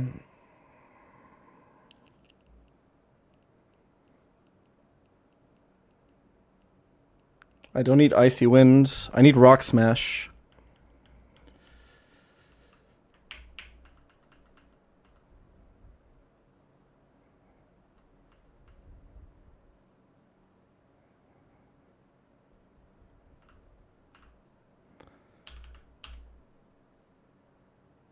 There's nothing worth power gemming here, right?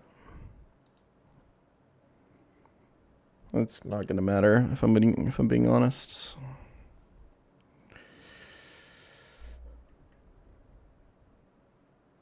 Let's delete Power Whip. Fuck it.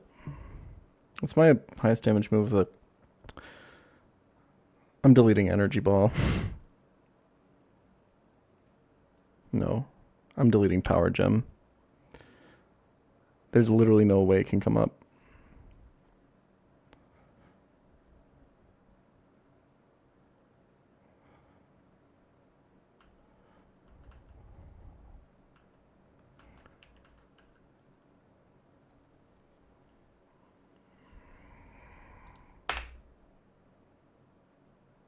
Tab in.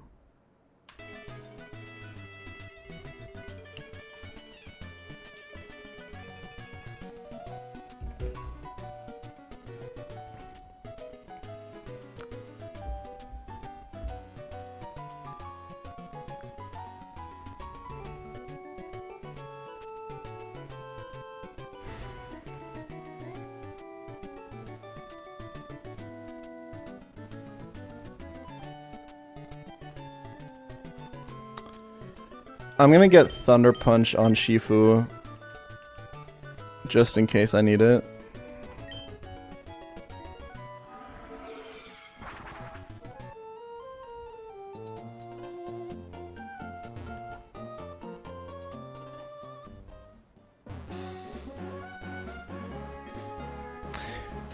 Hold on. Sorry.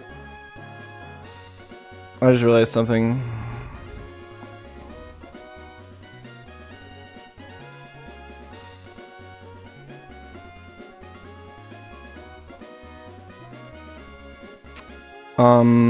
If Seed Araconid comes in on Surf,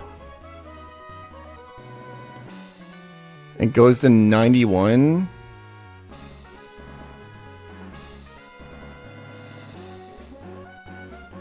$222. I go to 111. He can... Ah, fuck. He can Nature's Madness on the switch to Arcanine.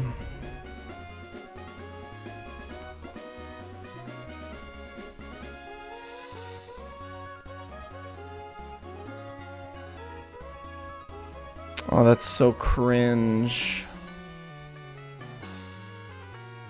I knew I was missing something. I think maybe I can pre-damage?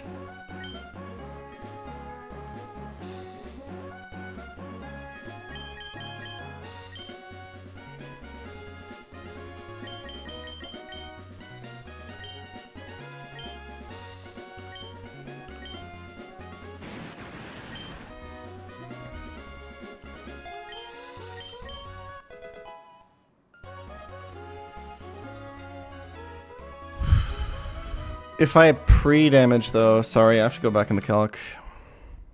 Thunder Punch might change the calcs. It will not. It will not.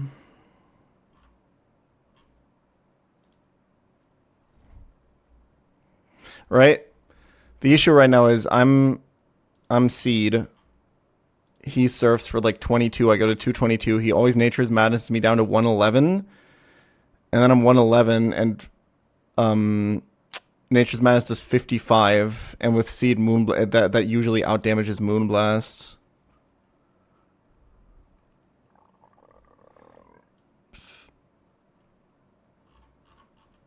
But the problem is if I pre-damage, it makes it so that if it's Moonblast crit on the switch in,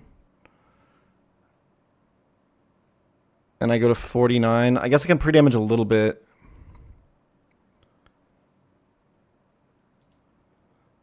Well, I can't stay in another turn without risking crit, right? Because he can still... The problem is, in this case, he could still Moonblast.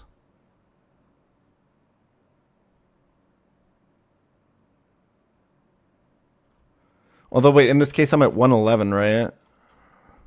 Yeah, Moonblast crit kills me.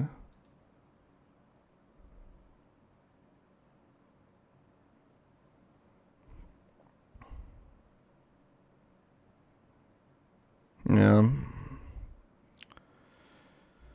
Okay, if I pre-damage, how deep can I pre-damage?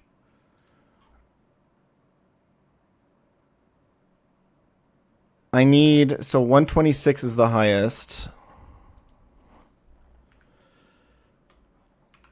So after that, I need to be at more than 114 HP. So 115. No. It's factors of 2. 116. So that Nature's Madness does 58.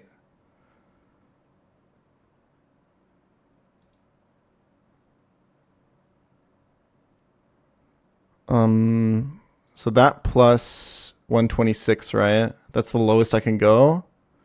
That's 242. That's pre-damaging by 2. I don't think that changes anything about... So 242 minimum roll surf puts me to 220.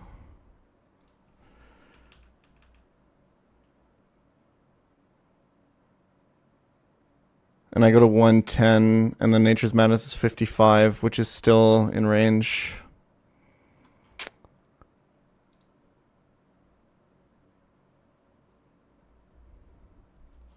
This sucks.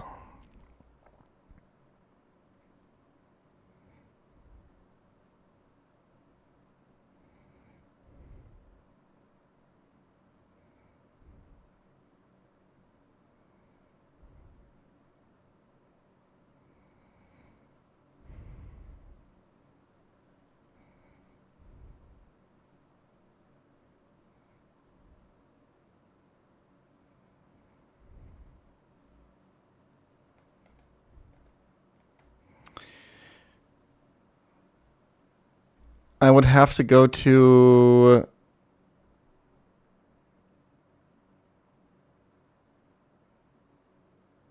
Yeah. I can't pre-damage to more than 222.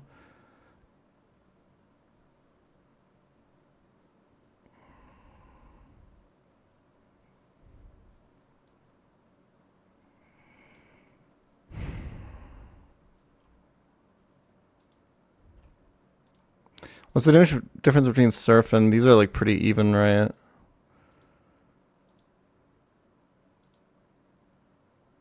$96 to $81, $76 to $90.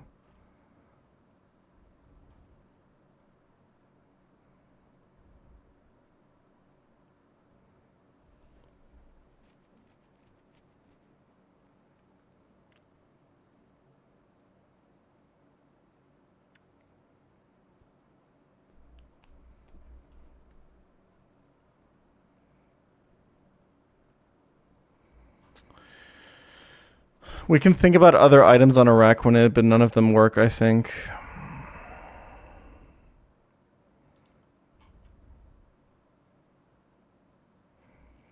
In fact, some of them are even worse.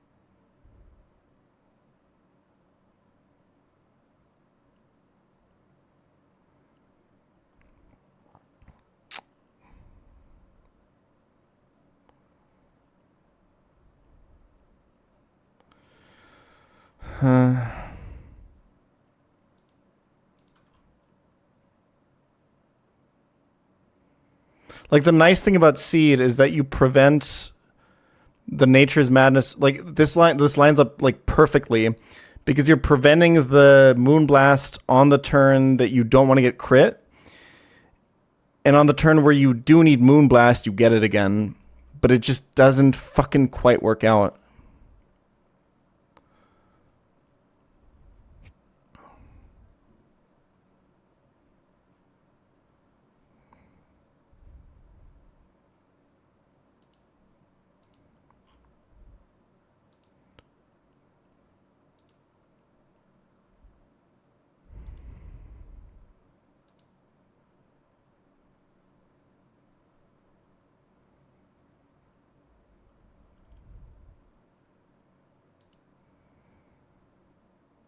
And obviously, like him rolling like a low Surf is more likely than a high roll crit on the switch in of.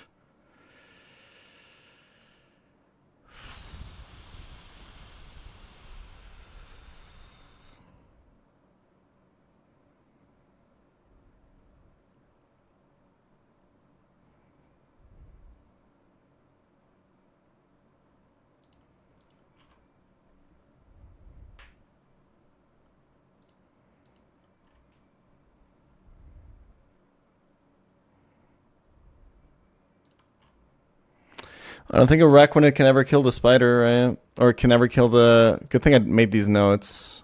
He's 16 here. 27 HP here. 42 HP here.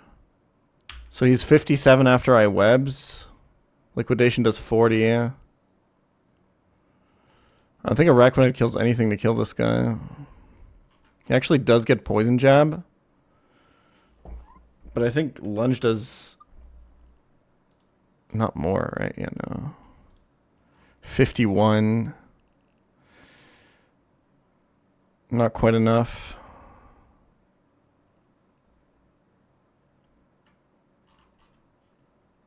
I'm off by like 6 if I minimum roll the Rock Smash.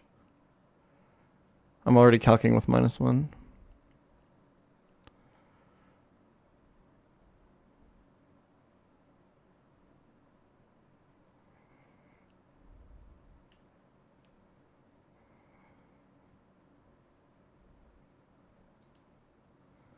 Yeah, this is also just unsafe. Because if we went Seed, he can Moonblast here again.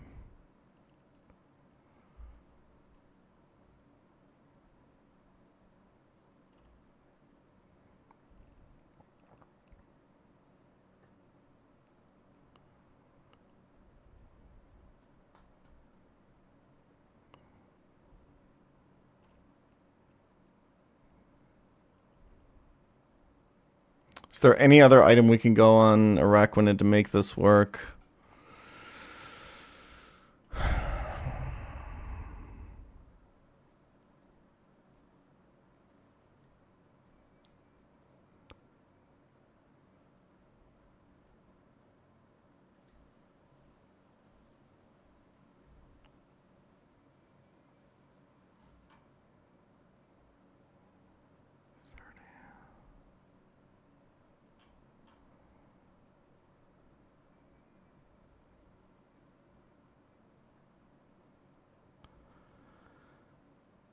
I think there's a way to do this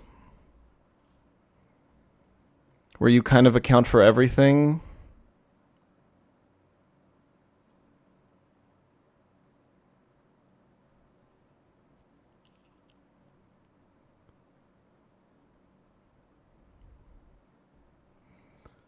I think one more turn of stalling with Araquanid is fine.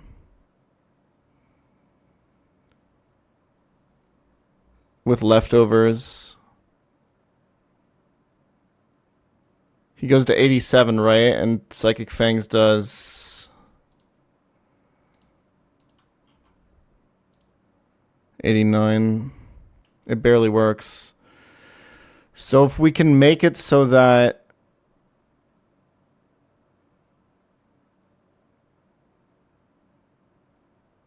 can we make it so that it's always two Nature's Madnesses?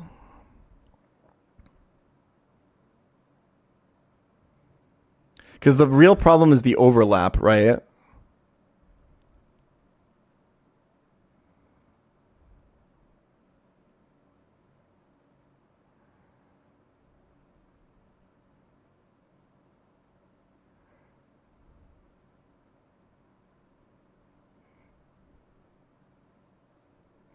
Yeah, the problem with Citrus is that if he does too much damage to you, you can bait Surf, right? And then you're completely fucked.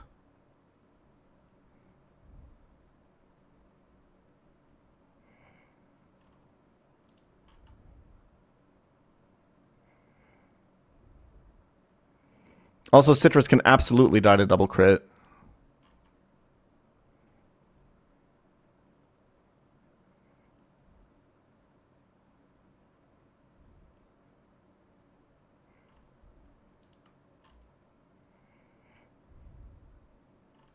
It's unlikely, but it can.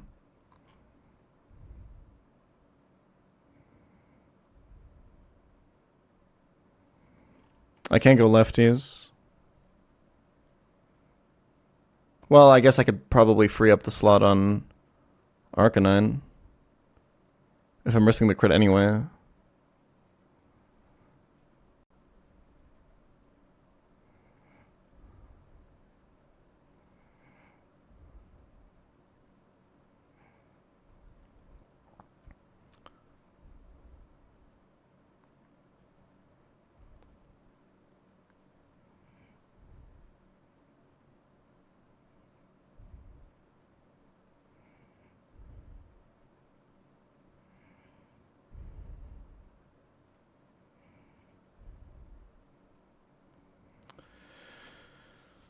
Let's think about lefties plus Icy Wind, I guess.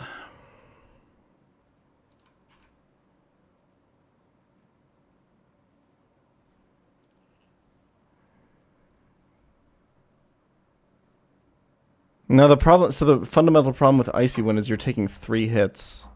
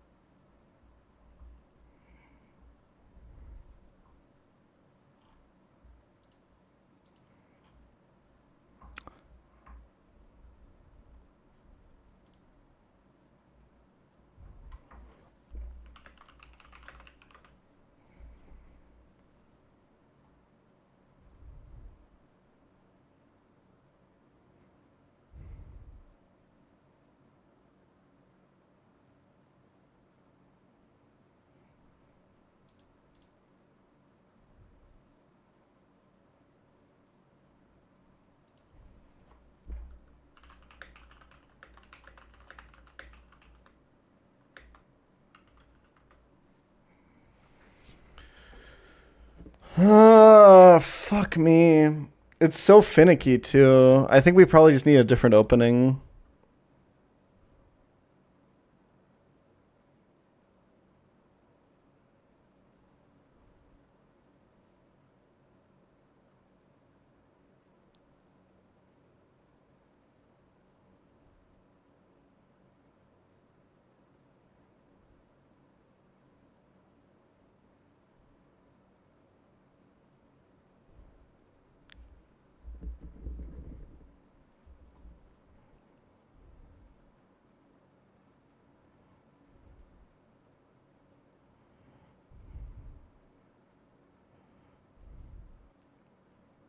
The reason the mirror coat thing is so good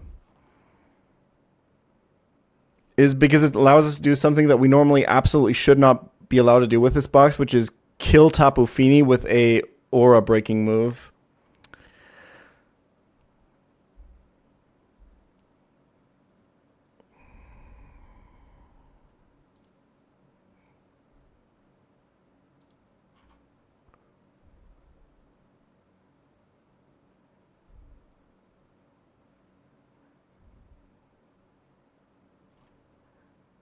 And then bait close combat, which is the other thing.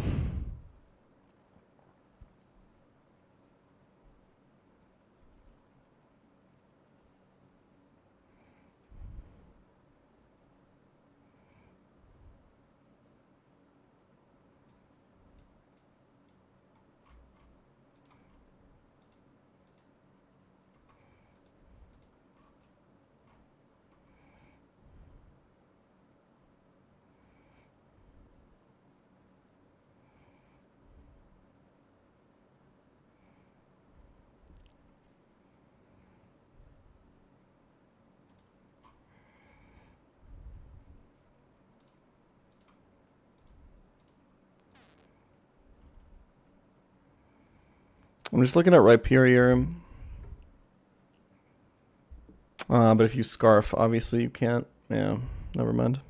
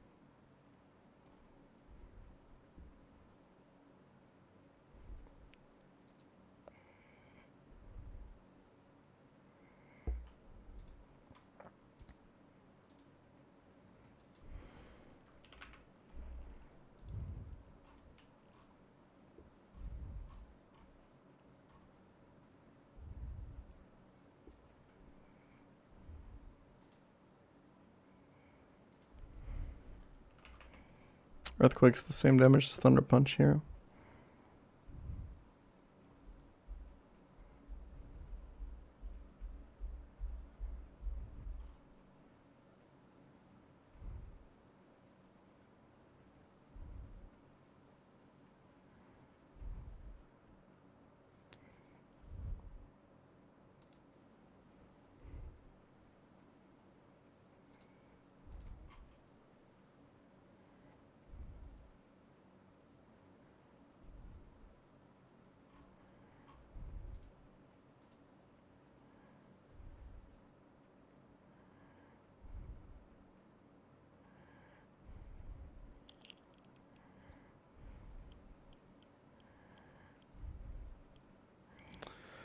$37. This is always Surf on the Switch.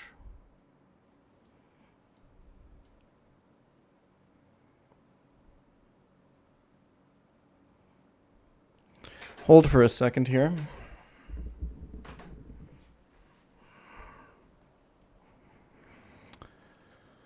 I don't know how much I want to sack Romaldo necessarily.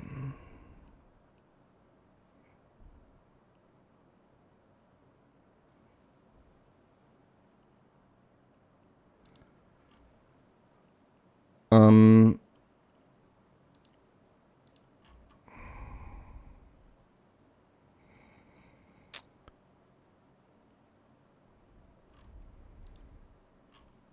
Oh, that's without Veil. Never mind, we're fucked. Never mind, never mind. Well,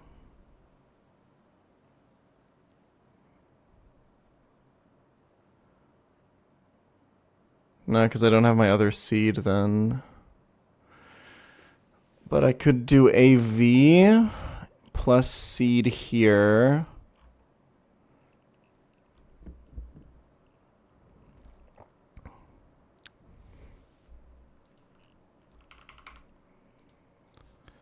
If I were to Rock Tomb here and always force Surf, can I go Araquanid,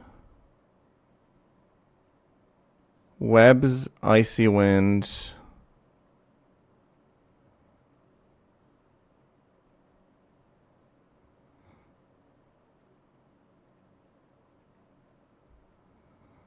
and then get Nature's Madness somehow? No shot, right? It also doesn't matter. Because it's not like Maldo's faster after.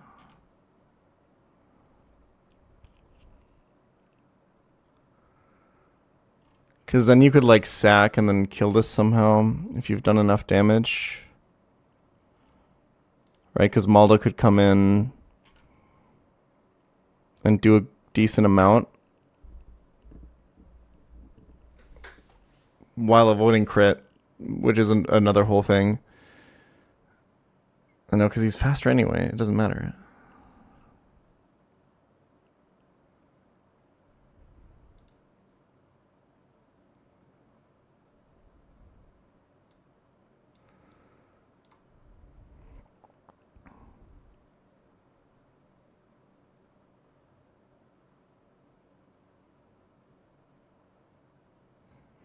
Well, yeah, you could weave in a Rock Tomb, I guess. For that's in Veil, though, because you still need to break. So Rock Tomb gives you, like, in Veil, like 11%. Yeah, he's got lefties, too. Like, all this damage is fucking irrelevant.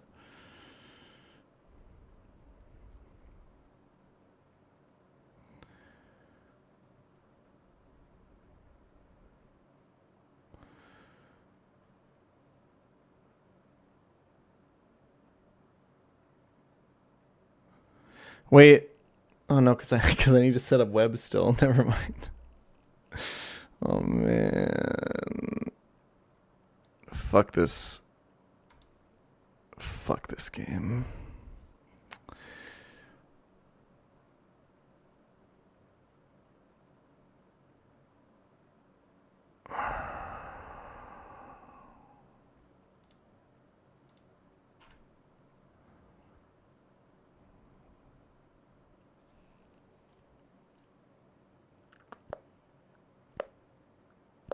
Hi PC, I'm a pChal daily viewer. I just want to say thank you for your hard work. This run is so fun to watch. I hope you still have fun with the game. Much love from France.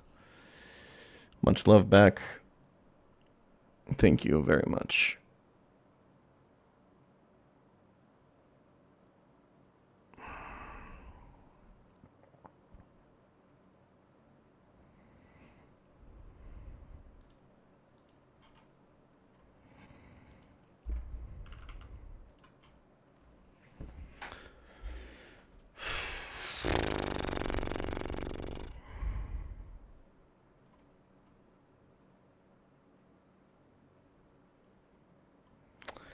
This shit's cooked, bro. I can't do this anymore, man.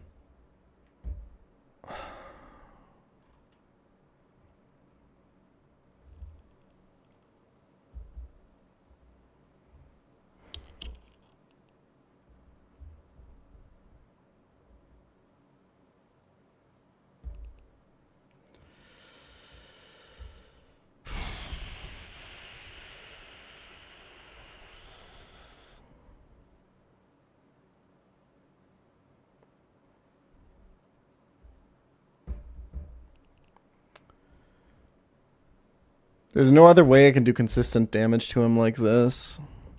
Like, this cradly thing is so strong.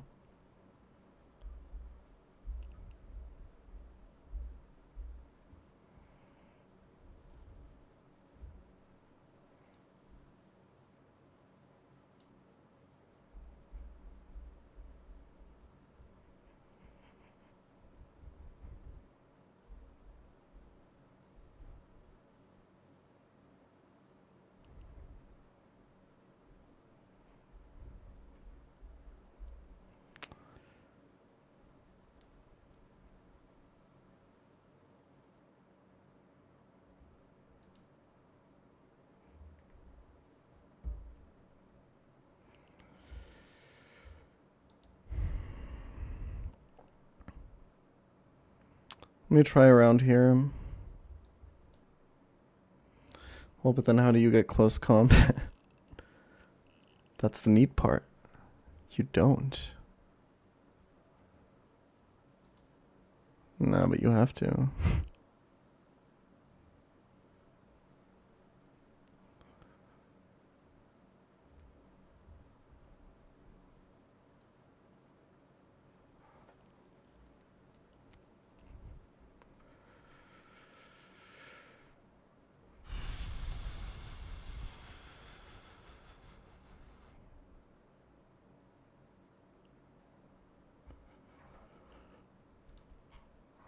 I'm back on Sigilift, boys. I'm back on my Sigilift bullshit.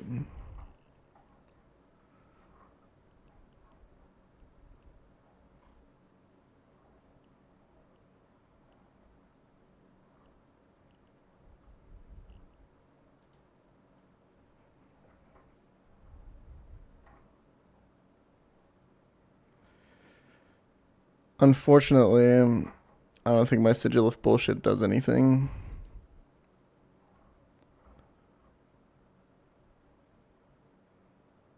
Or maybe it does.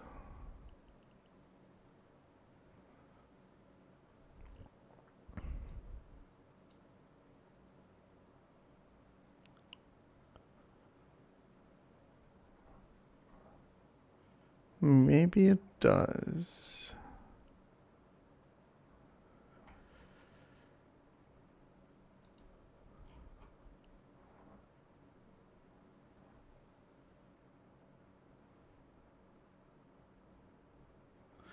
With double sack, this is free? It depends on who the second sack is, bro. But yeah, I think so. It'd probably be like Nidoqueen Cradley or something, right?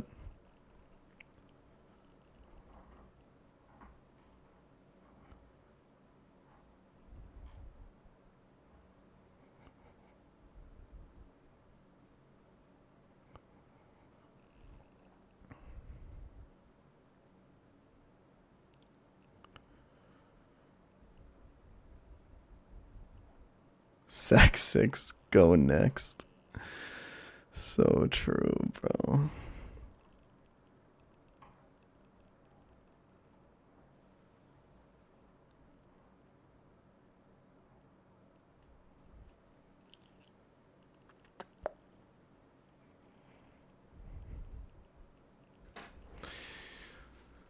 So fucking true.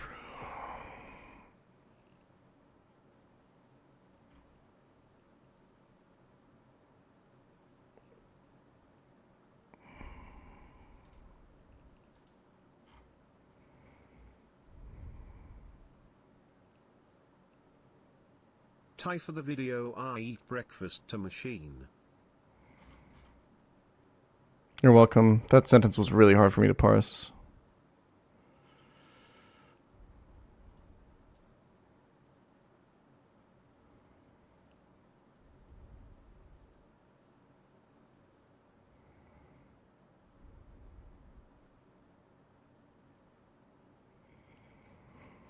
I'm not double sacking here. It's too much.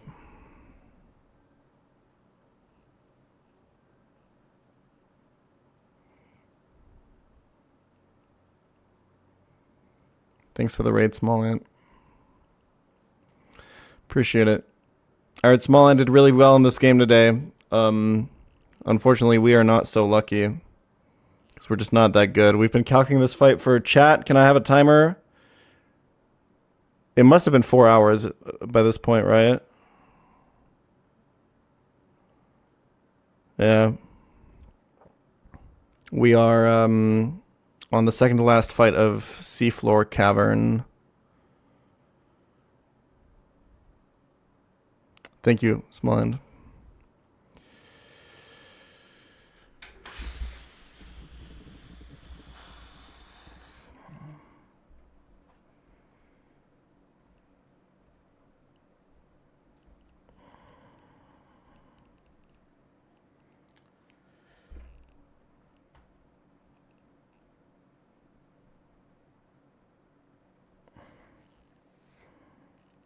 You gotta be wearing off by now? Nah. I'm still good. I think yesterday we cooked for like 5 hours on stream, and then today I cooked for another like 90 minutes or something. I think like almost every fight in Seafloor Cavern has been 6 hours so far, so we probably shouldn't be expect to be done by now, huh?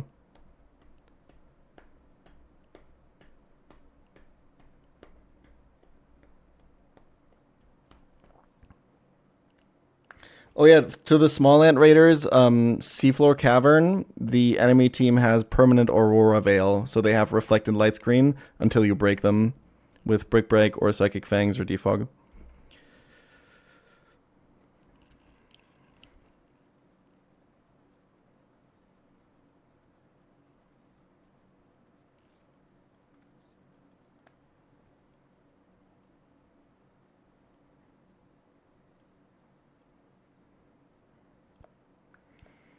Is this harder than Hellroom? I found this significantly harder than Hellroom, yes. I don't know. I don't think Prim does anything here, right?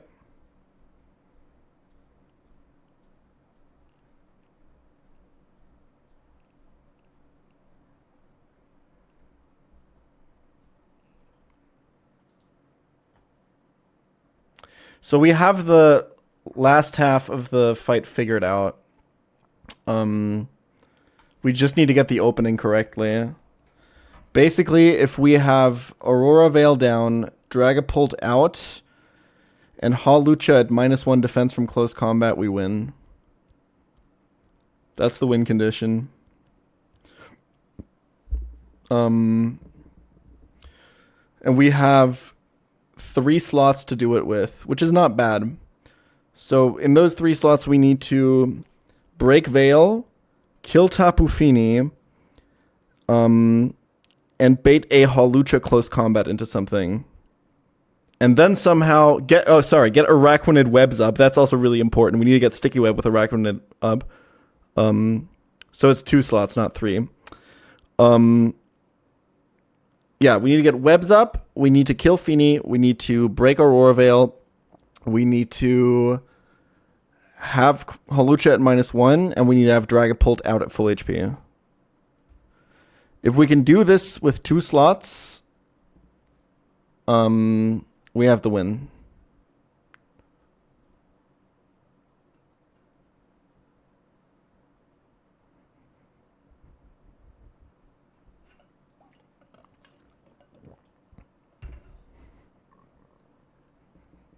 Two slots.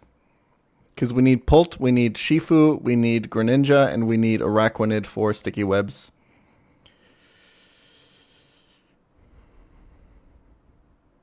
The Roap ID on Spider. I think... Yeah, the Roap ID on Spider... The problem with Roap on Spider... The Roap on Spider works if we can get Surf on the switch in, which is impossible.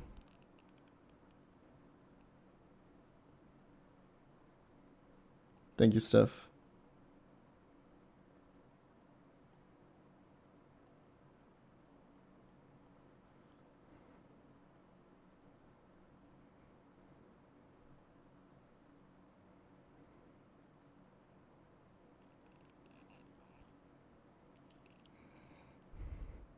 Could Excadrill be used? That is, in fact, a Pokemon that is in my box, yes.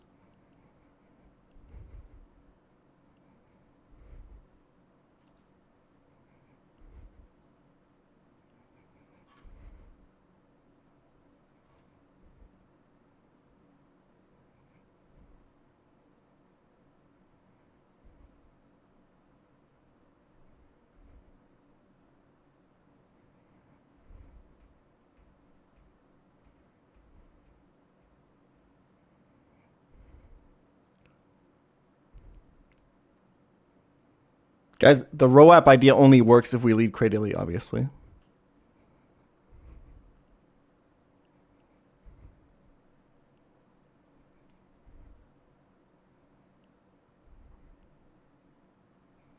A lot of people are missing a lot of context right now, and I don't blame them.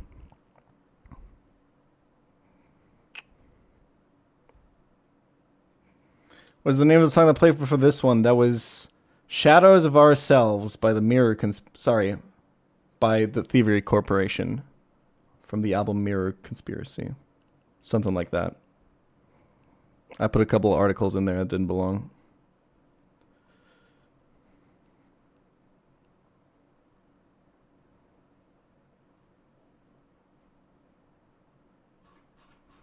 Are you winning? I'm here with the boys, and we're having fun. So, yes. That's the only thing that matters, right?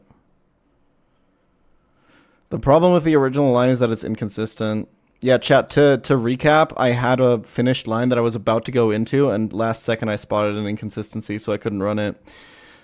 So the problem with the original line was that if we go Misty, Seed, Araquanid, this is basically 50-50 on the switch in to be Moonblast or Surf. And if we don't take enough damage, he Nature Madnesses once, and then I don't go low HP enough for him to Moonblast the next turn, so he can Nature Madness again, which means I can't switch to Arcanine, because then I take too much damage, and then I'm baiting Stone Edge, and then I need to sack Arcanine.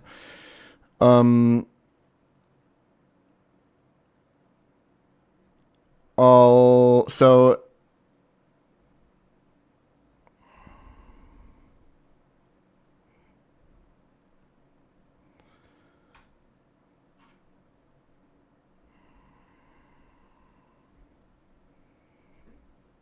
and basically there's no way to give this Araquanid an item or adjust its HP in a way where... Oh, wait, you know what I could think about? What about, like, I can't burn, right? Unless there's wild Pokemon that can change its ability?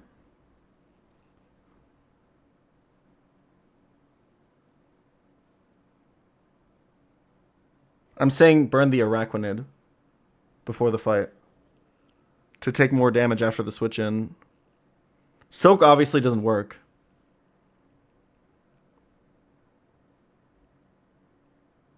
Worry Seed, Rose, and Verdant Turf. Okay. So if I equip Flame Orb and go against that, I should be able to burn Araquanid.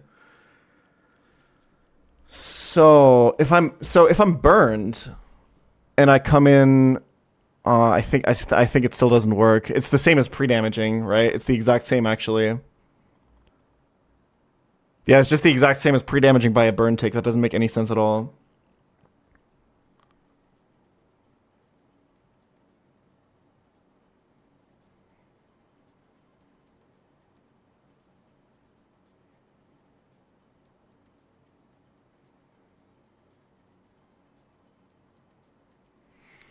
Unless, let's think about this.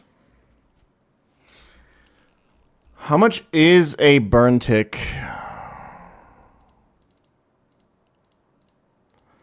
15? Okay.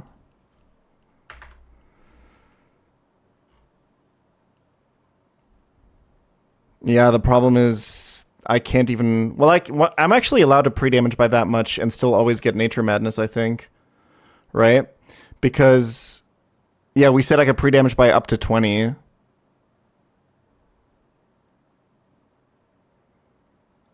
I think this might work.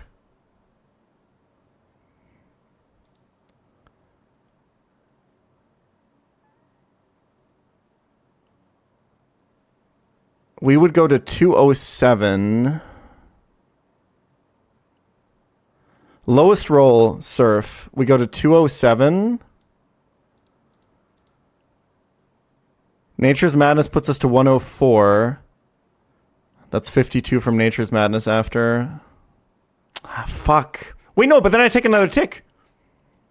So it works. I think this works. Hold on.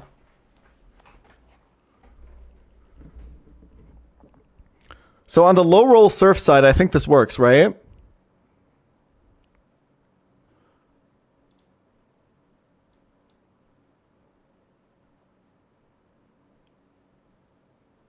Does water bubble heal burn? We can figure that out.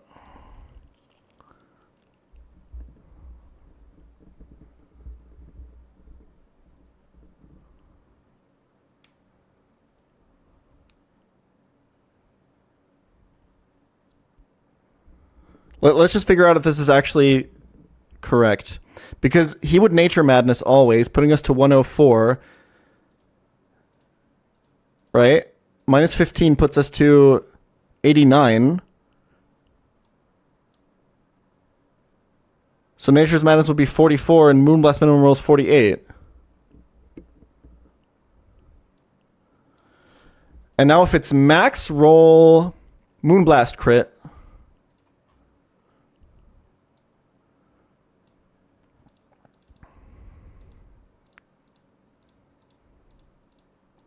we got a 103.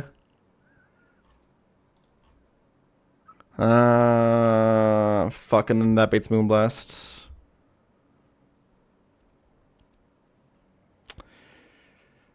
I think this doesn't work. Fuck. Because now we can Moonblast crit and then he can surf.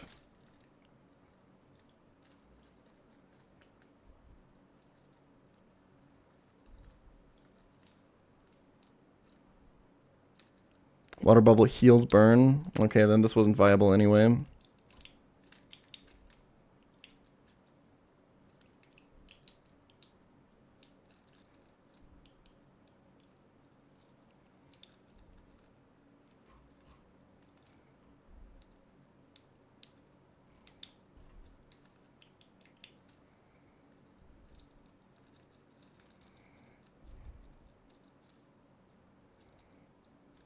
I have to give it a Misty Seed for this to work, guys.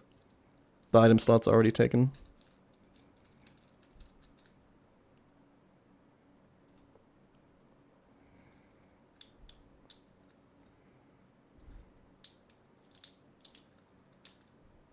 The point of Misty Seed is that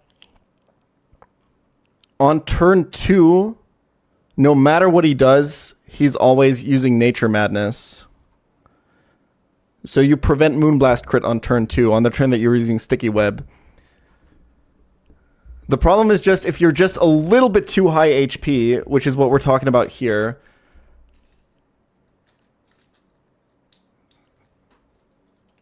Then turn 3 is also Nature Madness.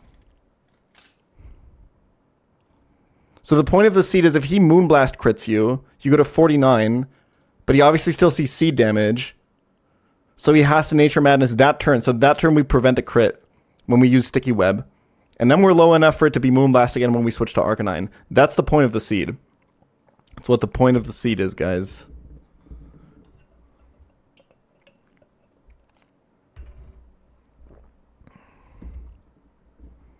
Okay, pre-burn doesn't work anyway.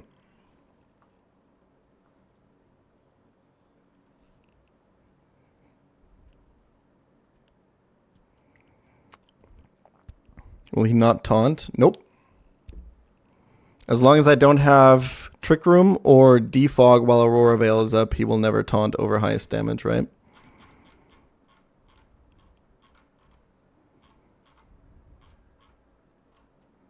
Yeah.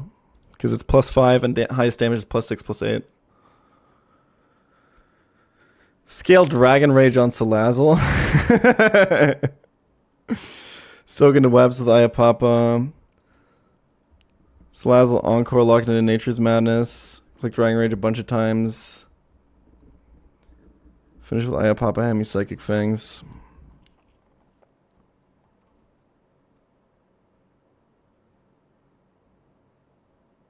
What do I sack?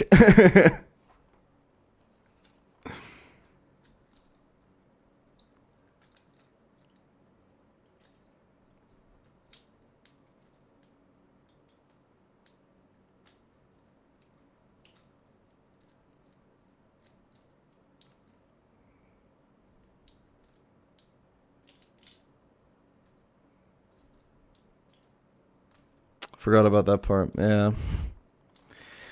I mean, I could double sack, I guess. Or I could just run this bullshit. The problem is it's not usually fine. Like, this line is actually more likely to lose Arcanine than not, I think.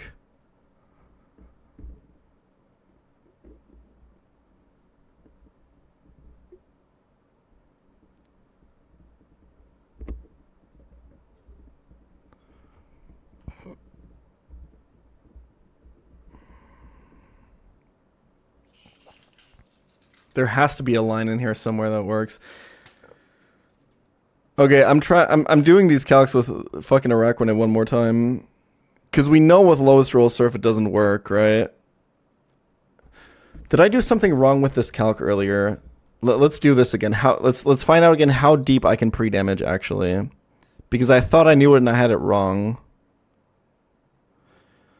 So the lowest you can pre-damage is such that Moonblast crit makes it so that Nature Madness is still more damage than Moonblast after. To achieve this, we have to start at... So 58. So 59 times 2. Right? This is the HP we have to be at after a Moonblast crit. AKA 118.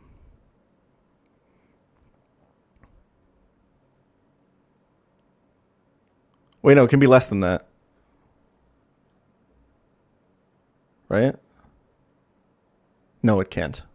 Because it's factors of 2. Because if I go 116... No, 116 is fine. If I'm at 116, then Nature's Madness is 58.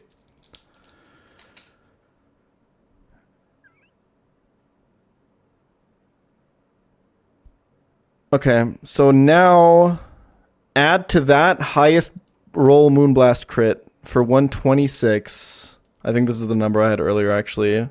Yeah, 242. It's pre-damaged by 2. And that doesn't prevent the minimum surf roll stuff.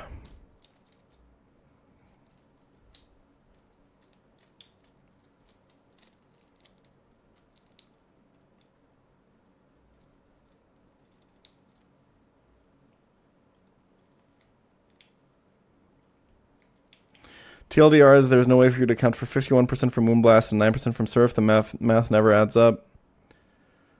With Nature Madness doing 50 of current HP for 2 turns. Maybe.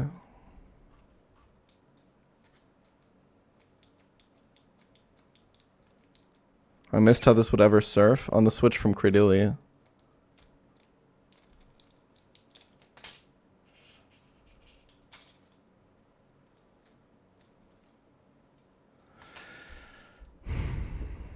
Yeah. What is the... Okay, so what is the lowest we need to pre-damage to always prevent this? And maybe the answer lies somewhere in the middle. And then we're going to do some statistical analysis.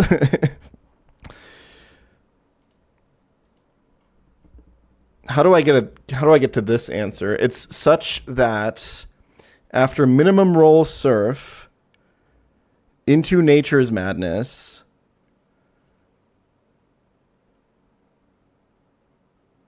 It's such that after minimum roll surf into Nature's Madness, I am never... Nature's Madness does more damage than Moonblast's highest roll. So 58. So it would be 58 times 2 plus 2. Again, so that's, again, 1... Sorry. Yeah, it's 58 times 2 for 116. And then that plus the lowest roll surf. Is that really it? That's terrible. Is that the only way to prevent this? No, that can't be right. Hold on. I missed something.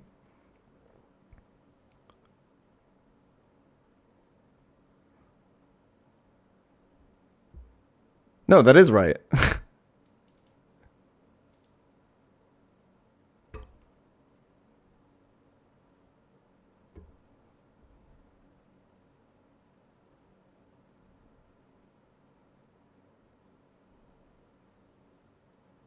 Feeny is never going to taunt Araquanid. We don't have Trick Room and we don't have Defog.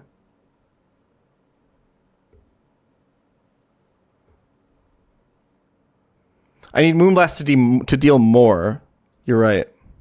Hold on. We should be at the HP such that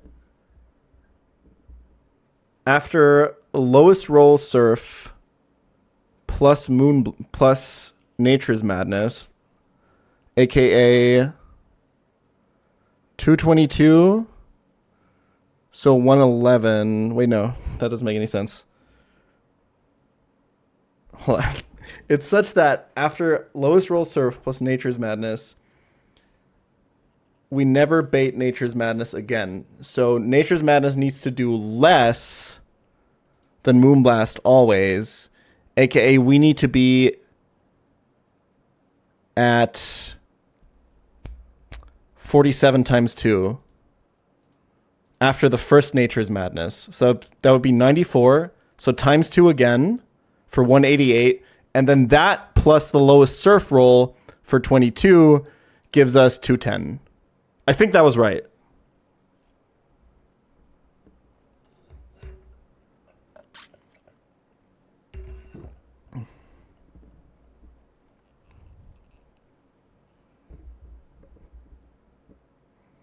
So somewhere between 210 and 242 lies an optimal statistical point.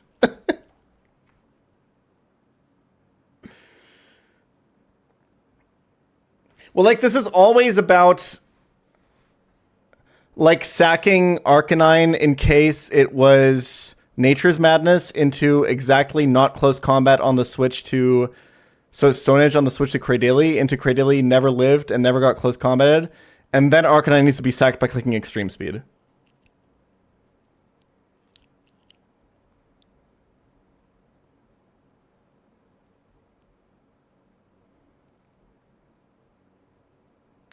So whatever risk we take here,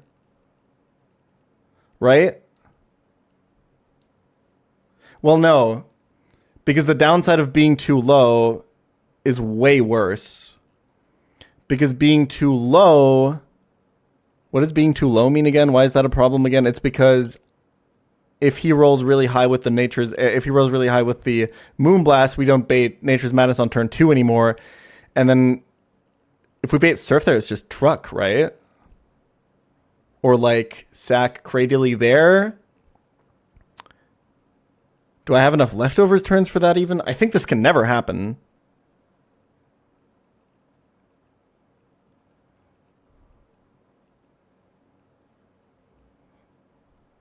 Like, as in, like, we can never let this happen.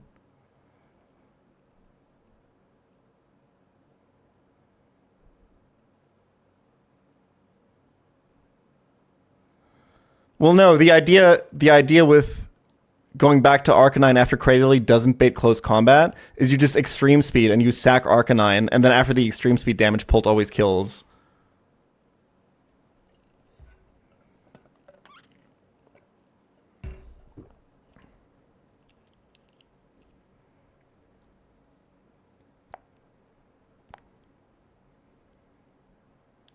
But I think in the case that Araquanid gets fucking... So Araquanid can never get killed by this.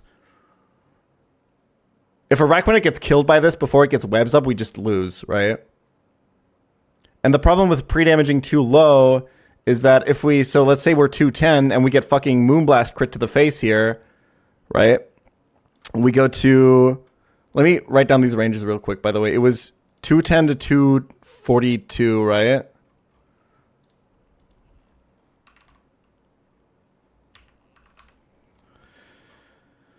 Like, if we're 210 and this guy fucking Moonblast crits us, for, like, even lowest roll, for, like, let's call it 106, we get a 104, which baits 52 from Nature Madness, and can get...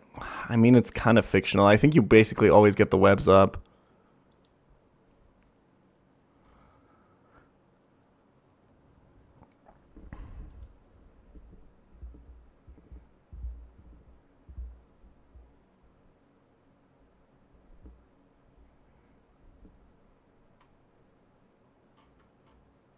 210 works? No, it doesn't. It absolutely does not.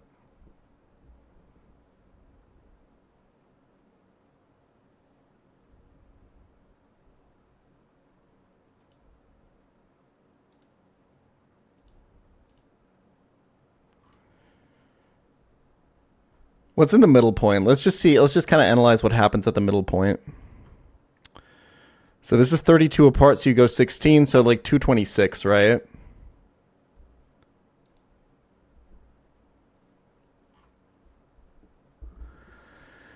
This is where it gets really complicated. But like the average roll, if we're 226, let's just say we go to 100 exactly from the average crit roll here. Sorry, 110. That means 55 from Nature's Madness, which means it's very unlikely to Nature's Madness. And even if it does, he has to crit.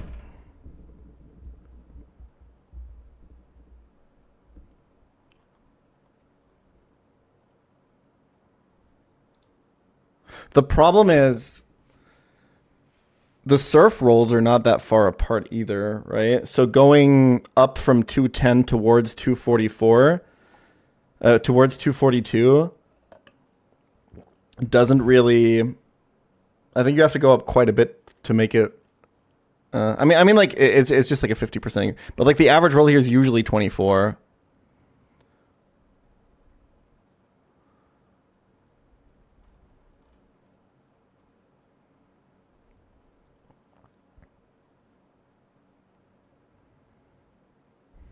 There's some really interesting math behind this, I think, that am not grasping right now. But there's like one math major in chat, or like one stats major in chat right now who's like, holy shit. They're like writing out like an Excel thing.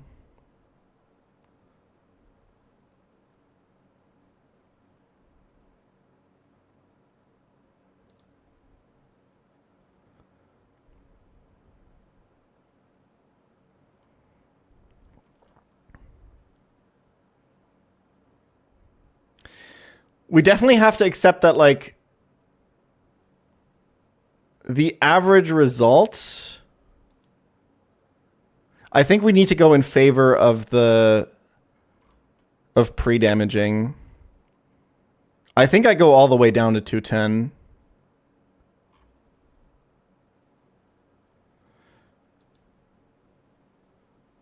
Because remember, that's 15 out of 16 times. That's the shit that saves us from disaster.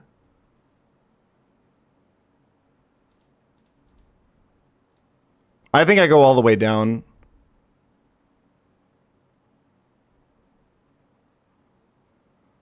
Like, the non-crit scenario, not preparing for that, is more likely and worse. Like, the definition of risk is damage times probability, right?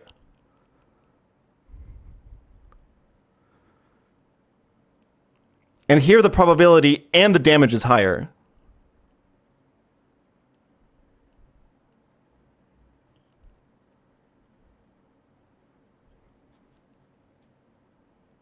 Can I quote you on that? I'm pretty sure that's like a...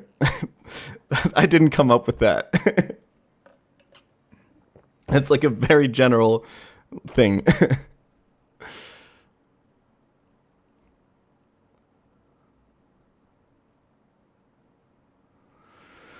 210 is taking the lowest roll surf. Do we prep for the average roll of surf, which is 24?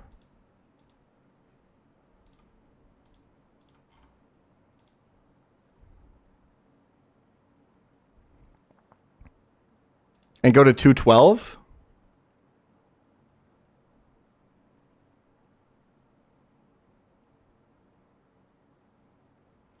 Also, keep in mind, but this kind of changes things in the other direction now. Moonblast is kind of slightly more likely than Surf on the Switch-In because it has higher rolls on Cradilly.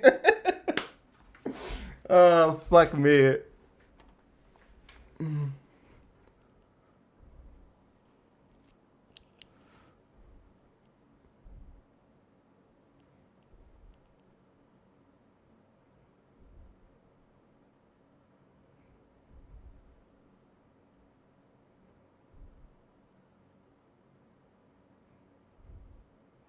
212 doesn't save you from double crit blast.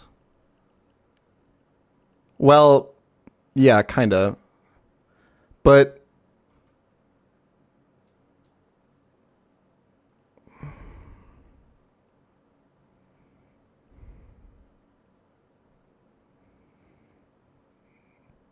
the point is kind of that none of these do.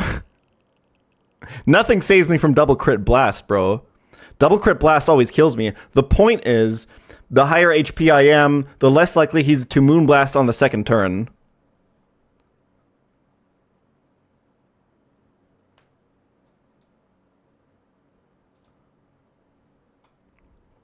Because the more HP I have, the more likely he is to find a better roll with Nature Madness than he is with Moonblast. That's why we're taking Misty Seed in the first place, right? I think we could probably sit down and write like a paper about which one is better here. Ah, fuck. But like the thing is, I really can't. Like the risk is fine. Of like I'm not gonna wipe if shit goes wrong in the one direction at least. The problem is the risk is still losing Arcanine, which is really bad for the box. I think I probably should just recook. I don't know. I don't think Prim helps here at all.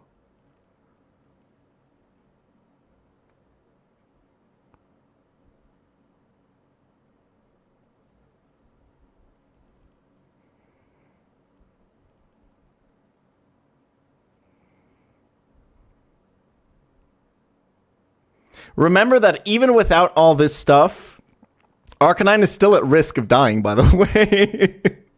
Because I'm switching him into... Because if it's Moonblast crit on the switch, and I can still bait Stone Edge from Lucha.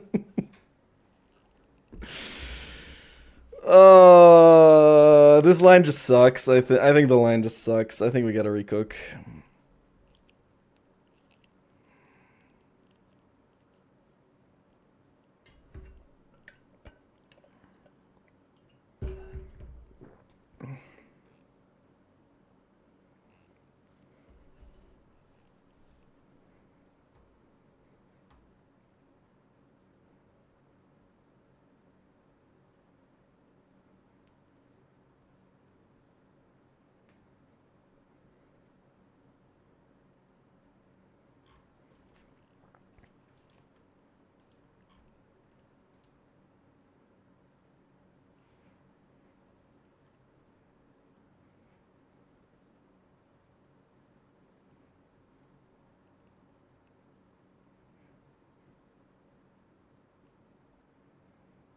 Wait, isn't higher HP also just better? I think I got confused.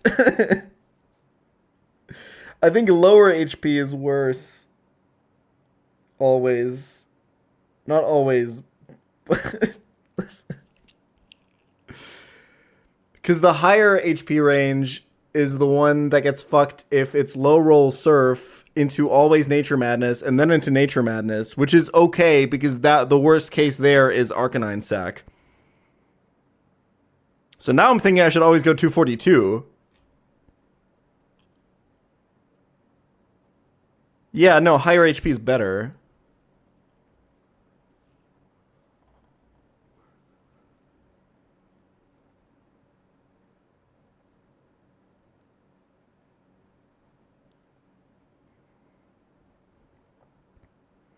Yeah, 242 is the only range where I never bait Moonblast turn 2.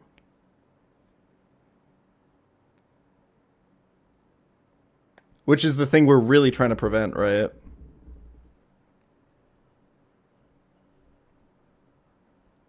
This means it's very likely that Arcanine dies. If it's Surf... Let's go by average rolls. If it's Surf into Nature Madness, we go from 242 to 218, divided by 2 leaves us at 109. This is the average result for if you rolled Surf, which means Nature Madness is showing 58.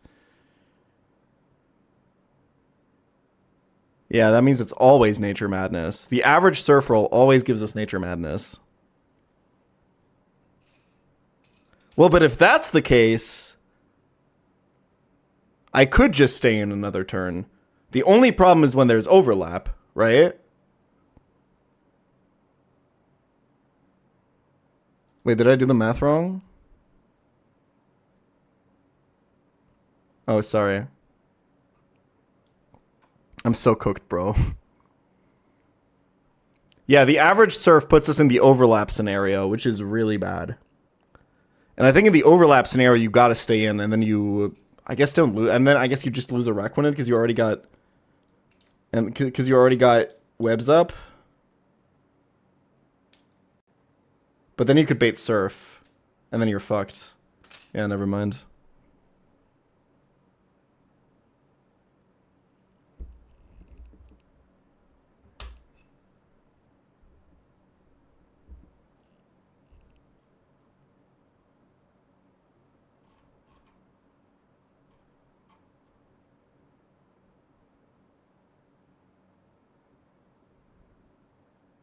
What's the probability on Surf versus Moonblast? Bro, you can figure this out. That's really fucking complicated. I think that like stats get so complicated so quickly.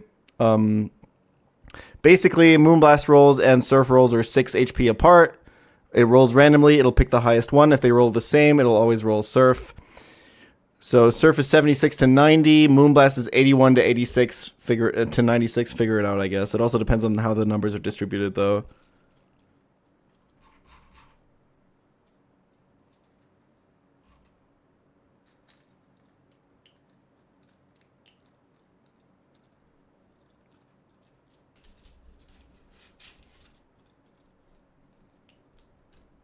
I think it's about 50-50.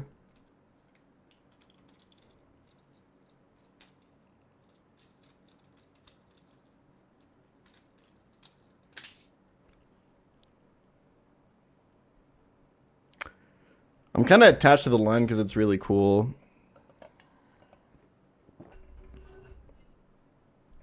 Flip a coin? Between what?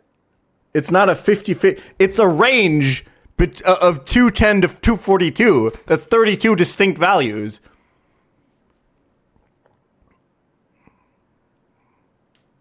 Do you want me to flip 5 coins?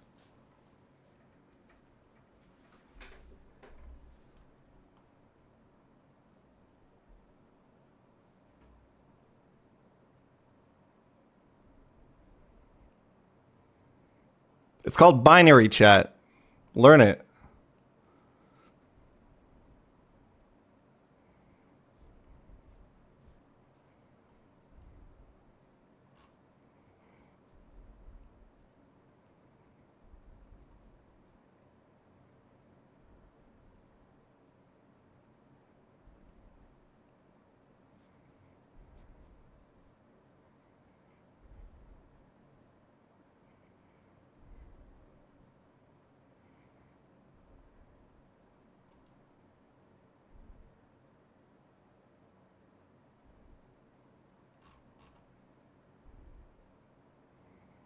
He meant flipping a coin to keep working on the line or start over. I mean, I still gotta work on the line. I understand what you mean.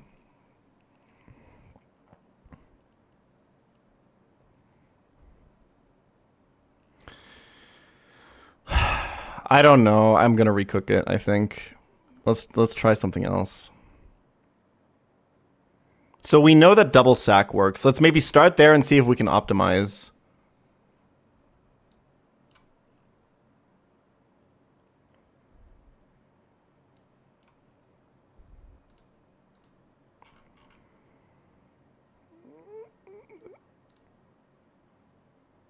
It's 79% to Moonblast, assuming it's a 50-50 if the rolls are equal. If the rolls are equal, it's always Surf. Because it's in slot 1.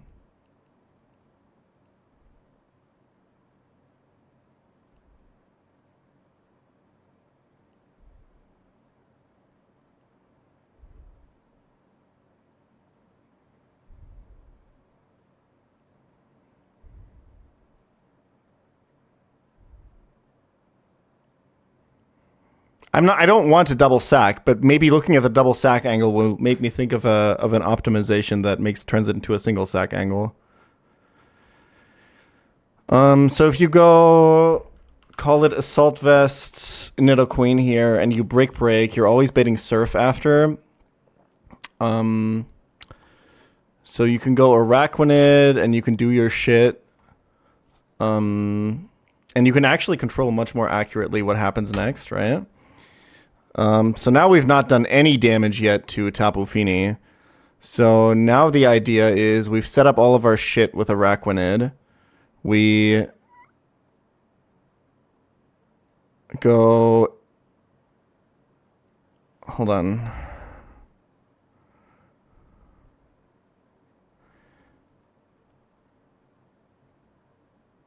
Yeah, we go Nidoqueen and sack, and then critically Mirror Coat kills Tapu Fini. And then you always bait close combat because you went Citrus Berry. And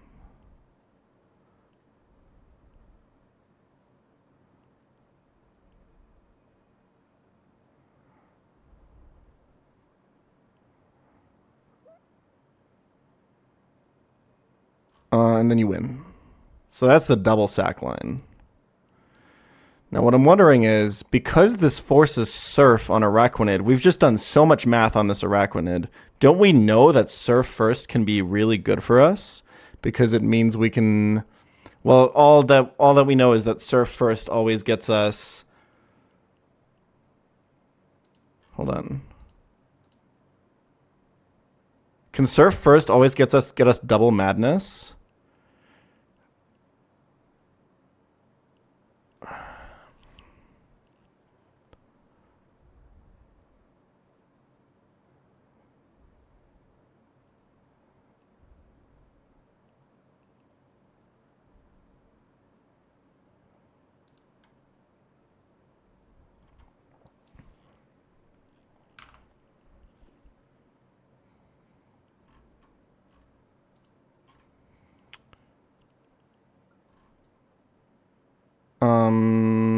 Not if it crits. Is that true? I think that's true.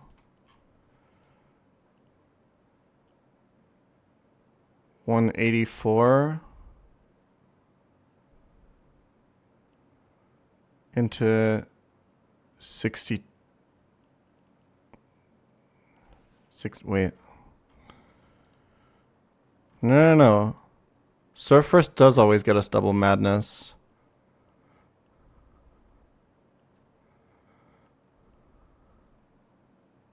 I mean, what also gets us double madness is a Araquanid lead, right? Can we do something with that?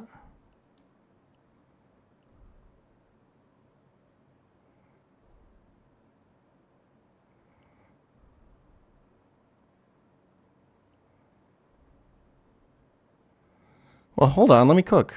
Chill.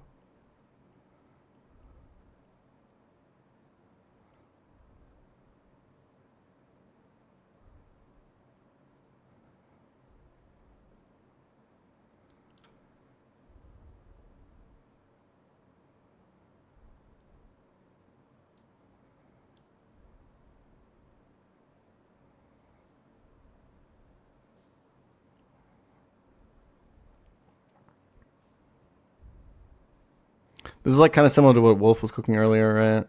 With Rhyperior.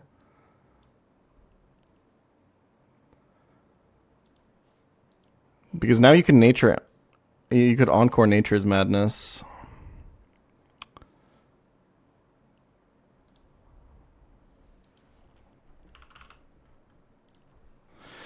But you already looked at this, right, Wolf? It's like...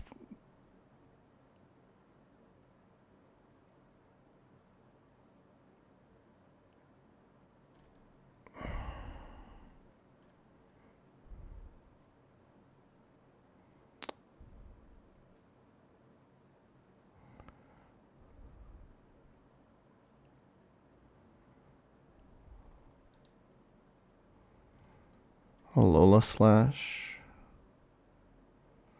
Well, you would have to sack Alola Slash if you do it like this, right?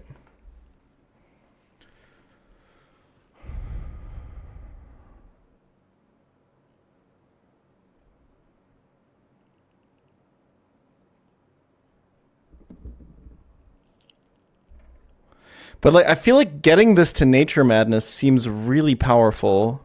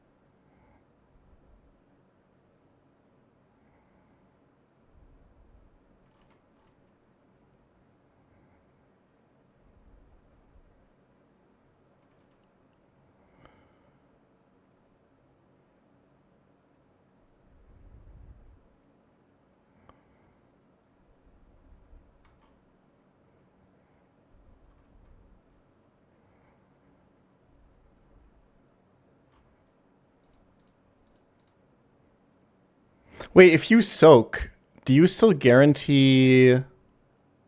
This line was with soak, right?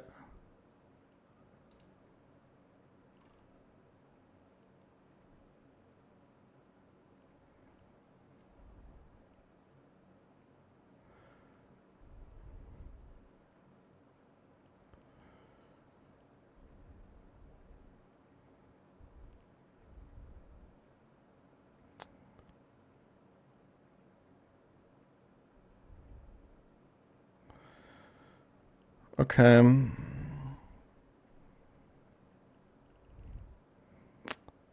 Yeah, I understand, I think.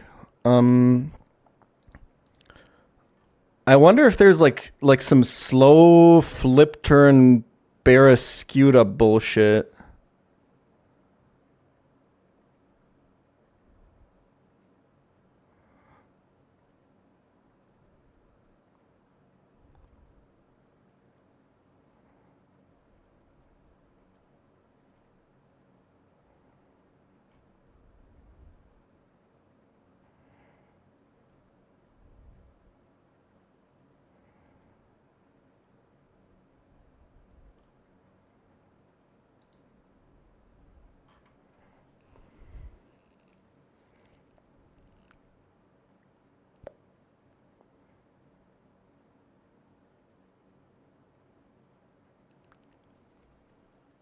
Thinking.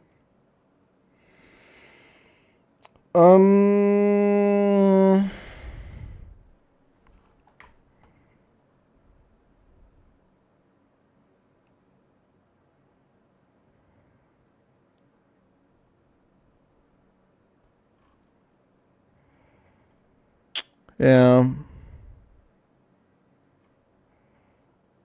Yeah, now you have nothing to break Veil. Cause like Scuda can break Veil, but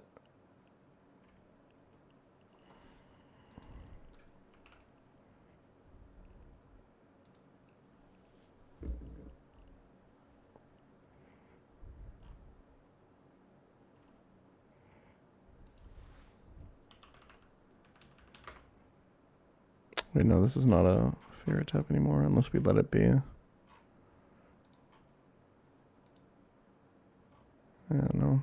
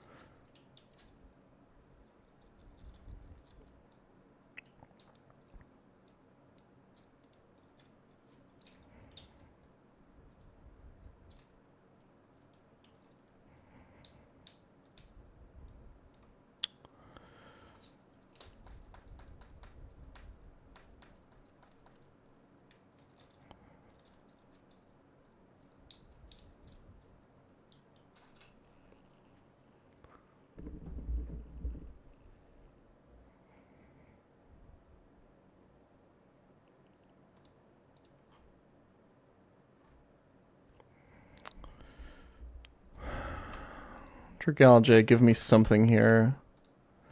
Anything.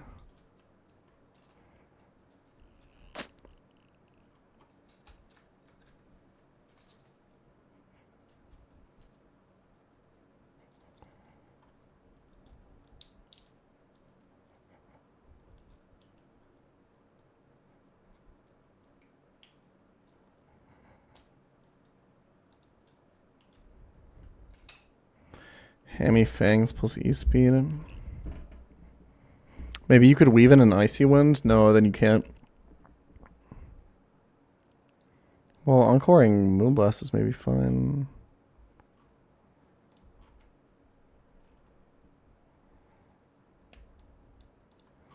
You take too much, right?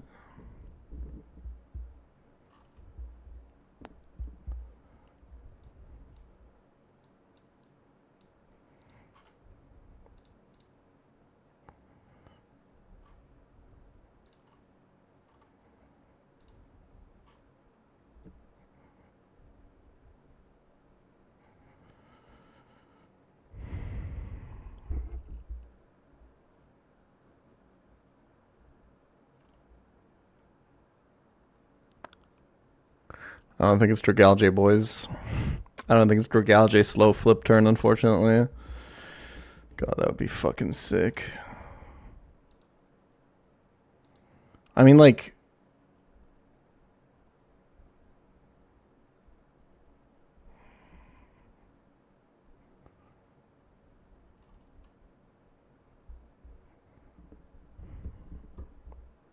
I just think the fact that you can soak this, set up webs, soak this, set up webs, and always bait Nature Madness is really strong.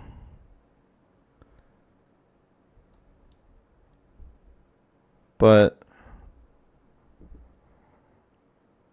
it's not enough.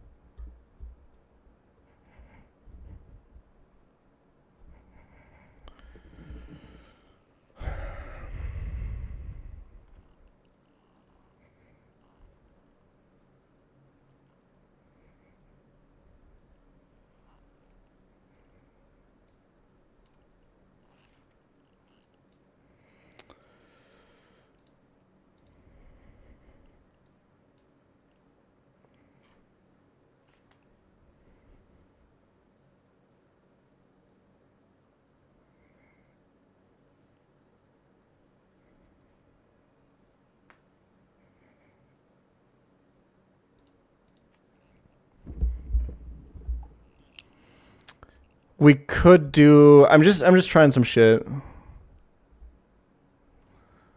I'm trying, like... Okay. Because Sigilif can weave in an Icy Wind on this if you're holding Mental Herb. It's not, like, super significant, but just keep it in mind. It means we can deal with this at -1 at least. Maybe that's worth something.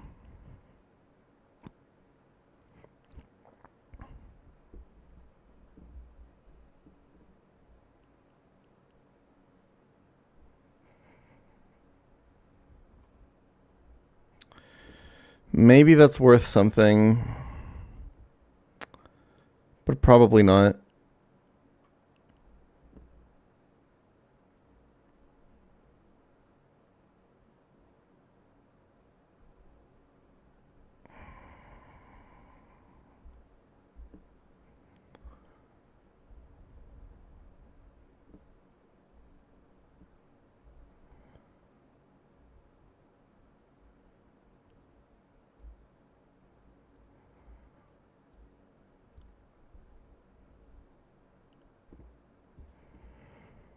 Can I Icy Wind defog?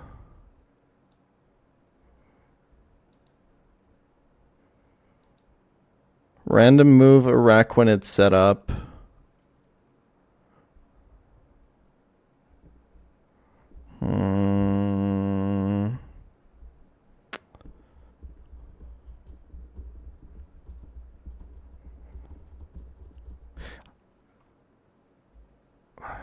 Literally the only way I don't have to sack something is if Rhyperior at full HP kills Tapu Fini.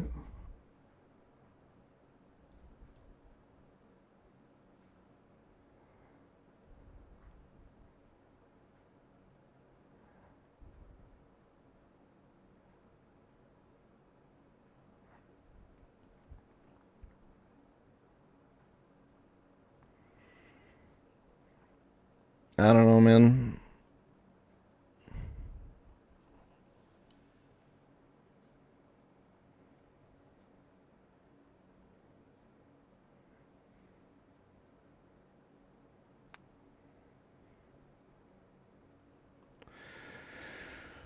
I don't know anymore.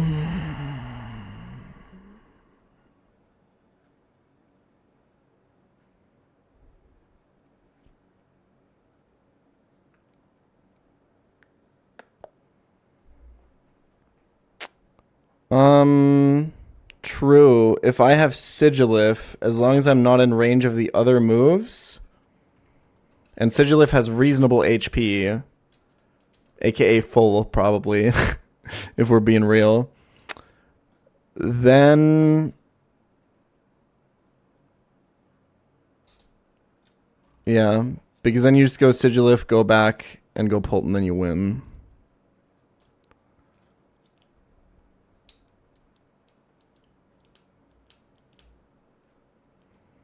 Acid spray from Dragalge ruins Feeney's special attack. Bro, you've suggested this like 3 times, and you haven't even looked up what the move Acid Spray does. This is crazy.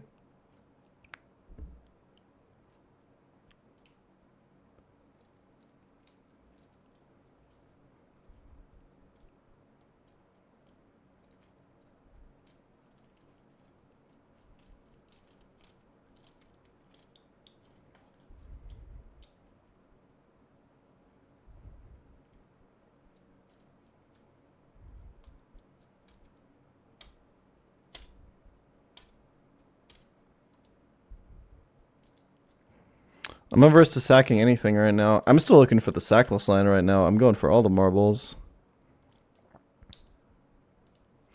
But I think just functionally this can never work. Because if you want to do the Icy Wind plus Defog thing, you're always taking a hit here. So Sigilif is not at reasonable HP. Unfortunately.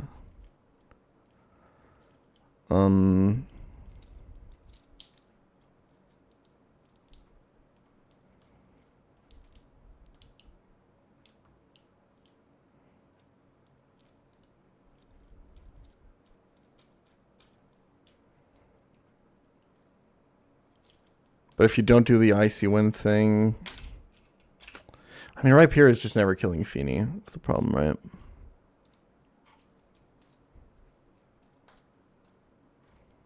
But it's the only way. Or like a flip turn kill into... I don't even know. No.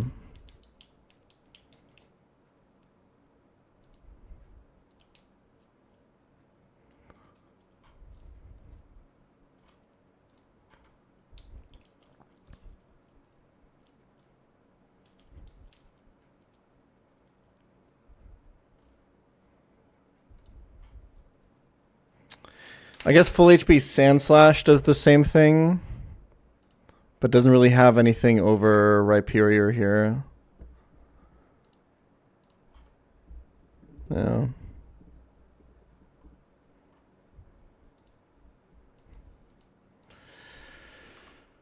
Oh man.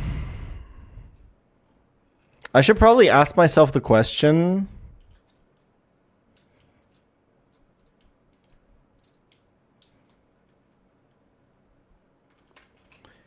How many...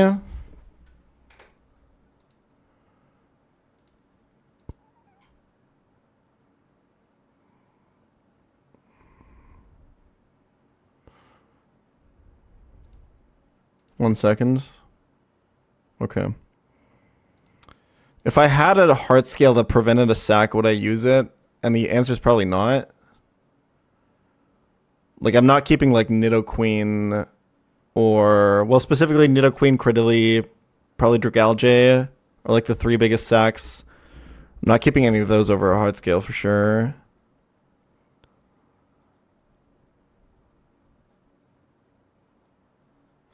Just a heads up, Tapu Fini is a water fairy type, so it's weak to poison, grass, and electric. Does that help at all? Okay, let me look into your message history real quick. Let's see.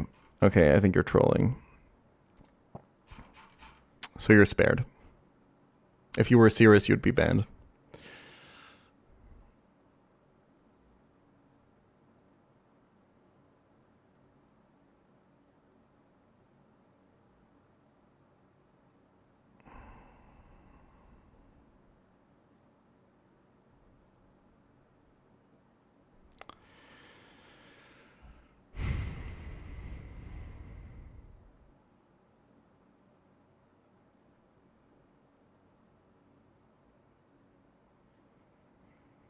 Explore webless lines with Shifu.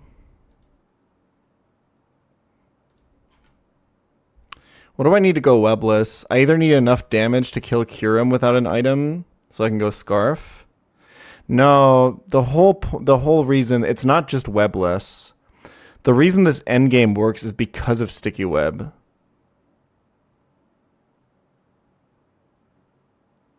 That's the issue. It's not just that I need the speed, I need the baiting as well.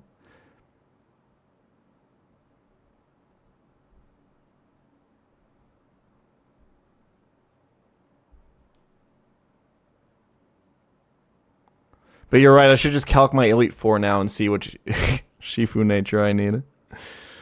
Fucking hell, man. I can't do this.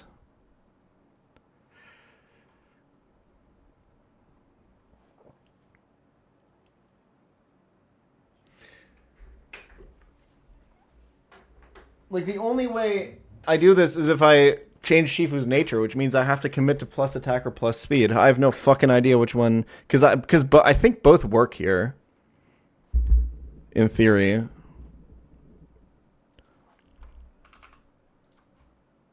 Nah. Well, with Candy?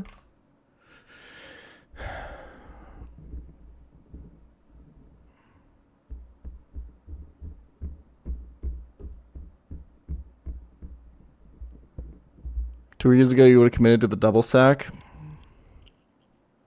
2 years ago, I would have fucking wiped to Winona on this run, bro. What do you mean? I would have wiped to like the gauntlet with the fucking Sinisty and shit like that. What are you talking about, little bro?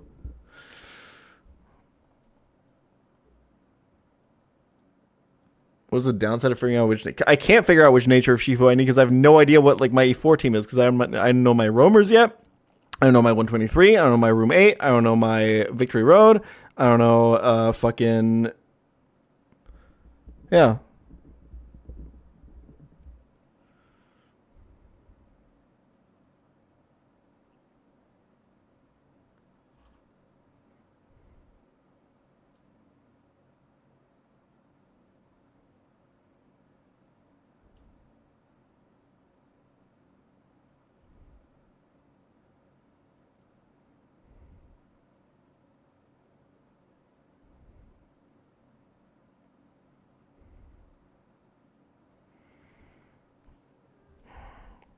Well, the idea behind Shifu scales, maybe I don't need webs, so I can save the Araquanid slot. But I think that's just because the problem is, like, okay, you kill this, and you're showing fast kill of this, and then you bait this, and you... I don't even think you can get consistently... Can you get consistently Psychic? 69, 31... At 90... 30 minimum, and at 90... 68 minimum. So this would get you consistently Psychic, so I guess you could do this with Gren Riskless. Into baiting random move from Kyurem with Greninja. Where the fuck do you go from here? Like, you need to get Shifu back in on this, and you can't because you're low as fuck, right? So... Are you sacking now anyway, or how the fuck... Because nothing else beats Kyurem, right? God, Heracross would have been fucking sick on this fight.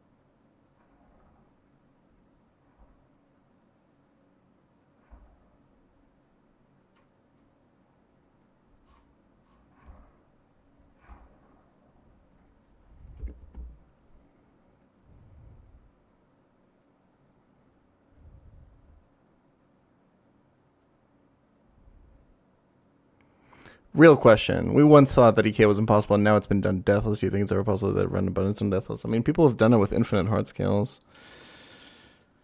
It's definitely possible. It's just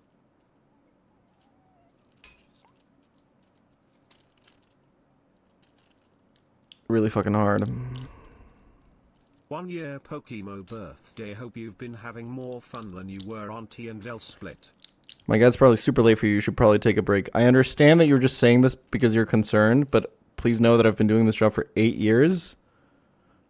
And I know when I need to take breaks. And I'm 29 years old. And it's really...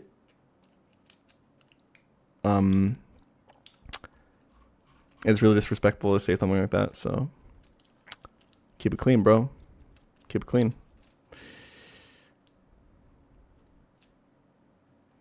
Translation, shut the fuck up, bro. I was trying to be nice, but...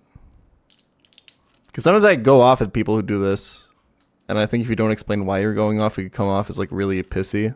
Because they are genuinely just concerned for you, right? They're just kind of tone deaf.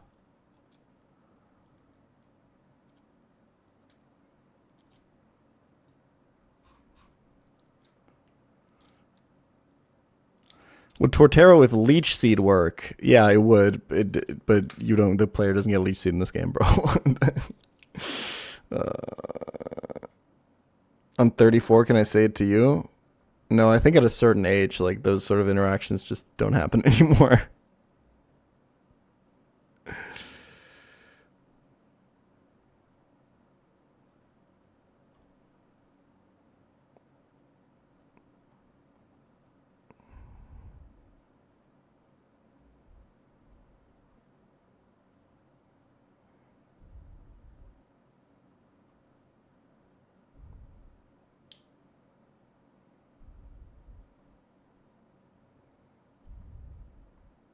Nah, you're good, bro. Don't worry.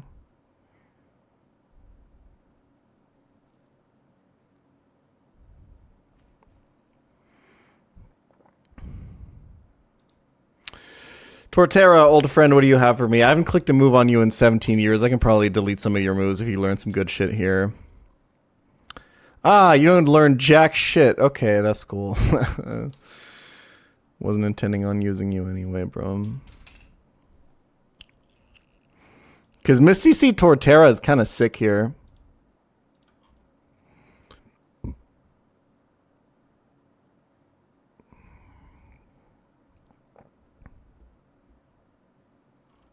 But yeah.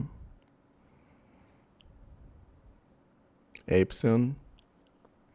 Ape probably does something on this fight, probably chains... I don't even know.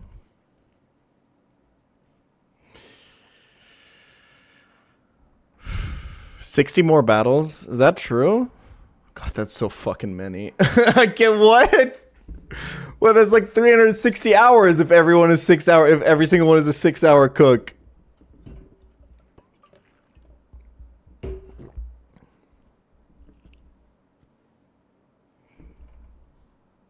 It's like 2 more months.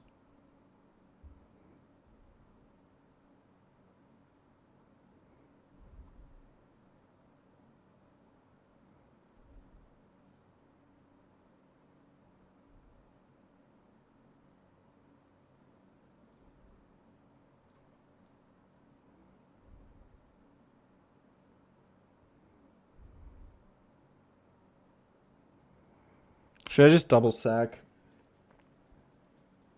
I can't double sack on fucking Shelly, bro. Like... Or do I run the line that we had earlier and I just risk it? You gotta take some risks at this point in the game, no?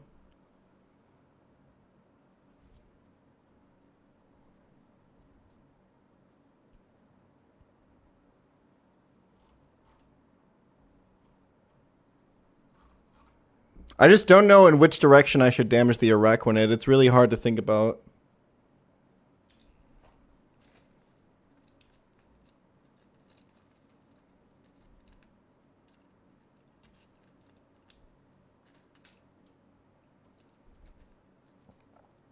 Tara, can you tell me what the fuck people have in this box that makes this fight so supposedly easy?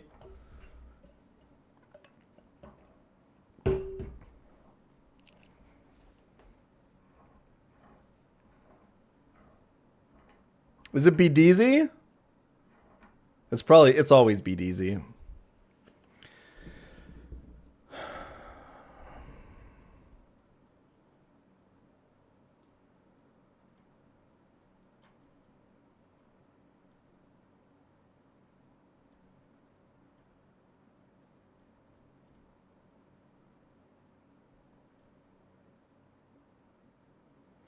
Shifu plus Sax, because people have a bigger box.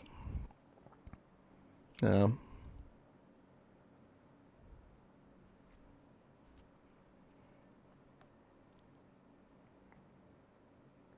You know what? You know what we should do?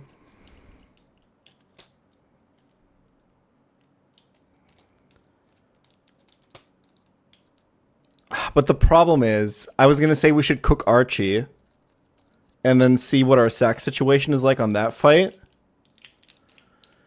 But the problem is, I can get an encounter after Shelly in room 8, and that changes everything.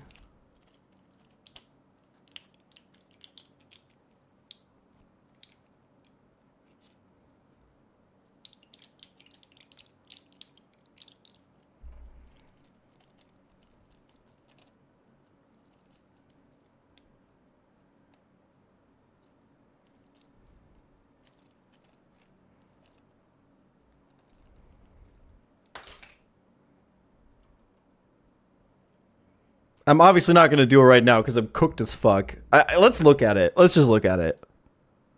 So the nice thing about this fight is that there's no Aurora Veil.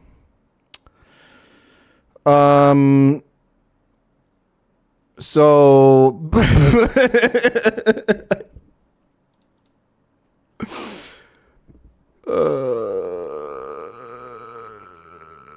bro...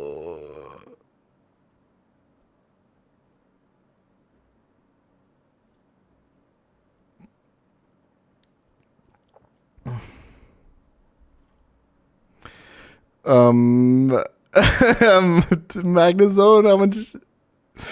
Okay, hold on.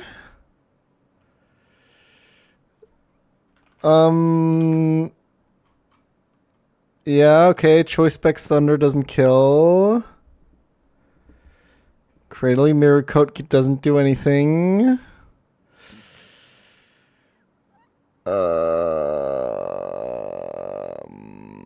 Boys.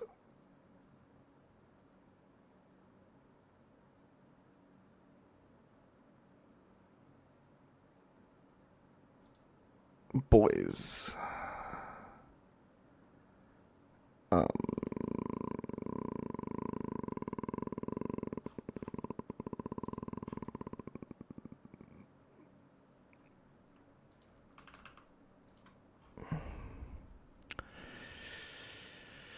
So Assault Vest Ludi's probably gonna get Thunder paralyzed and die. But other than that, like, Rain Dish is pretty sick here, I will say. I guess you could pre-burn with Rain Dish and then scale Giga Drain.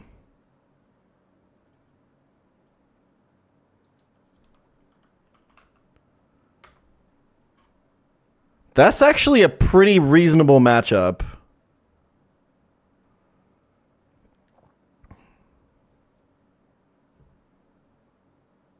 Oh.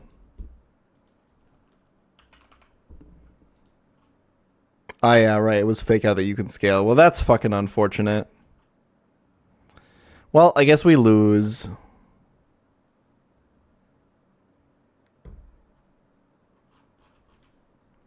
It was a good run.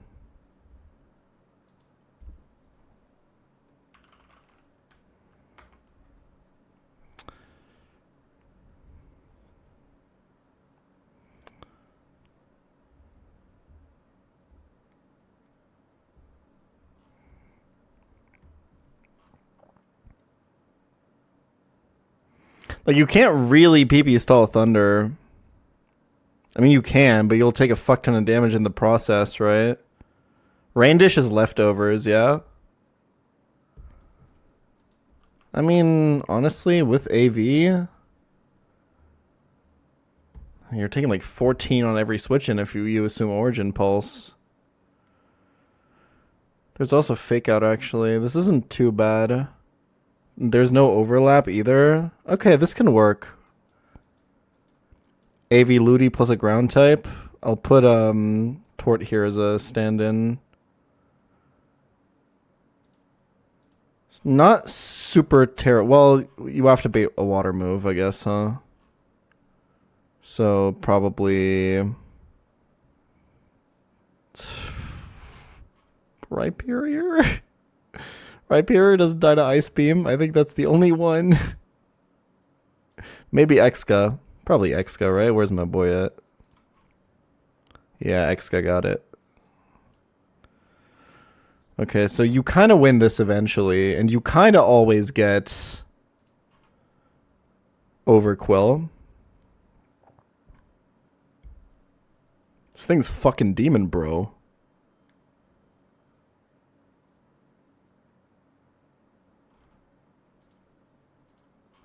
Liquidation defense drop.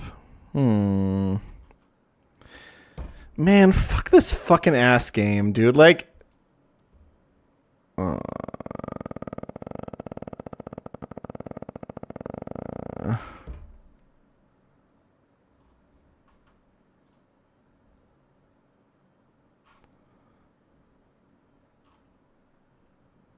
I can beat this Overquill, guys.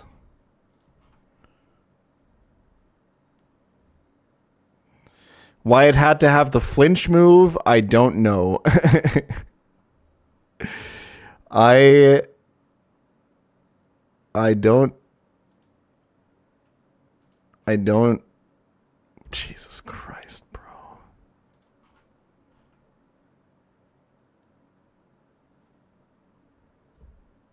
I'm dead.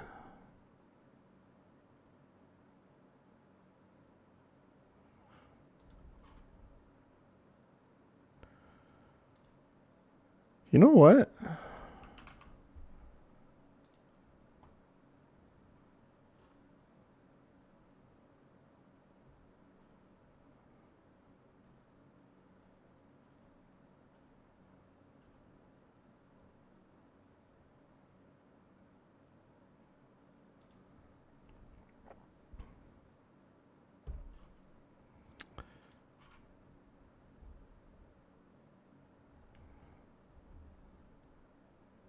I have some ideas here.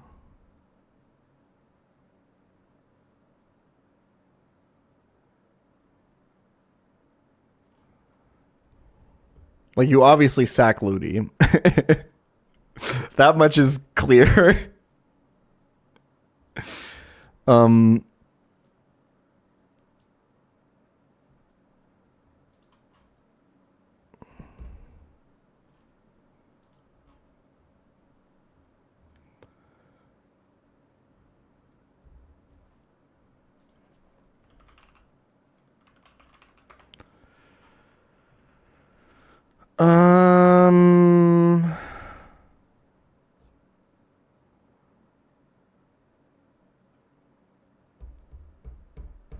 Barraskewda has never did a waterfall crit. So you could do like a double flip turn here if you find something that always gets you waterfall on this switch.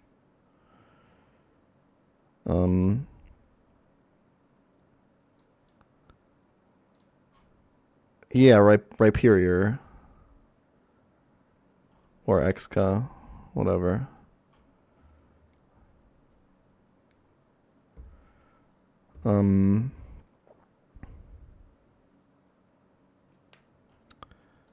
Isn't Thunder 10 PP? This isn't happening. Oh man, it's so fucked up, dude. The liquidation defense drop is what kills it. But in theory, you could do this, and then kill with flip turn, get a free switch, and do some crazy shit. By, I don't know, you have 3 slots for fucking...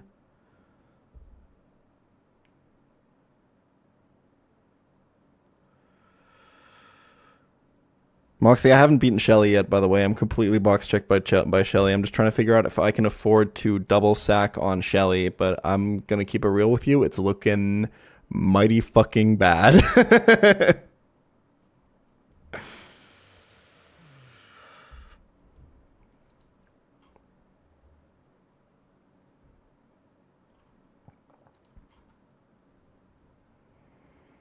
Oh, fucking. Oh, dude, Durant shits on this Superior, bro. Mmm.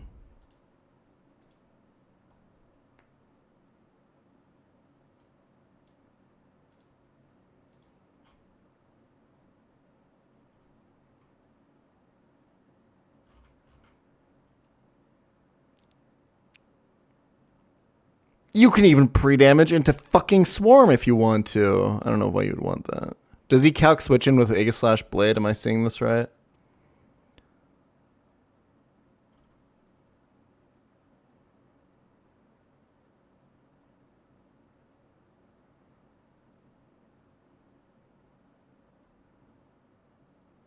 Calc shield. Cool.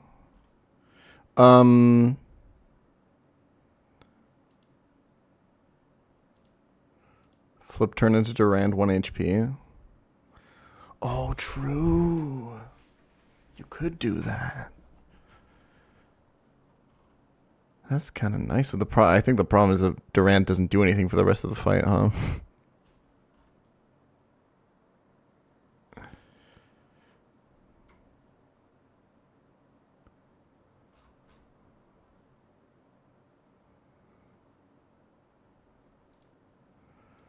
So this is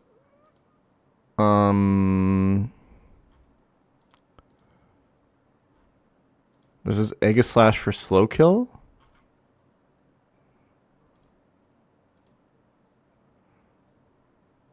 I think. What happens if I click entrainment on him?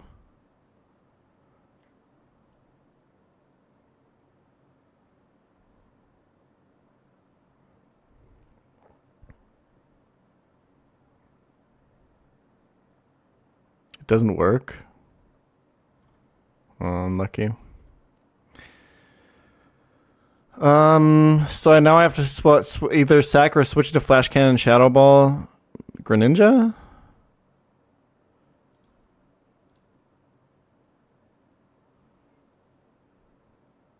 Wait, this guy's cooked, no?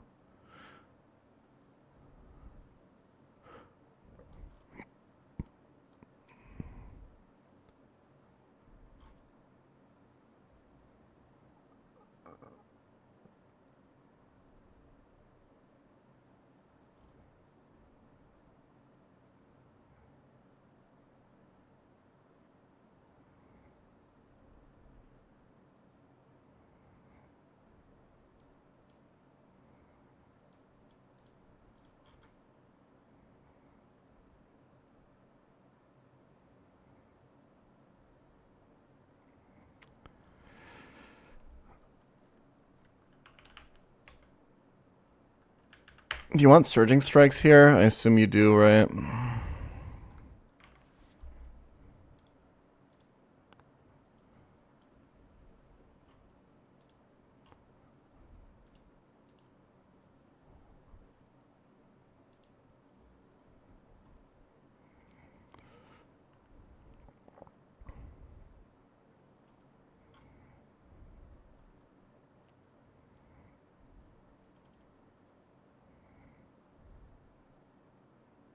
Well, the problem is Zapdos is up first, right?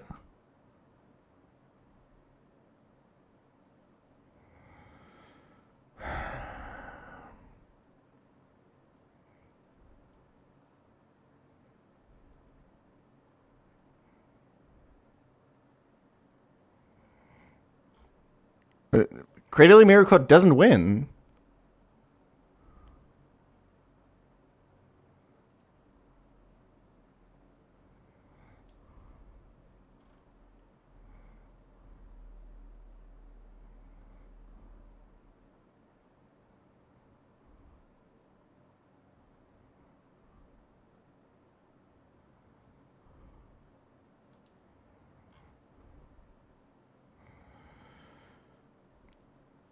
Problem is Rhyperior is taking damage on the Overquill at this point.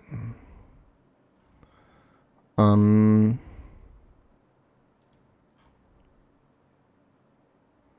I've already committed a Choice Band, which seems to not kill this.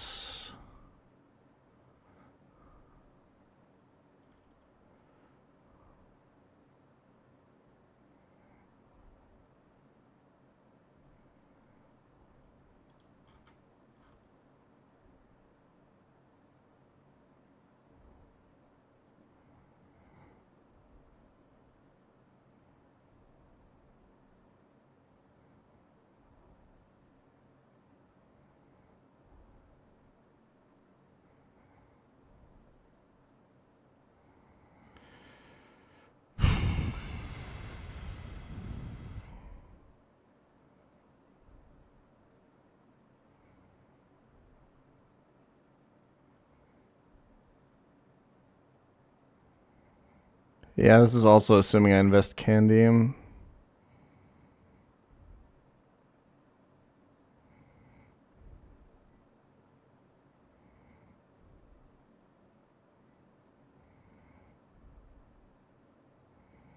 I can't beat this Zapdos, I think.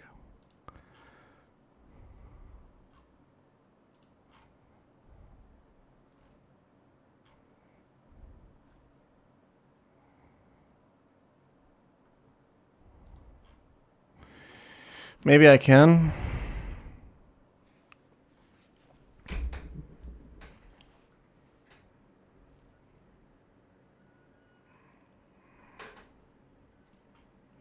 No, there's just no way.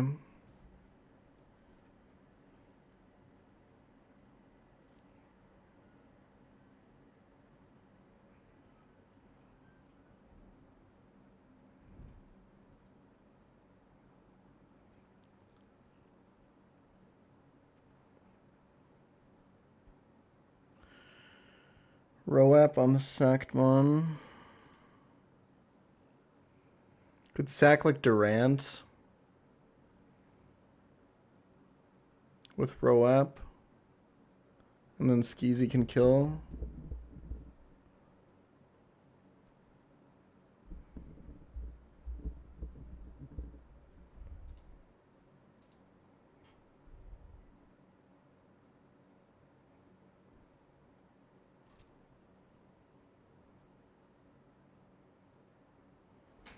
Specs Torrent Greninja. There's no way.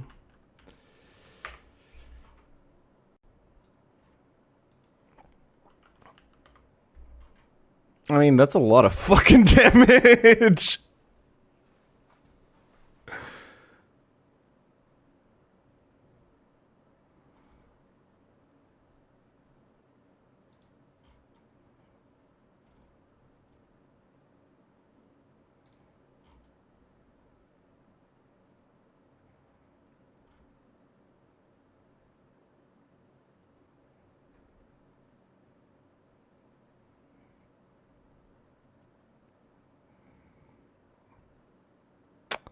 But I don't think it belongs here.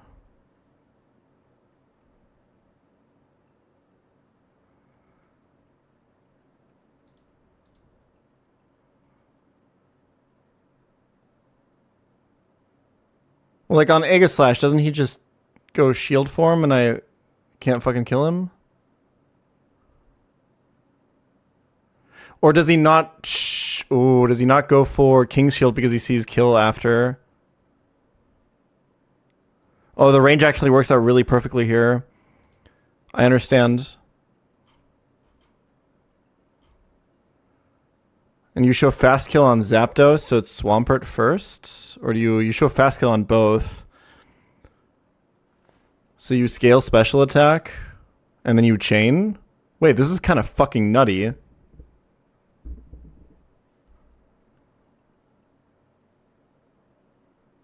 Okay.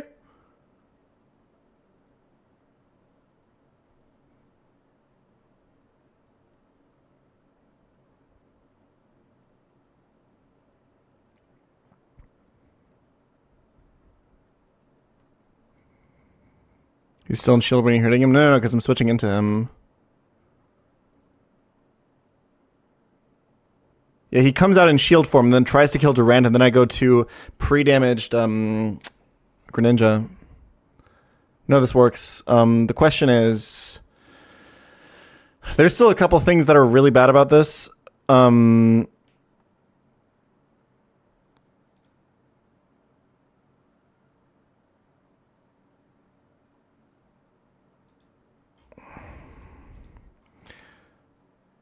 But do I win from this position? Because the problem is this is like random move everything but Ice Punch from Swampert, right?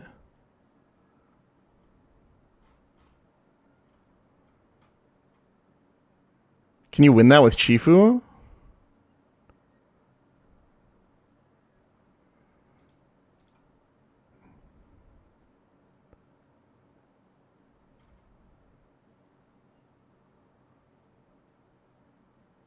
This cannot power up punch. How? What makes you think that?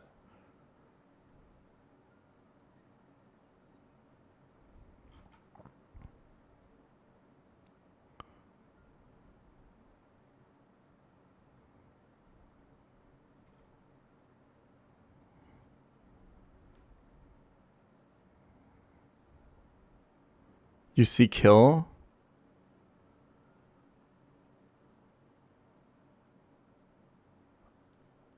But it's also a killing roll.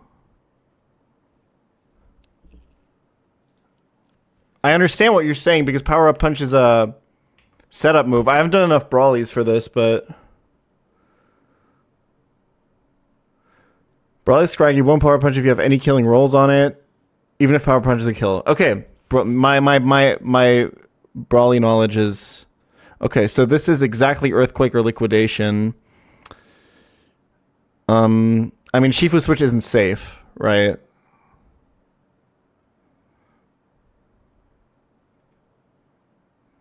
So I either have to sack or I have to find another way here.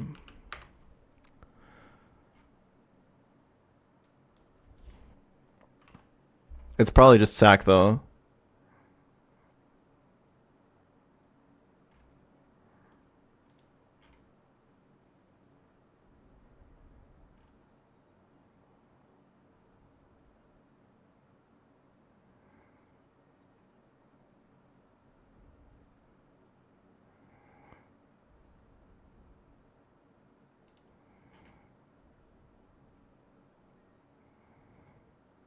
Yeah, Ludi's already sacked at this point. I can think of other ways to deal with this Overquill as well, by the way, but I think I probably have to do it with Barraskewda, right? Yeah, Surging Strikes into Jet kills, but I have not if I switch in, because then he just kills me with double Earthquake. If anything, I have to sack Durant here.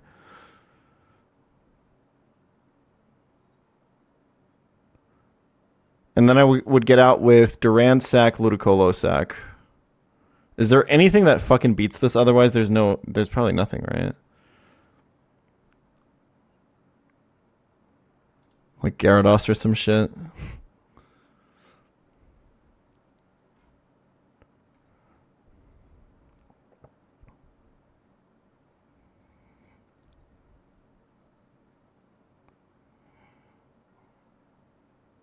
Could also sack Greninja, I think, yeah. Roommate Gudra. What? What is that? How does that help?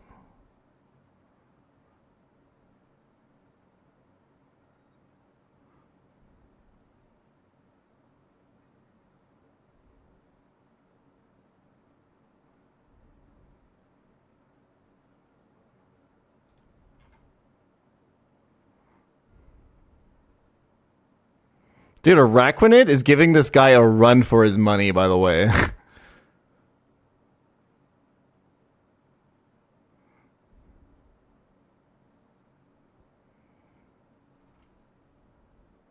But yeah, it seems like Archie is double sack for sure. Like, I'm pretty sure I have to sack on the Overquill. And I have to sack on the... And this isn't even safe still, right? Because there's still the liquidation defense drop bullshit.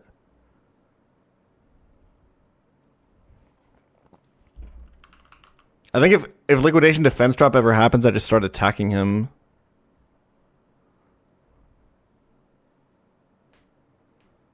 I don't really even have an... Oh yeah, this is assault. Wait, okay. Does this even work? Ah, fuck, this line is already cooked. Because I'm pretty sure I need choice band on Skeezy.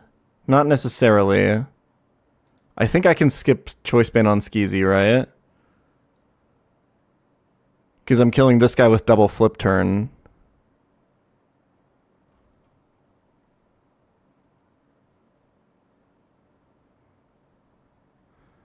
Okay, so I can go Assault Vest Ludi. I think I try to stall back and forth until he gets a liquidation defense drop, because I basically out-heal him with Rain Dish plus Fake Out.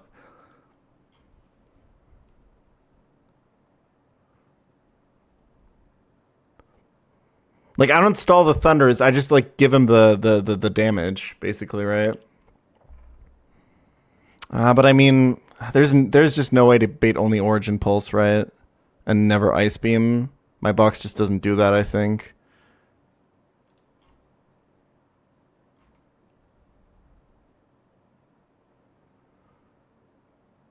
Nido Queen doesn't do it. Rhyperior doesn't do it. Excadrill doesn't do it.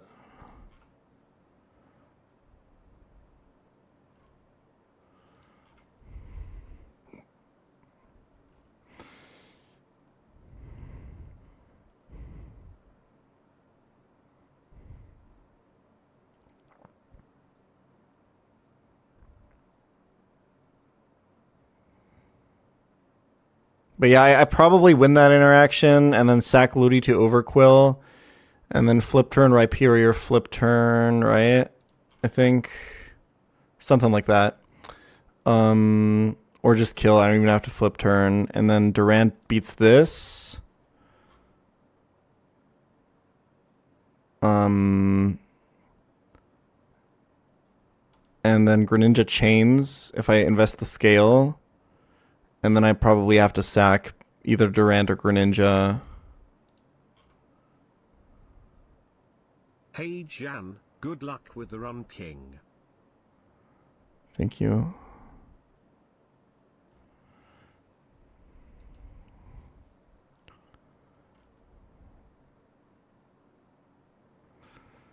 Yeah, I think I don't have to use Durant.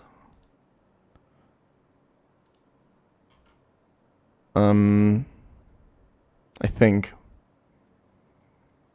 Centiskorch doesn't really fucking kill this at all.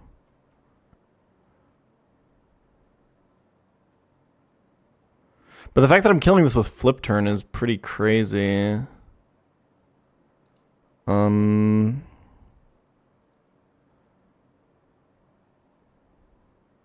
that, you would think that that gives me positional advantage, but it just doesn't.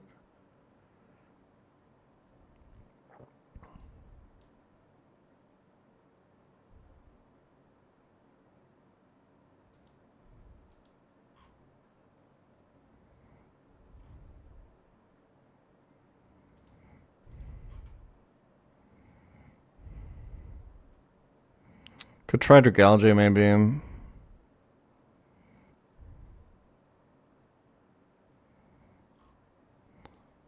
Because you can also do, because you can flip turn on him, right? Because you can just kill this with liquidation, bait slow kill from this. Flip turn on exactly Leaf Storm to do at least a little bit more damage. Like 24, so you're looking to do 76, and then damage boosted Dragalge can just kill this. The question is, I think what Dragalge is baiting is a little bit inconsistent.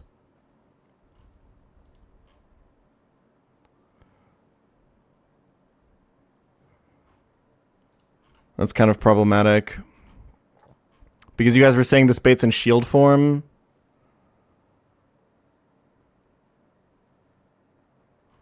So this is Zapdos probably. Or like Swampert.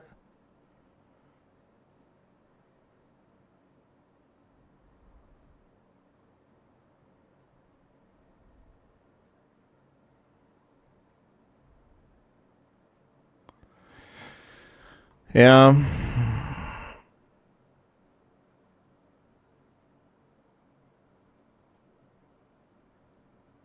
I think there's a way you can do this.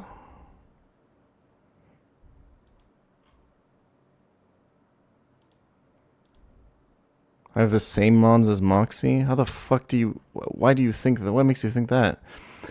Because, like, in theory, I think you could...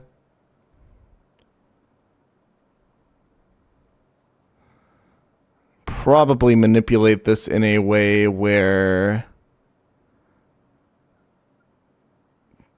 Dragalge wins this and baits... Egg slash. Maybe.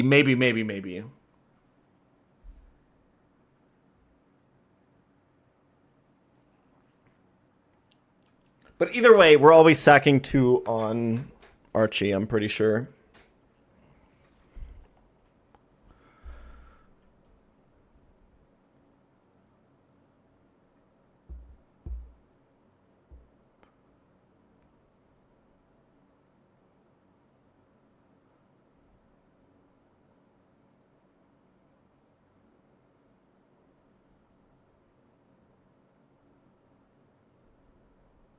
Scale Gyarados Power Whip.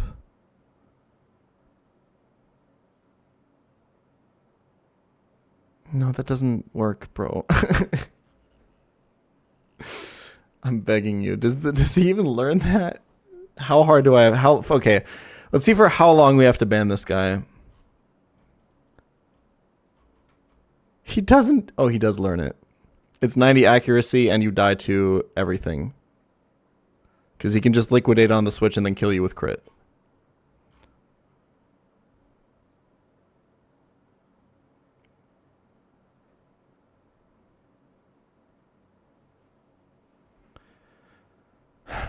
Alright, I'm going to bed. Fuck this shit. I can't... my conclusion from this is that I cannot do a 2-sack line on Shelly.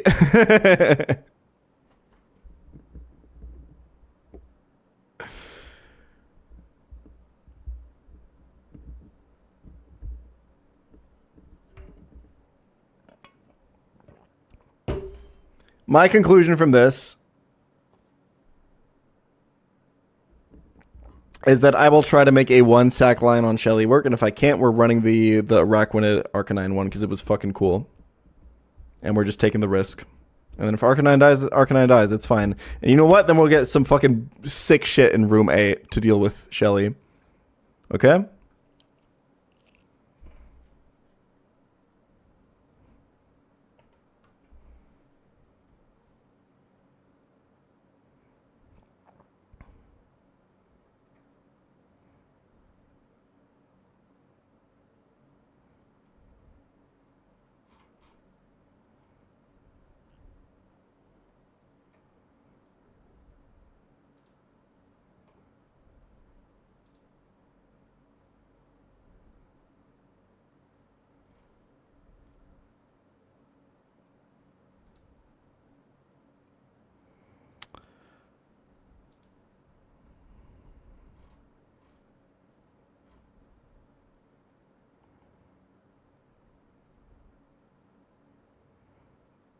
Here, go watch the person that this ROM hack is named after play a new ROM hack.